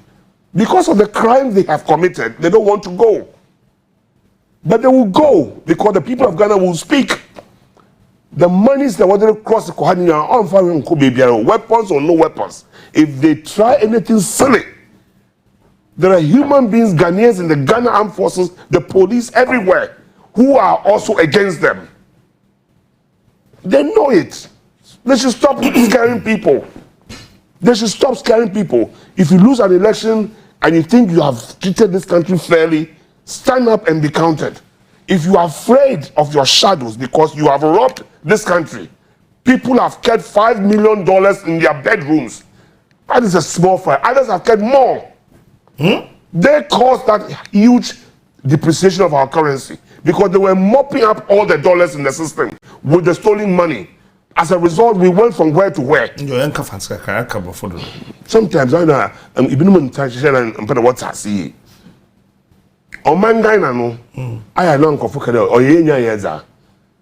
But seriously speaking, the way they are taking us, that's why I always copy some of these things. I copy the National Security Minister. And if he wants to call into the station, he should call. If he wants to come here, he should come. I want to ask him because I know it as a fact. I have cited a document. So this is a fact? It is a fact.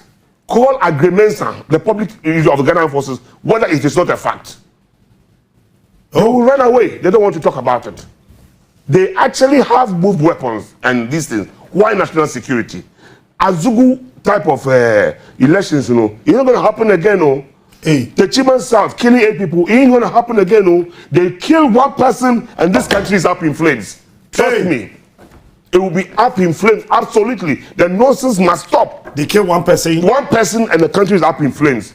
I'm saying that the president should hear and tell his people to back off. Let the people decide who they want to be their leader.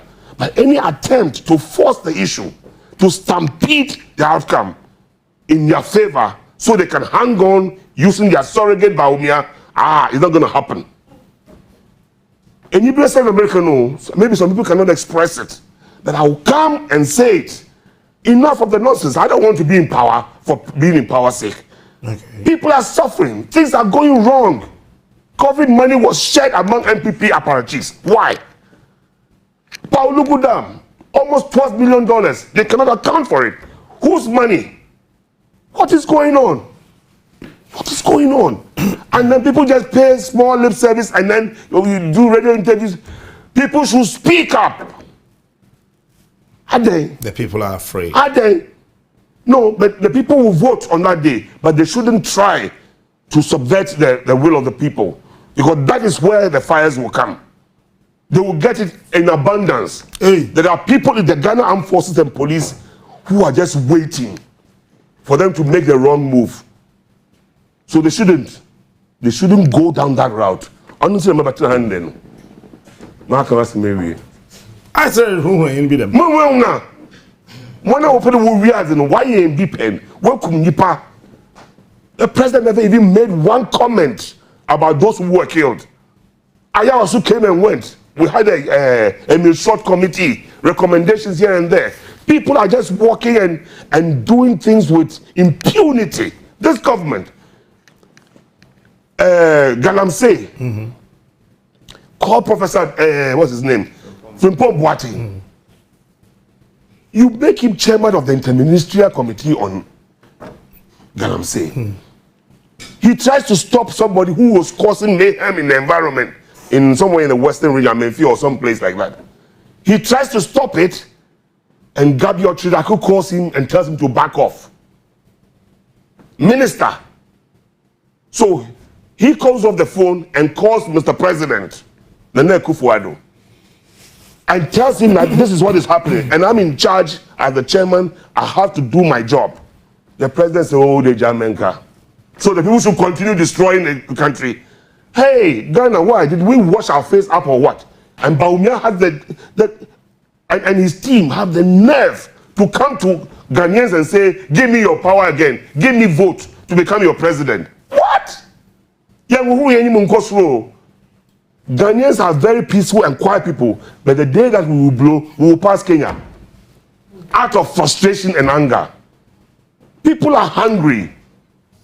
Do we want to see people behave like what happened in Tunis, or was it in Tunisia? Somebody burnt himself at the Arab Spring. We don't want to see that. They may not see it, but it will come like a runaway train the day Ghanaians rise up against this particular crop of MPP people. It is not all MPP people we have an issue with. It is not all the MPP is a political party. We have in Kofa, what party A or party C or whatever. But this particular crop of MPP, they are just a bad news for this country and the MPP itself. They are bad news. The current crop, Nana Akufo-Addo, Bawumia, Napo, and all that, bad news for the MPP and for the Ghana. They should go and go. Seriously, MPP should go and do rethink and bring a better leader. Bawumia, he's just doing the bidding of the Nana Akufo-Addo. He's just there for the purpose. He should come and say that it is not true. Because he does not belong to MPP. He wanted to do NDC running mate to Atamils. We didn't take him. He ends up in that side. He just wants a job as a president or something like that. 8 years, you could not advise Mr. President to do what is right for Ghana. Running mate too. The family came to see me for JJ Rawlings. I work with JJ Rawlings. I told you this story before. And JJ said, well, if they say the family said they want him, go and see Atamils. Atamils said he didn't want to. He didn't want him. So the next he ends up in MPP camp.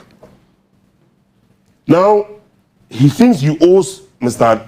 President Nana Akufo-Addo, he owes him something because he made him vice president. He gave him that opportunity. And therefore, that is a danger to our country. Only there, he will come and do his bidding. And in any case, for 8 years, Abazin Oye Zebua Ghana, as a vice president, he couldn't control Ken Oforiatta. Ken was finance minister. Also, interoperability. No. Us in there. Vodafone, I too send this car empty and went in a too send this car Tigo. No, the most serious matter is that you're chairman of the economic management. It presupposes that you manage the economy of our country. Yeah, sure. The finance minister would have to sit with you and other ministers to brainstorm and the best way to manage our economy. He had no control over Ken, but he's not able to say it now. On your Benin, on your man. If he could tell the president that I'm your vice president, I'm an economist, I'm a PhD in whatever, your minister is taking you down the wrong route. The minister should not be doing this. That is what I expect. Now, no, I expect as his vice president to speak truth. But uncle, it should not come 17. Wakoche and no, my point is that it has been consigned to national security operatives. That is the point, and I'm maintaining it because I have cited it. And I say, the thing was done. I cited it. They have assigned it to national security, and the question is that, what is that supposed to be for election purposes? You're not part of the election task force. Why do they give you ammunition and weapons? Never care then. Ghana, they should rise up to this occasion. This election must make or break our country. The people's preference, the people's will must prevail on Saturday. This must make and must. One bullet and the country is up in flames. Somebody should advise them. One bullet touches a Ghanaian because they are not supposed to be there. Soldiers are not supposed to be at election police stations. It is the police task force headed by the Inspector General of Police. I guess you know that one. The IGP is in charge of the security. Right. Yeah, sure. So until he's unable to handle the situation, that he might call for military one bullet, support. The country is up in flames. Somebody should warn them, because soldiers are angry with this government. I know, I interact with soldiers, I interact with police. You should see, police were dancing today when they saw us at 37. They were dancing in their cars. They're asking for the change. People have different reasons why they're asking for the change. But essentially, though, this government has treated Ghanaians with impunity and disrespect. On Hininto, was it you who interviewed him? Yes, I did. You heard what he said?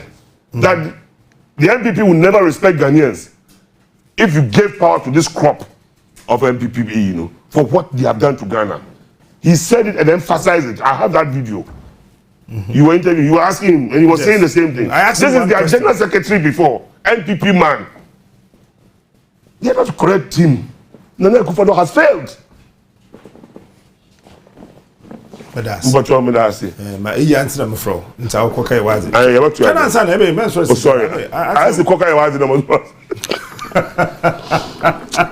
Tell me when people get worked up because of these things.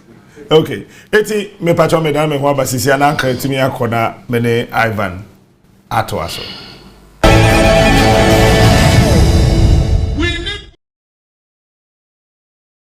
Mahama once said, have you been offered a bribe before? As a human being? As a person? Any human being in the world would have encountered, corruption in a way, one way or the other. Dadanoa.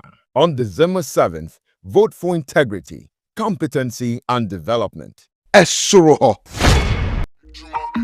This ad is not about how convenient or easy to use our app is, although it is.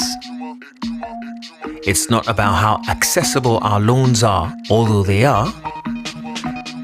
This isn't about how secure Affinity is, although security is our highest priority. We're a community of entrepreneurs, individuals, young people, and all doers. Affinity is about providing the necessary services and tools to help simplify the daily banking tasks customers rely on. Easy and accessible. Because banking doesn't have to be an inconvenience. With Affinity, you're in.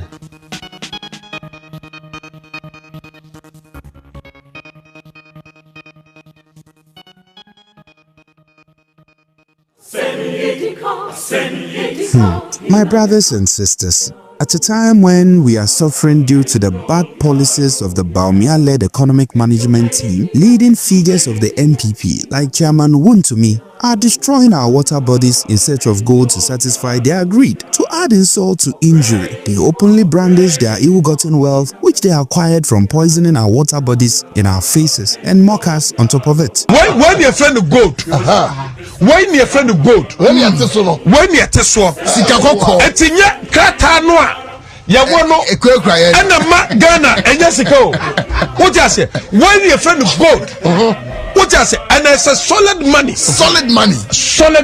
what just say sa sika na ye no what just say solid money o solid what is solid money mami fa bia mu asa achiraw solid money I'm talking about solid money what you say e kasa won to me was sika anya bango anya gold it is all gold here I can was me what mami fa bia mu crash mami fa bia mu so boy solid money we are talking about solid money solid money. To stop this impunity, you and I must vote for change on December 7. Even Kennedy Japan of the MPP is calling for change. I'm telling you, the situation we are in now, Ghanaians don't need change. Change needs Ghanaians. Repeat that, please. So, and Ghanaians don't need change. Ghanaians don't need change. Change needs us. It means that we've gone past change. The situation is worse. That the change itself now is saying that please come and let me change you. Yes. And when we talk to people, they all admit that we need change. Vote wisely and vote John Mahama.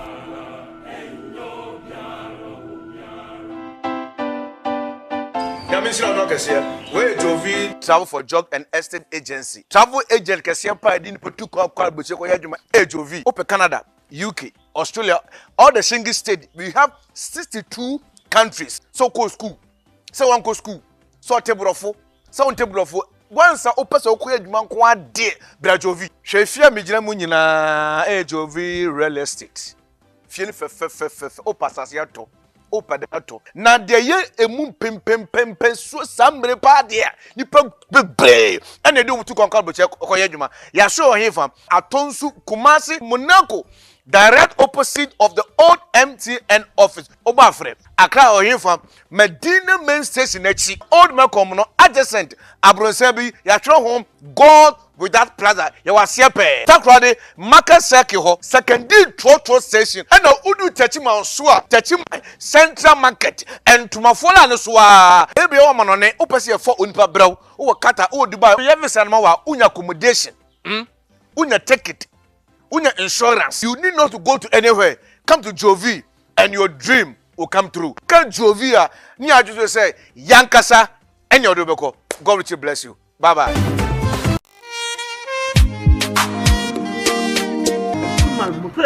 What is the Omujoma now? Last year, I awarded the man cardless or Ghana, a Suman motor, and the man. The person of Sumujunity, maybe I am a car, it's free, a Suman motor.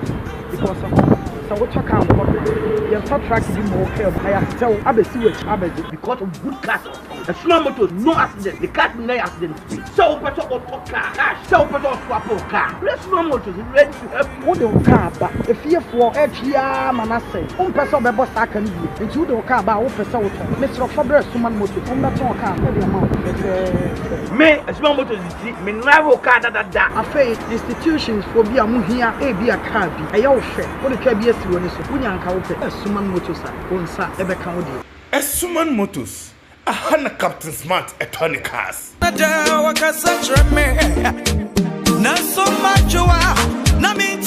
24-hour economy is a vision. A vision for you, a vision for us, a vision of the Ghana we all deserve. I promise a Ghana where you are not sidelined, but at the forefront of change, where you can live happy lives and still achieve your optimum potential. This is not just a promise, it's a commitment. I will reset the economy and Ghana will be open for business for 24 hours a day.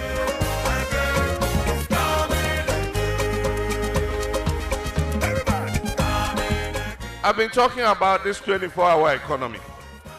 It's not only in Ghana we're going to do it. For those of you who have traveled before, you will see 24-hour economy at work in other countries. In Ghana, we have pharmaceutical industries that produce medicines. They produce cough mixtures. They produce antibiotics. They produce paracetamol, every kind of medicine they produce. There's a huge market in West Africa for pharmaceutical products. If we're able to tap into that market, there's no reason why NS Chemists, Dan Adams, Tobinco, Kina Pharma, there's no reason why they can't work day and night. Now, it's a 24-hour economy, no. I was said, Yefa Bambo for now almost saying, Senebeya, you bet me a quick Jumaba, Obian Tata Yang. Enti, Yebefa Bambo for 25,000. Near the Yebefa, Yebeba constituency, who was senior school certificate, who Nibia, now vocational school certificate, and now NBTI, who ni Madepam, who ye Tyler, who ye mason, who ye carpenter, who ye plumber, who ye electrician. Also, you bet me the whole Akogu Bambo for me. Vote John Mahama, the president you can count on.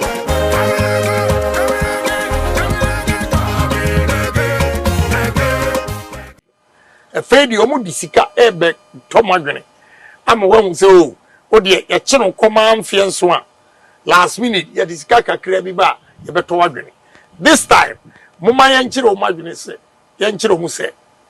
Since you to ye ne yantia ade ya chi ye former fonso ye huni.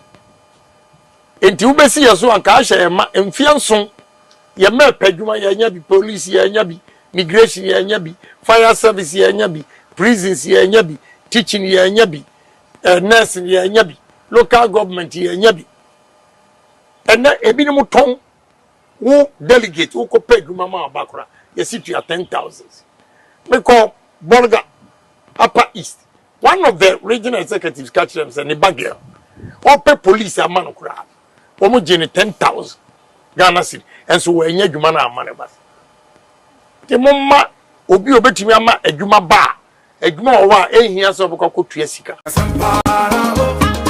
Vote John Dramani Mahama for president, trustworthy, honest and reliable. Vote for change. Choose the umbrella. Vote John Dramani Mahama and the NDC. Mama baba Gentleman Dental Clinic yejumadi ayedi ane se yebesiesie wosen na yabo wosen ho ban ama wonum enso ate anase wosen animonyam so afa na ntuma pa efi fix one no anase ye tafre no permanent one no eno susu yesi a untimi entu bi eno ene yefe no PFM bridge anase PFM crown afi yesan eye cleaning services oba ye profession no mu na yefe no scaling and polishing se ebia enema bi ahyehyehye esen no mu se bi okasa etimi ma pampan ene ade ebabu na no oba Gentleman Dental ye ni nyina bi ewo Gentleman Dental Clinic ye wo Koforidua Central Police Station enchen hwa na wodru enkran so a ye wo nungwa na Atomic Down do mekwa benya runabout no so hwa na wodru takwade pipe ano traffic light na ewo pipe ano ho ye ne OGN bank na wo the same premises na Kachiman so ye wo magazine market kwan no so hwa anase opposite AY Ahmed na wodru Kumasi Abrepo Junction Total Filling Station hwa traffic light na enihwe G runabout no wo free Total Filling Station na yabron sign no na edi ho ye adwuma free eda joada kopem eda meme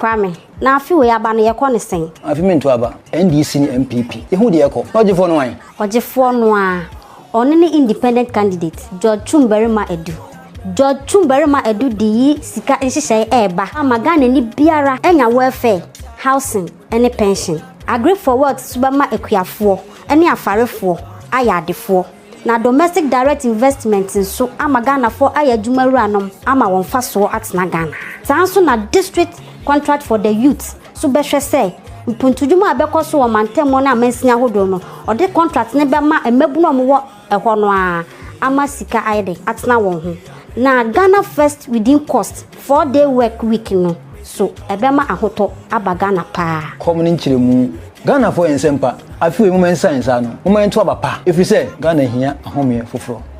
Vote George Chumberemedu for president, number 11 on the ballot.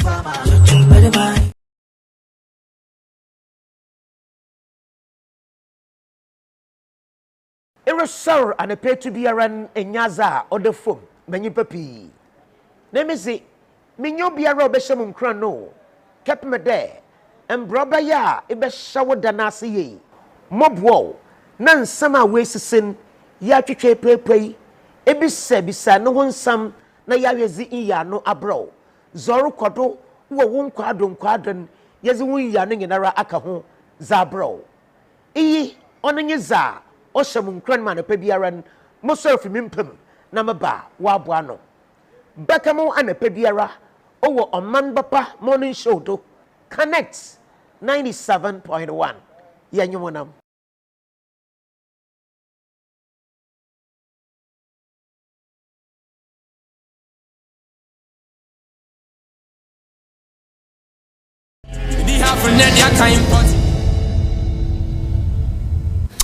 All right, this is the final stretch of the show, after which Obefia Babetsina say.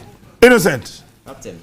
Time na academy no there. Hey, I don't know.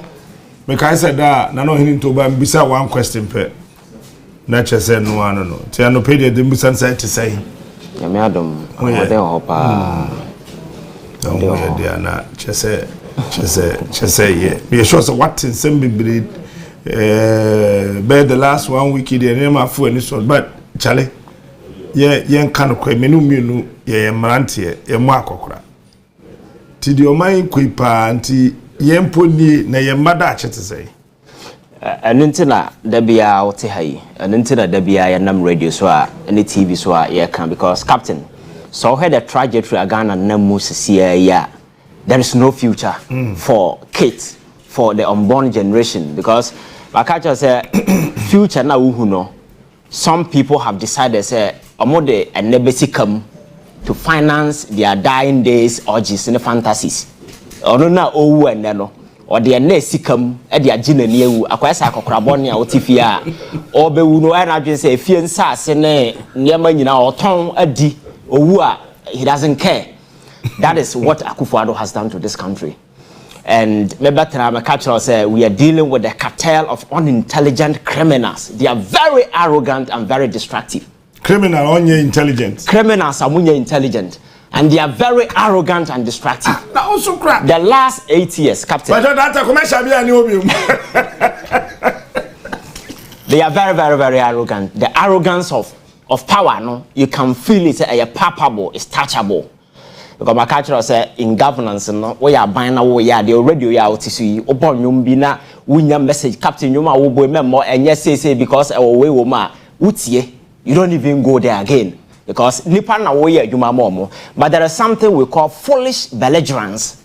I say nipa no Kenyans asem chese menya de we no and then na obe yama sabi wakuma tu, and that's exactly where we are today. Enti abatwa na ye koto na de chere my culture say Ghana for your sacred responsibility is to get Akufo-Addo out of power. Because in a democracy, there are no neutrals. You are either a coward taking part with the oppressor, or you are part of those who are fighting for freedom. And at this point in time, you know, enough is enough. Time as soon as these people say Ghana your moja the destruction of Marcoso to this country, you know, enough. The only way betimia hold Akufo-Addo and the family members in the Baumia accountable is to vote them out on Saturday. That is the only way out. Because anyasa this trajectory Besima, Captain, there will be no future for you, there will be no future for our kids, and there will be no future for this country. And then one was over that sort of Ghana come. Because the same no say Nipana Omodu Omobano, Yehuomo, we don't want any toy president at this time. Because what these people have demonstrated clearly to us, when it comes to say yemu or mining as a he's not even in charge. And also when you hear Nipo kind of hope Napua education sector said na professor Tia Oken, free SHS is one of the best thing about me I can't say, but a honsem kwanya ya fast why to why ya men ho ene abaya this was so Ghana for and then review krano almost say a cancellation in as for but you and I know say the free SHS policy no here review Sebaya Sebi yebetimi expand infrastructure na nkora anya ba bia kɔ na wo bie tertiary wo bie sa school no man ye free SHS captain nkora school and terminate our secondary school na tertiary yenko no dua so na yenko nsuo so yekɔ no tertiary enti wo expand base na free SHS nipa ba mu no omu wi ahe na mo kɔ tertiary but ade se yetena se dwene ho a menye sure say some of these things will happen. Then go to energy sector today. Corruption upon corruption and agi of mine where you na as a president we are individual but your job they say the back always stop with you as a president until they say accept no bar state resources and everything no has been committed to you. Your job is to pick them up and do investigation what they are no because you have the security whatever. But President Akufo-Addo in recent times has proven say oh no when it comes to corruption I hear the mantra or them say bam. He has become the corruption campaign. And last time I catch us said, "Oko Flagstaff House, one of the chief priest in terms of corruption." Because Nipano Koyaba, he is the person all clear. So Sanema we Ghana ni ma William Fee because Baumiana Orban is just a puppet being installed in power by these people. Bonina Udio Mudidi or my way that can for no show more. They are not going to be held accountable. And a minor and yet. Omaya da hoke kese obia timi be ye de open no fa no ho adi time has come as you get these people out of power and hold them accountable for their crime obia no ko chesi obi out obo unyuma wa ye na bedi wo adanse wo ye bone a nyuma bedi wo adanse ko captain ye kwa abato samre so won say dum sa asase a ekoso e ba de say ne ukwa the energy sector ECG timi 1 year oboka over 10.9 billion in a year adan ECG and all other entities energy sector nyina eka na emene no to the extent say America for who your mobile says a compact we no more buy no mo make sure say mo be the energy your friends say private sector participation be shame say be efficiency because ECG say man for aye power no mo de mo koton captain bills no mo jeje no less than 45%. That's right. And the man for produce power na the amount say ton no they are not able to sell. Then America for no say making sure that private sector participation but say efficiency in terms of bill na say for no because what the private sector on the near thing obejije and am for PDS the buy sa dia no nam so ma corruption na say for the family members for make kaba and as a result no corruption buy he couldn't even investigate. Enunti America buying $110 million as of Modeba Ghana the sin there ya twizika na sign and the never catch di I go for the energy sector. At this point in time, still in your doom so. Nanka Maya, your generation capacity is somewhere around 5,631.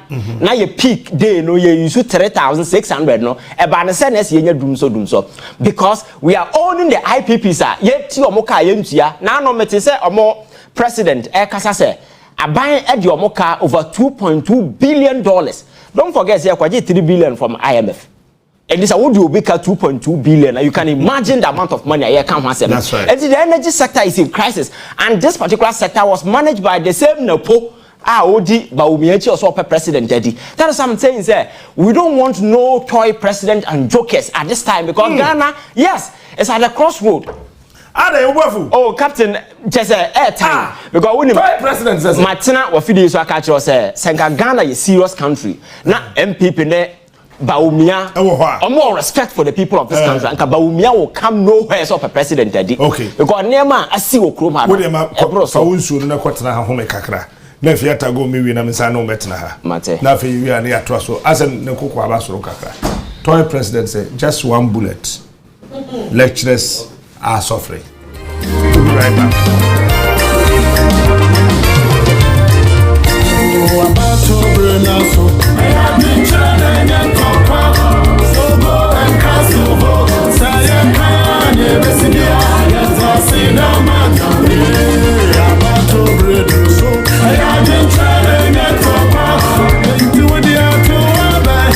I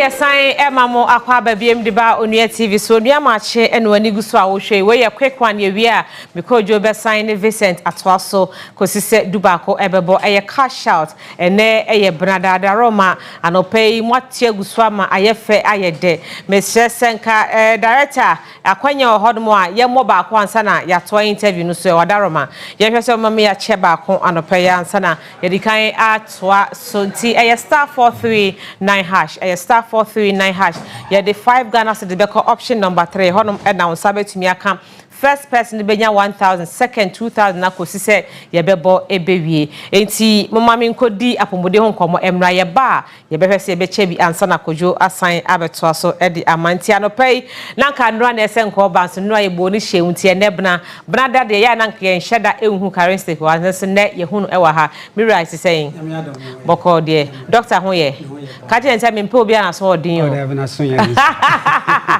anopai ye ni nkomo ye be hya se free area na say yeah chasem fi no kesen kono ko twa all right smart chasem mama yo abusia for ma kwa ba Currency Company Limited na pa ye hie de ya pomodin komo ehia pa esese wonya pomodin ni pedoni na ho odin a because ya no ahodo bebre wotum de adu dwuma e okanson koso ndu pana Currency da ba dwuma so ya Zahara Mr Zahara G capsules Zahara man and hindi herbal Mr bibi eneto Bora drugstore pharmacy shop ne herbal shop na ba ye bi ho na wato na abwa ye ankasa uyo obi ansansa etagugugu pa ibia wo de na ban peduna ni enkoda na sa wo de na eba na ekọ ba chokope Zahara Mr Zahara capsule bi nanom ebeboa betu so ha na ase efia wo mu gyanum na Saturday sansa na ba nyina ebi fi ho ma peduna so aya kama o kwanso nkoso wonum aduro no eyi yara na sisi ni peduna so na ye kama o kwanso ko kra de pebi enato ana emboa ba cho bema ujunso tia pa wo bememu ya wo ya pa bememu ehyeche ma na Saturday Johnson kra wo chim asana kakra bi kra etumi aba ba cho Zahara Mr Zahara capsules bi nanom betu so ha na so ase kra so wo ho adin ye angasa obanso also gunso bo so wase ehyeche na ade ensasa na ade ahemfie aboso menu aba ko Zahara Mr Zahara capsules bi we so ha na so afri ho ma so wo ho adin ye angasa sempo nsu bi na ade gugu na ade ma enye ne kan nyina be fri ho ma ho ato ye angasa pebi ena to ye na mwa pacho yo ba na so atenka no woni bi nti awara na se wo yi woni bempem agodi amesro ko Zahara Mr Zahara capsules bi ena no ebebo abutu so ha na so asekra ma so wo nwa de ye angasa awo kwanso nkoso uyo obi a de ne ko to ye funu mu a ote ya pa wo ye funu sanfo ne ade ampacho Zahara Mr Zahara capsules ko pebi ena to butu so ha ne na so asekra ma so wo nwa de ye obi ati yare ete so be sora na pa na wuti yare anu no ko Zahara Mr Zahara capsules bi butu sa ati yare ya na so asekra wo nwa de ye ni peduen be so na peduen na eya wo ya honam ya wo pa ete so a ma Zahara Mr Zahara capsules no enye durabe no butu ha ne na so asekra ma so wo nwa de angasa pebi enato enemboa pacho aware for awo no emana so ban fa yefuna na say bosomba komienu miensa entumi ngina ko Zahara Mr Zahara capsules bi na monto adamoto a mba frɛ pecho kwama ban ba fa so benu madunya me adom fa yefuna be gina kama na wawo de ahye abusuano so enumnyam pebi enato na se embo abusuano eye o kwanso ngoso ahoma edede dwuma ne sisi a botuma friends sisi na no ahwehwe nkomo kama 0246 348334 0246 348334 and 0248 569335 0248 569335 Francis ya na no twetwe nkomo kama but it was Zahara man capsules e memedro prekope wo ye bema wo hia ahoden suru ko be du dwuma hodo nyina kankan se e bempem aguda wo ye bema pacho ko Zahara man capsules no bi e be se so be ma ahoden a bema wo be du dwuma hodo nyina na wo so gina wona so yi ankasa bema sabe ko sian ma no we frato dabi me Zahara man capsule anye adura benom be bo ye no gina wona so ankasa bema sabe sistiara so how Zahara man capsules no e be bo me isasi yare ya ni na so e from so won won ye ankasa pebi enato ye na mbo wo ye bema na fe wo hu ukani esiem ebi anka mo de anka say wo ye bema wo na wo ne oban bi be fa ye funu wo de ne no ntu bo adwuma so bibia ntumisi pe Zahara man capsule no bi na sa wo ne be ba kama wo de ne oban so afa ye funu na ahye abusuan so enum nyam pebi eneto na emboa ye waduru e fo no hindi herbal mixture e drop akwa de bia meka ho dance de e do so e ba na e ba e bebre te pebi eneto enemboa obi atidi yare etene so malaria no ete so wo de yare a say be hospital na e test wa nya mo ne be woni pebi ma hindi e ba mixture ne adura banom e boy so how ni na e fo kwa mo so nwa ho de ye ankasa bia wo yo bia wona take krabi na wa bre we adwuma kakrabi na wo test so pa Pehindi e ba me chane bi ebe bo betu so ha no nyina so ase kwakra mo so won ho adi yim angasa e bia ne pedua na mo no mo gya ne tu di afrisan ye sade bon bi e won ne pedua no ne sante tu de bia na won sem wa dududuru asa won nam ayo tititi ne ade ampacho Pehindi e ba me chane bi betu so ha no nyina ase kwakra kwa e ba na ne sade bon ye sisi mo gya no akwan nyina mo afri ho me ne pedua na nyina ho adi ye angasa pebi eneto enembo Ghana ha pharmacy shop herbal shop ne drugstore ahodo nyina be bi ho na watona abuao na oswo ya pedona nyina pomden de de djuma awodo ne nyina frɛ wa homo yeso sisia wo hwɛ me ya ne no twetwe nkomo e bia nsɛm bi kyerɛ wadwen sisia wo frɛ ya no ba twetwe nkomo kama 0246 348334 0246 348334 ana 0248 569335 0248 569335 Afi social media hands out kwabo Zahara Mr. Zahara G capsules. Ya hu seminar baba na no atwetwe nkomo kama. Medase. So medase characteristic 4 and na ye hokoti omo ensem free omo ankasa animu no Ghana adehia wofo na no pese utie mi a na mekamfo Onua Francis International School ene de amawo mesre wada eye school a sese amansan wiase na agiatum ade ni akyede ba ko a obetumi ayire wo ho na waye yire se ya boy trata ede ama oba eye japade eni we no eye se do ba be ko school ye papa se okura ne nwoma na so okura the certificate sa boarding krata obia ni hon mo betimi age e de free nsem eno ntumi esrew na makacho se bomodin a na enwoma sua ne fapem no ye papa no eho eye Onua Francis International School ye kira kwan ewo gomu abudumbram ekoka so winiba kwantempon no eso ye wo day students ewo ho ne ye wo borders so wo ho nti according to wankasa ubotom se ebia ode wo bre wo time a obetimi dia show ma na opesom ye day a problem ni ho na emom obi wo ho so a ne bre no ensono nti wontimi mfa nani enhwe akoda no yie enu nti opesko ye papa no de ba na kotum se ne be ya obenya ntete buku mu de ani fie nyansan so dia mesrew oba no wanya efri afe ekono a akonya kese ho ma no se na akopie mu Onua Francis International School ya chechefo no so abenfo mu akodrefo na wonom ekira de ewo ho na wo mu na se kai boarding facilities na bibia ye kama omo washrooms omo dormitories Daniel bibia ye kama ya sabia kese wo ho no a se oba no ebie kobase no hododo na bro wo school manya fa ne betamfo na befre wo fo no ye behwe no ama ne ho ato na ansana anyimre ye de wade abro eba security so CCTV cameras wo ho no a bibia eye kama mesho ma ho enya na fa oba no ekobi BC ye try ye twa ne ye ma omo first choice nya no obi enya ne de mepacha utie me na wo hwe me wo pese wo ne Onua Francis penifo di nkoma numbers no 020 520 1113 and 020 520 1060 0548 54 5335 ofro mo a wonom ene ebedi enkomo me pa cha oda bi obatampa se oba afidie su a o se eyenema mienu ida se obi anyemo anase wanyem obi ti se obi anyemo na won so wanyem obi a ba bia obetumi anya nema ye papa obetumi dia ma oba no akọ awo so se ne bre no so ne 9 months no so na okọ awo so a ye wo list enema ye ayifoi ye from say but na se midwife no ehwo de ma ye nse ye nto enko uni se unyem na wo kọ awo no wanya sa nema ne bi amfa anko a se ne jojo no kura no ya asemua unya midwife bia ne de ho mo betimi abehwe sanse ne ma wo ho no ohun de obetumi abesom ede abeje wawo entimesre wada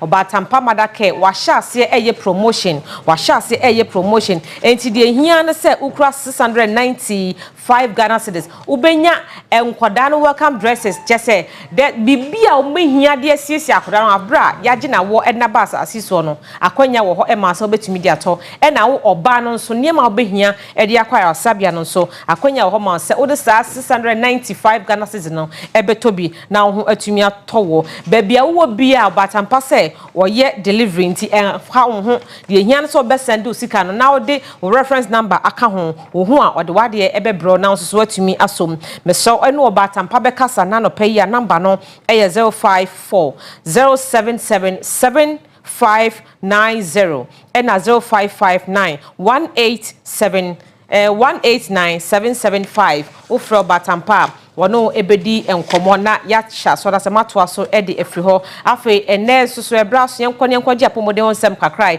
Health Republic homeopathy clinic ene ne wo ekasai se uyo obi a wo haw ewo wani ho obi ho no mo nani no koko age aboso obi ho ma ete age aboso obi ho no ma theridium age aboso obi ho ma yade ahodo bebre ena abo chenkuo ewo nani so ono a aluku London for ni bi me pa cho so wo sa how ni bi modern so do ni betrim Health Republic homeopathy clinic ho na wo mo form no ni bi enka obi ho ma nani no aye condemn awie wo sa for no ya na ye pese mo ba na ye true challenge e de ma wo unhia surgery bia ye be hwe ni aye ayi wo how ni na no e de afri ho ye san so sciatica cream wo ho no obi ho na nkokɔ mtimi twetwe ne saye ne ya unya bi de sasa ho no pa nwumra awie a you are good to go ho beto ama o how any ya obi a onamu no ase betu intentem so e de ama herbal shops ahodo e wo maiga na munya no okwa enre bi e wo ye chia kwan e wo Malam Junction baby a Eco Bank wonom dan kese e wo no a teman so ye wo Late News Junction numbers anope uni e be kasa so 057 0547539051 and 0557268828 ofrenya ye no ebedi enkomo na answer na meko active point hono mama me ento ade akramra na me sanso fa mko Young Executive School me so admission eguso ekoso owofo yiro ho henham na bo ba ho ka na odachi nti odachi se wo yare dawo mu onkokora bom omre wa bom se o ma no sebe Papa hwe akwa bi etochi wo mu a waso be hyehye be ka se eja wado na se wo don se ebo yem na ye too late for you me so momo wode ase mo be invest e wo mo mane mu eno no eye so de be ko school papa na akwa ginim de ye wo ma ani fie de na o ka tu nyina bom a or you good to go American House mo ben Opekuma Junction Kaswa Winiba Kwantempo no so ya gide fo ye sanso ge boarding fo nti akonya no ye se wan kasa betu anamon na be ko na so ne mpanifo akodi nkomo baby on betena didi wo munua na wo mudi eye kama wo mo classrooms eye kama en na hwe wo screen no so no bibia ye kama nti horo mo de pacho eye atiasefo omo te wo masuase ene de wo emakọ na wo de anye too late for you ebia na wonim say da so wo school a ye papa enei bomodian fa aba no kopiem e wo Young Executive hormone na onkwadi nttie BC ya kasham da last year ene ye super this year so super duper ena won etwa ya nkoda no enyo mo schools akwa asumdue mu nko numbers a oni en bekasa so na no pe 020 8198108 ena 0561809015 0249 415088 ofrenya ye no ebedi enkomo afei mama yenko active point ho emra na ye ba na eja matoa me nkomo no eso my dear good morning bibia boko me bra ho ye de na nti u ba ya mesia sa ahya se kokko ehun ye untu bi fusa me mra ebedi nkomo ekire matiasi anopa yesia de ade all right nti anopa we meche bibiara woti ye na bronya ebe ehu behia se besiesie yanum yensiesie ye honam na yesiesie ntade a ebe hye ni nyina no ehu behia se yanum asiesie nso ye bema yadwen akọ na yeto ho anamo ene nti bia ba akọ esa wo ba Active Point Dental Clinic na bra awo ebe kakra no obi wa no kaka bedwedwe no no bu onso nisim obete yaw ewum ni nyina no na oba na yahwe ede ama se na be ya awo brem no obetimi ada na ukaka entimi madamu nyina no wo kete so na opere ho saa ti obetimi afra yen e wo 055 457 1779 055 457 1779 Uba Active Point Dental Clinic esin ha obiya no yedi ehu dwuma ewo honom na akoye festive season no dodo na ni nkrofo omoba ebeye whitening teeth whitening se woseno ebe fita pa na eno oba ahyase no bedi kan examination e de amount ya hwe se mu se oba se whitening na obeye no yare bi wo ho ana yare bi en ho na afi ya hwe aye treatment a ese wo ye na dodo na ebia na oba say white no be obehwe na yare bi wo hono ma ese wodi kan treaty no ansa na wetimi aba white nso te besre se yemrantem ha na festive season ne de ade a wani beji hu yie pa obi wo ha na ebia wo kaka na wosuro se wo kotui enkofa ha obi ama no ni nyina no oba Active Point Dental Clinic ebehwe asiesi e de amount dodo na nso ba ebeye yen fast braces no na de ahoma ya de hihye yesin so yi ha ye de ne ye ne eye ntempa no maame bi ba ye so odi birthday e ma ne braces no esansa afi bia beto asa na senete ne sa na tie ne mum oba Active Point Dental Clinic ya show say within 6 months no eye 120 days na wan kasa wahu susu anso kase pa aba e wo sine ho na no o ye nso ayema payment plan ha sanse ye de 6 months na ye ninti no utu akakra na ne aka no ya spread ama wa ohu etimi ahinhawo ama wetimi aye na afi nso usi atu ha ebronya ebe ye be wenam na mu usi tu a wahwe na enam ne wusa no aye wodin ha nti oba usi atu ba ku mienu miensa ebi ni ho kora abra ebesi foforo ama wa na foforo na yesi no unhu difference bia wo ene ne wo ho dadan wo sene bobre se na wo wanum na no a pepepe ene ehwe aye foforo de ahye ho ama nyaade obi behu se wo sen we aye sei na aye sei oh we artificial dabi ni nyina no oba ebehwe asiesi e de ama yo permanent ones e wo ho ene wo ne yeyi ni bi wo ho nti ni nyina no oba ne ope no ye beye e de ama nyaade a wo kasa be firi ato ana wo didi e bebu aye bibi sa dabi bibi asa eni ho oba wo se ne esima e ma ne ye e kama pa de ama na awobrem so bai obi ana ne se no efemfem ne pa yi eye tit sensitivity oba ye behwe na esiesie wo se no e de ama na afi nso mo fra mo tie nyina no adru sabre no na omo ba fi ye besre se awofo ni nyina betime di abusua no aba ye wo promo ana ye wo special treatment a betime e de ama nkofo ana family beba sabre ni nyina tie besre na obi biara wo tie nyina no betime aba Active Point Dental Clinic ye kira kwan enya yira kwan kra na uba Accra ha ye wo Jowulu Presby Junction ho ane wo ye branch e wo Kasoa ye Crespo Junction ana Fambog Depot no in Chempe ane wo ye branch e wo Kumase ye Denyame adjacent Ultimate FM ho ane wo branch e wo Sefidwinase ye Nana Dick ana Shell Filling Station no in Chempe ane wo ye branch wo Boase na Afesunyane ti baby a wo bia no ofra ye na branch ebe no wetimi aba ni ahwe e de amount na Christmas ebe ahoho ni ebenya ebesha afamfam ye ho ne mum okọ kasa obi hu na nkan wo wanum enya eyade a ebeye bibie wo ho ti ebesre se nkan wo wanum na etoda wankasa wo wo so no onte ne din ha ne mum bitia na so se nkan kakra wo wanum a ema obumfu ne mum to anamo ne bra na yenhwe NCC ema na afi nso niam abehihye wo sene ntam ni nyina no tatas ne plaques ni nyina no oba ebe yi ni nyina ade amount na no na wo ya cleaning no wo ya no yarwa 80 to 90% ni nyina no na efiri ho esansa wo ya no a ebo wo sene ho ban ema kakabia ema ana sentoko turko bia ye de ema wo sene ni nyina no na yetufo sebra to anamonde na bra na enti Christmas di honum wa ne ye wada me active honum na me ko horo mesim ko tutri mesim ko ye whitening nti se me ka minim de meka Christmas ye be hia ho na ye nyina ko tutri yese me da se pa ko aka kire ne se or the mekanti member why thank you so much active abusia edamase ni akwaje ncheche afa yese ho a na ye beto akoso Christmas se ye to aba se ye to aba ye bedi set so nya sika edigu bottom ti Ghana boys ne Ghana girls say mpanifo nyina ebete bingo bet ho asem na me ne ekasai bomodia now dey download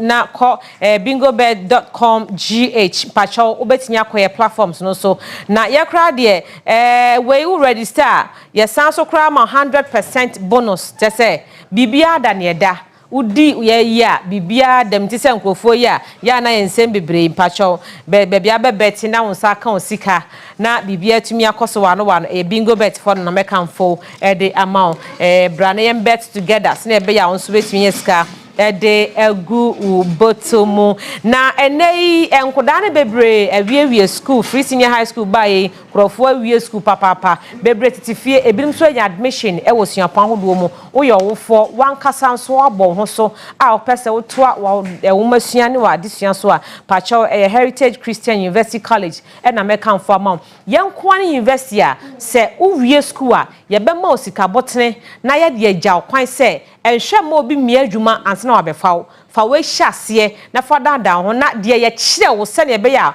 wobetimi ade ho so no wobetimi ahyase o kakra no na kakra watumi akoso umpe we ehefa biem na ope me paacho ye kira kwan e wo amasama ye ben Olympic Stadium hono mo a bomodea na bra na ye je asuafo bia according to course a opese obeye no na ye betumi abiebiem e de ahyo phone number 05777731 and 0202298399 ko na yenkodi nkomo e wo afi yenko eye all right yenches camera ho okay mpacha star 439# option number 3 5 Ghana no anopa ye hyase from no num ne fa ebesi sabre no ye hyase ne ache enti ba bia obi ama ho ye ha fa bibeto so na onso sene krofo ye be hyase roli o number betumi appear on your screen na onso wagibona ene krofo sika ne bi mpacha numbers ne na eba no numbers no na hyase a eba 11 no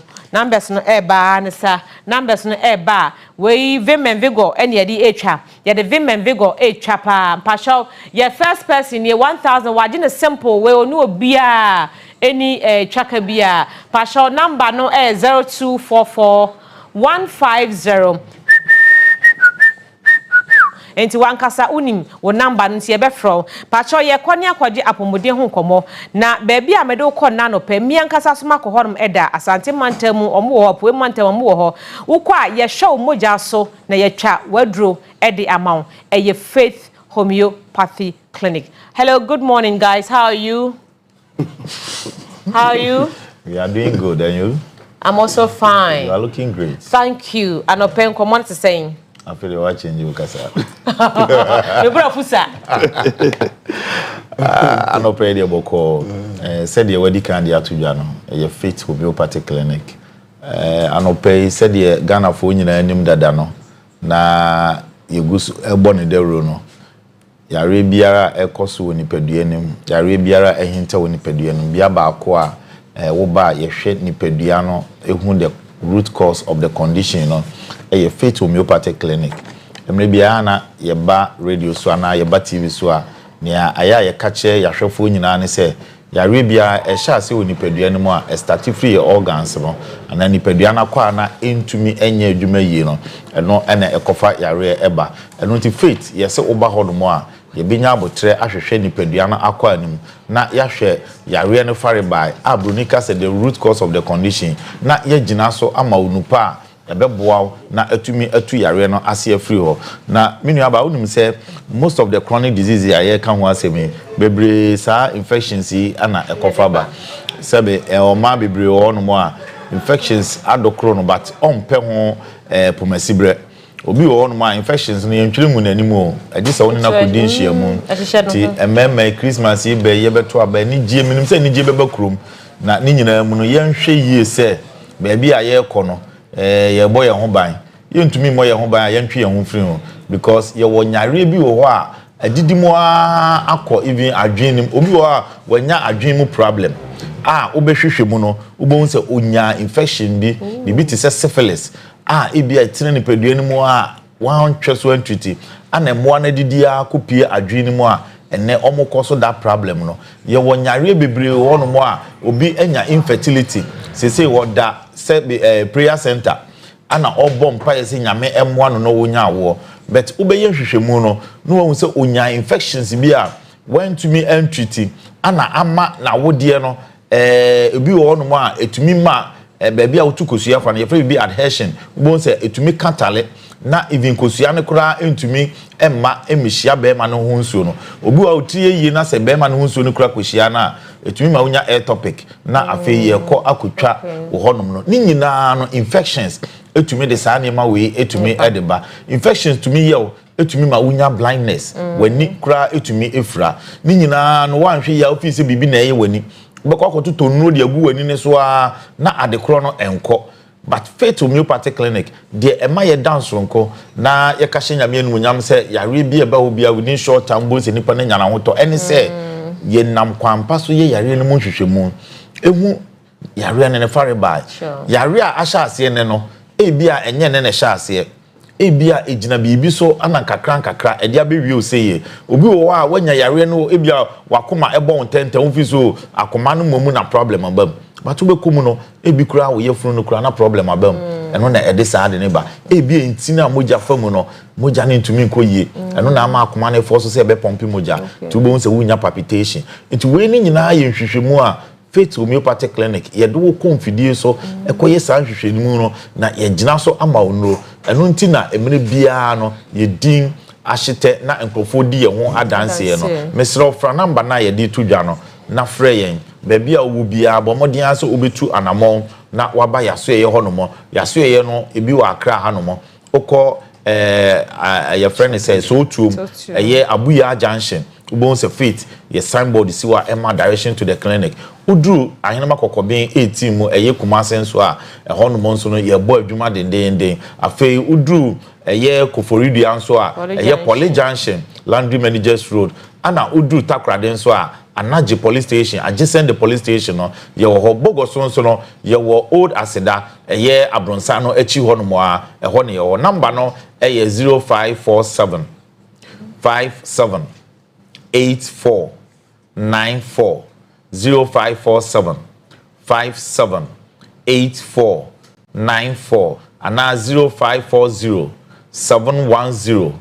940 0540 710 940 yesi yare bi eye wo no fotu anamon na bra na yenhwehwemu na yentu ase medase brakofi yankwai wo sima mienu eye problem o ya sure yeti ani say say yade o say ebeba enam kwa hodo piso ne ba na yade bedru ni peduen mu a obia ne system nti obia ne yade ebeba de ebeye no nti wu so obi yam ye ya onu madru bi na ekoya eno nche se wo num sa edru na ebeko eno nti na doctor kasa wo kase ye wo mfidi ahodo ade yenhwehwemu ehu yade no yade potiaba ehu di abe ni pedua no say yade chewu ni pedua mu a ese organs ni bi nti enam sa se organs ni bi no organ bia nso na dwuma a oye eye de boa de ades no nti obi a ye ni die ya eha afoforo no nti uba ni ye hwehwemu a yehu yade no a efidi no a kire potency emfa ntwa aduro ma wo etwa aduro ma wo so a ye de ma wo yade no kwa mabiem eso obi de aduro agu na ni so sa na ni na nko onim de aba na ni so bato no wa de aduro gu so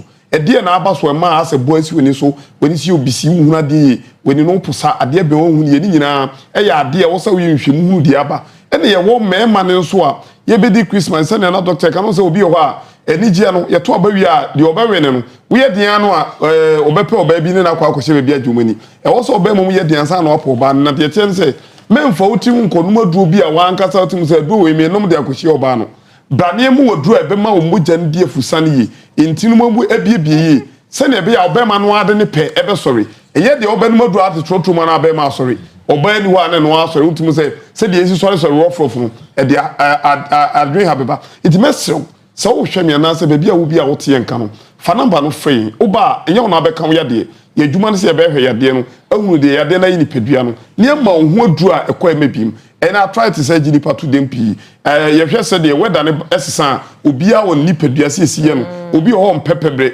obi nso mpensu tobre obi mpa wo obi mpa uhuru enti obi a ne ni pedua enti oba ye nya adage eye hwehwemu mu aduro a ne ni pedua befa eye aduani bia na wo so odi aduro bi ho awo no ma aduane a wudi no kora no emaduro no ntimi nsa ya de nie fruit awodo a yedi no ya de bi ho a fruit bi okora empe ba doctor bi ya osi ya atadi fruit ba ye nkyerɛ fruit ko adi o ya de ne hwɛ a ne hu sɛ aduane we wudi a emmo ti ye buffet a we nyina mo be kyerɛkyerɛ ye benya adagye kyerɛkyerɛ ti ye de number ne santo de bi mu akra ha de ye Santa Maria Buya Junction Kumasi ahinema okobi 18 mu Accra enko eye Dr. Botu a Takrade wa Naji police station na Koforidua police junction Lendo Managers Road na uko Western region na ugo so old asida enye bogadan mu old asida ubedu a enka oyade na wo se prophetess Dr. Otukwan waba obedu ye no this week ya no bai obai odin wusana ba so wo eye wusra 21 days. All right. Fasting prayers. Maybe prayers. Fasting. Yeah, baba honya be ya ne mo abedi so.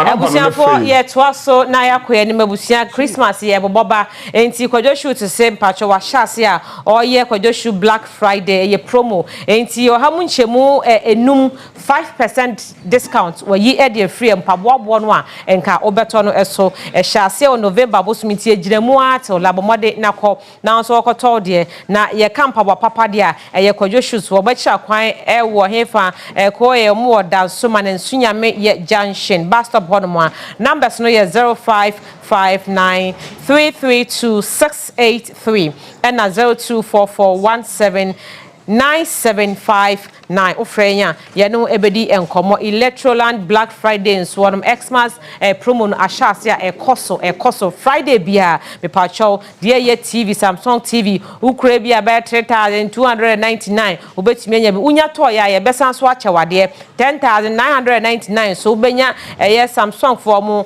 twin cooling yi fridge kakraka bi ubenya bi ya tete ne ma no so se hu pacho first ka kuma bi ko na o to no ne ye san so chewade e de aka ho the whole year o madie sika ntie so ye time ni ya so ye befa so na ye de age sika ne back e de from ho mesremo ada nipa udidi se de e de ya beja nan uja nan ya ene body tire anam friend body dua atwam ye mfa body ho enko pipe ye the toilet roll ene be ye hu ye abra yakov washroom enti so neat toilet roll ena me kan for e de amount e ye moton like that what the foul sa what the foul baby kama enti pacho ya na wo container wo shop a kotubi fa ko ho nipa mo bedi kan edru ho aduonum e wo ye wholesale ho no ye betimi a che mo mako 50 ye de be che mo kwa mo ye ntwia hwe anase mo ntwia hwe number oni ye be kasa so 0530422521 na ye ko na ya ko gie de ho abusiam pacho ye japade nkran ka so wo han dan ya be han dan ya firafo beju sika Heart Builders ewa ha ye ba be di nkomo ne o ma che wo monsa asese na esi etie menua na ma medam asese ma be kan yen sa ho fe no so koso so obi hwe me etie mi a di ade enti na wo so ba Heart Builders ye dase ye fenchi asronkon enfema ahwefo ne etiefo ne adofo no ma sabri mu tie eyen wo onua TV enso ye damon so ase the Heart Builders yediano no Heart Builders real estate any yedin wo hwehwe ye kira kwan a ye wo ashaman hefa ashaman Kaketo police station uduru ha me ma remfi so obebo Kaketo police station ehwa do obeba na se Queen's Hotel wo Queen's Hotel no ye office ewo ho ehwo na yebutu na ye di edwuma di wo potoka say we buy, we build, we sell ye ton sase ye si adan so de he de e na wo pe nsase ana se wo pe se ye si wo dan ma ana so wo pe se ye ma asase ho aka de ni nyina ye wo bi e wo Heart Builders real estate ye dwumadi a ye di imprempren de di mu akoten ne se ye ton nsase papa ne bi litigation freelance a eye papa ensuo ni akanea eben wumpe we na apeden na ye hwehwem atietie mu ehun se ye nsase efo papa nefo a efo tie ne boy eye 20,000 Ghana cedis unsa ye onwanwa ebi ni baby a je say Heart Builders real estate ye numbers no was screen so me pa cho pese ofre ne di nkomo yi kwachiri a numbers no e was screen so wachiri so na wotie yen ya me pa cho ye 0241 665 200 0241 665 200 and 0540 226 276 0540 226 276. Yen sa se ne bi wo Shy Hills Ningo Pram Pram na Chopoli. Me pa cho de he na wo pe. Ye beba ba bia wo se ye ba nyina ma wo sister fa akrankan odo fa akra so wo sister de no so mame. Ono me kono mo ye krom kasem. Okay, kasa. Etiefo amo hye no metumi atinasi. Mijo. Mi ato ebeto indike mini ba na mi apete. Ne mele mi anko se kefi abe Heart Builders Real Estate. Mi aweke gado de mi agile India. Amede abia be Heart Builders Real Estate to mi apedo wana kemi wana nyenuka. Mile anyigbadra eye mi tuna ho. Eye ni de se de sika gakude ehon ndo wonula. Heart Builders Real Estate to mi wonele efe agbososome. Na le mi afa yo memoji mile asama ka keto junction. Efimi na nyavado kola akpo Heart Builders Real Estate to mi afa yo memole fimi. Mile kuku dena mi be efida yikele mi afa ngoke gbona kplo mi ndagwe ekpede hu. Mile pekple aseve be na gade mi agile ka keto junction. Eye Heart Builders Real Estate mi aton akọ ide. Mi afa sightseeing. Na wonto na ko fe nkune na va kokwe. Na ekpo no de sare sika mi aton awo akokpede hu na ko mi afa numbers awa. Aton akokpede hu le fe agbososome. Mi afa anyegbanga le fe agbososome le Shy Hills Ningo from Chopoli. Shy Hills near 20,000 Ghana cedis. You go from near 25,000 Ghana cedis. Chopoli near 30,000 Ghana cedis. The pede said desika elekele mi apen kose mi anovio kala maji. Christmas ya me milevavaga. Heart Builders Real Estate to mi le mi pekle asieve. Bede mi agede mi aji. Mi afe kesino ni sike 10 million. Mi aten akopede mi amule efe ya me. Ni de sade aten ayi jinami. Tami yomi le mi afe number soji mi afe number sawe ganye 0241 665 200 alo 0540 226 276. Me your Heart Builders Real Estate tole numbers koji ni de sade sika mi here. Mi aten akọ na mi le efe agbososo. Marakuku ebusianfo ye basesia.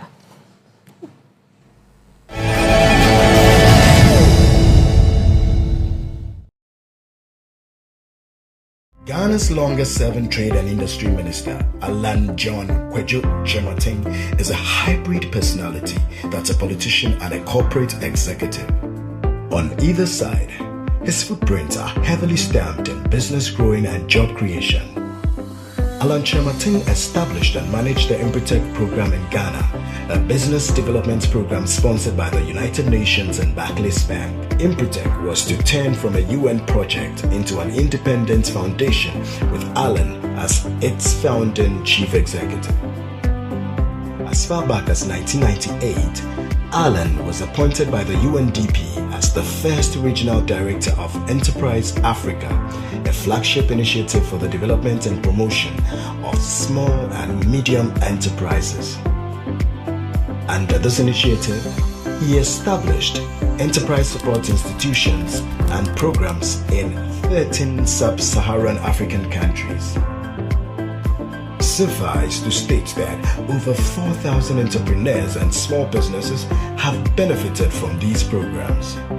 It was in recognition of his distinguished records that in 2012, the Organization of African Unity, now African Union, backed his nomination as a candidate for the portfolio of Director General of the World Trade Organization.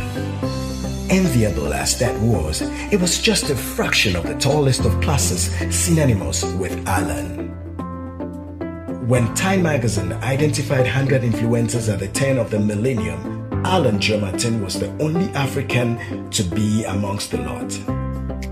As a Minister of Trade and Industries, Ghana saw the Presidential Special Initiatives which expanded the business spectrum of the country.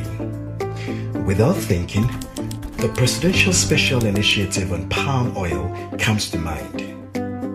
The industrial salt production, Ayensu Starch Factory, the Tema Garments Village which saw the establishment of 19 garment factories. The Friday Wear policy which was instituted served the basis and indeed galvanized Ghanaians into adopting traditional wears to their offices on Fridays. Alan's portfolio cannot be complete without mention of the District Industrialization Program, the setting up of 281 D1F factories and industrial projects. the Free Zones Authority Regional Industrial and Technology Parks project.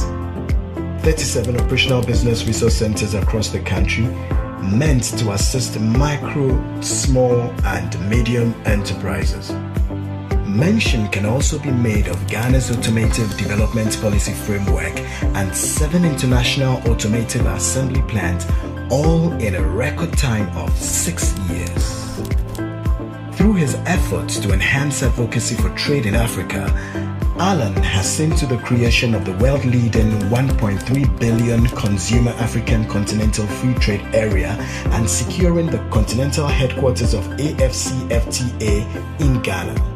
Another success of Alan worthy of mention is the Great Kumasi Industrial City Project, with Free Zones Authority land to be developed in the Ejisu traditional area in the Ashanti region. On completion,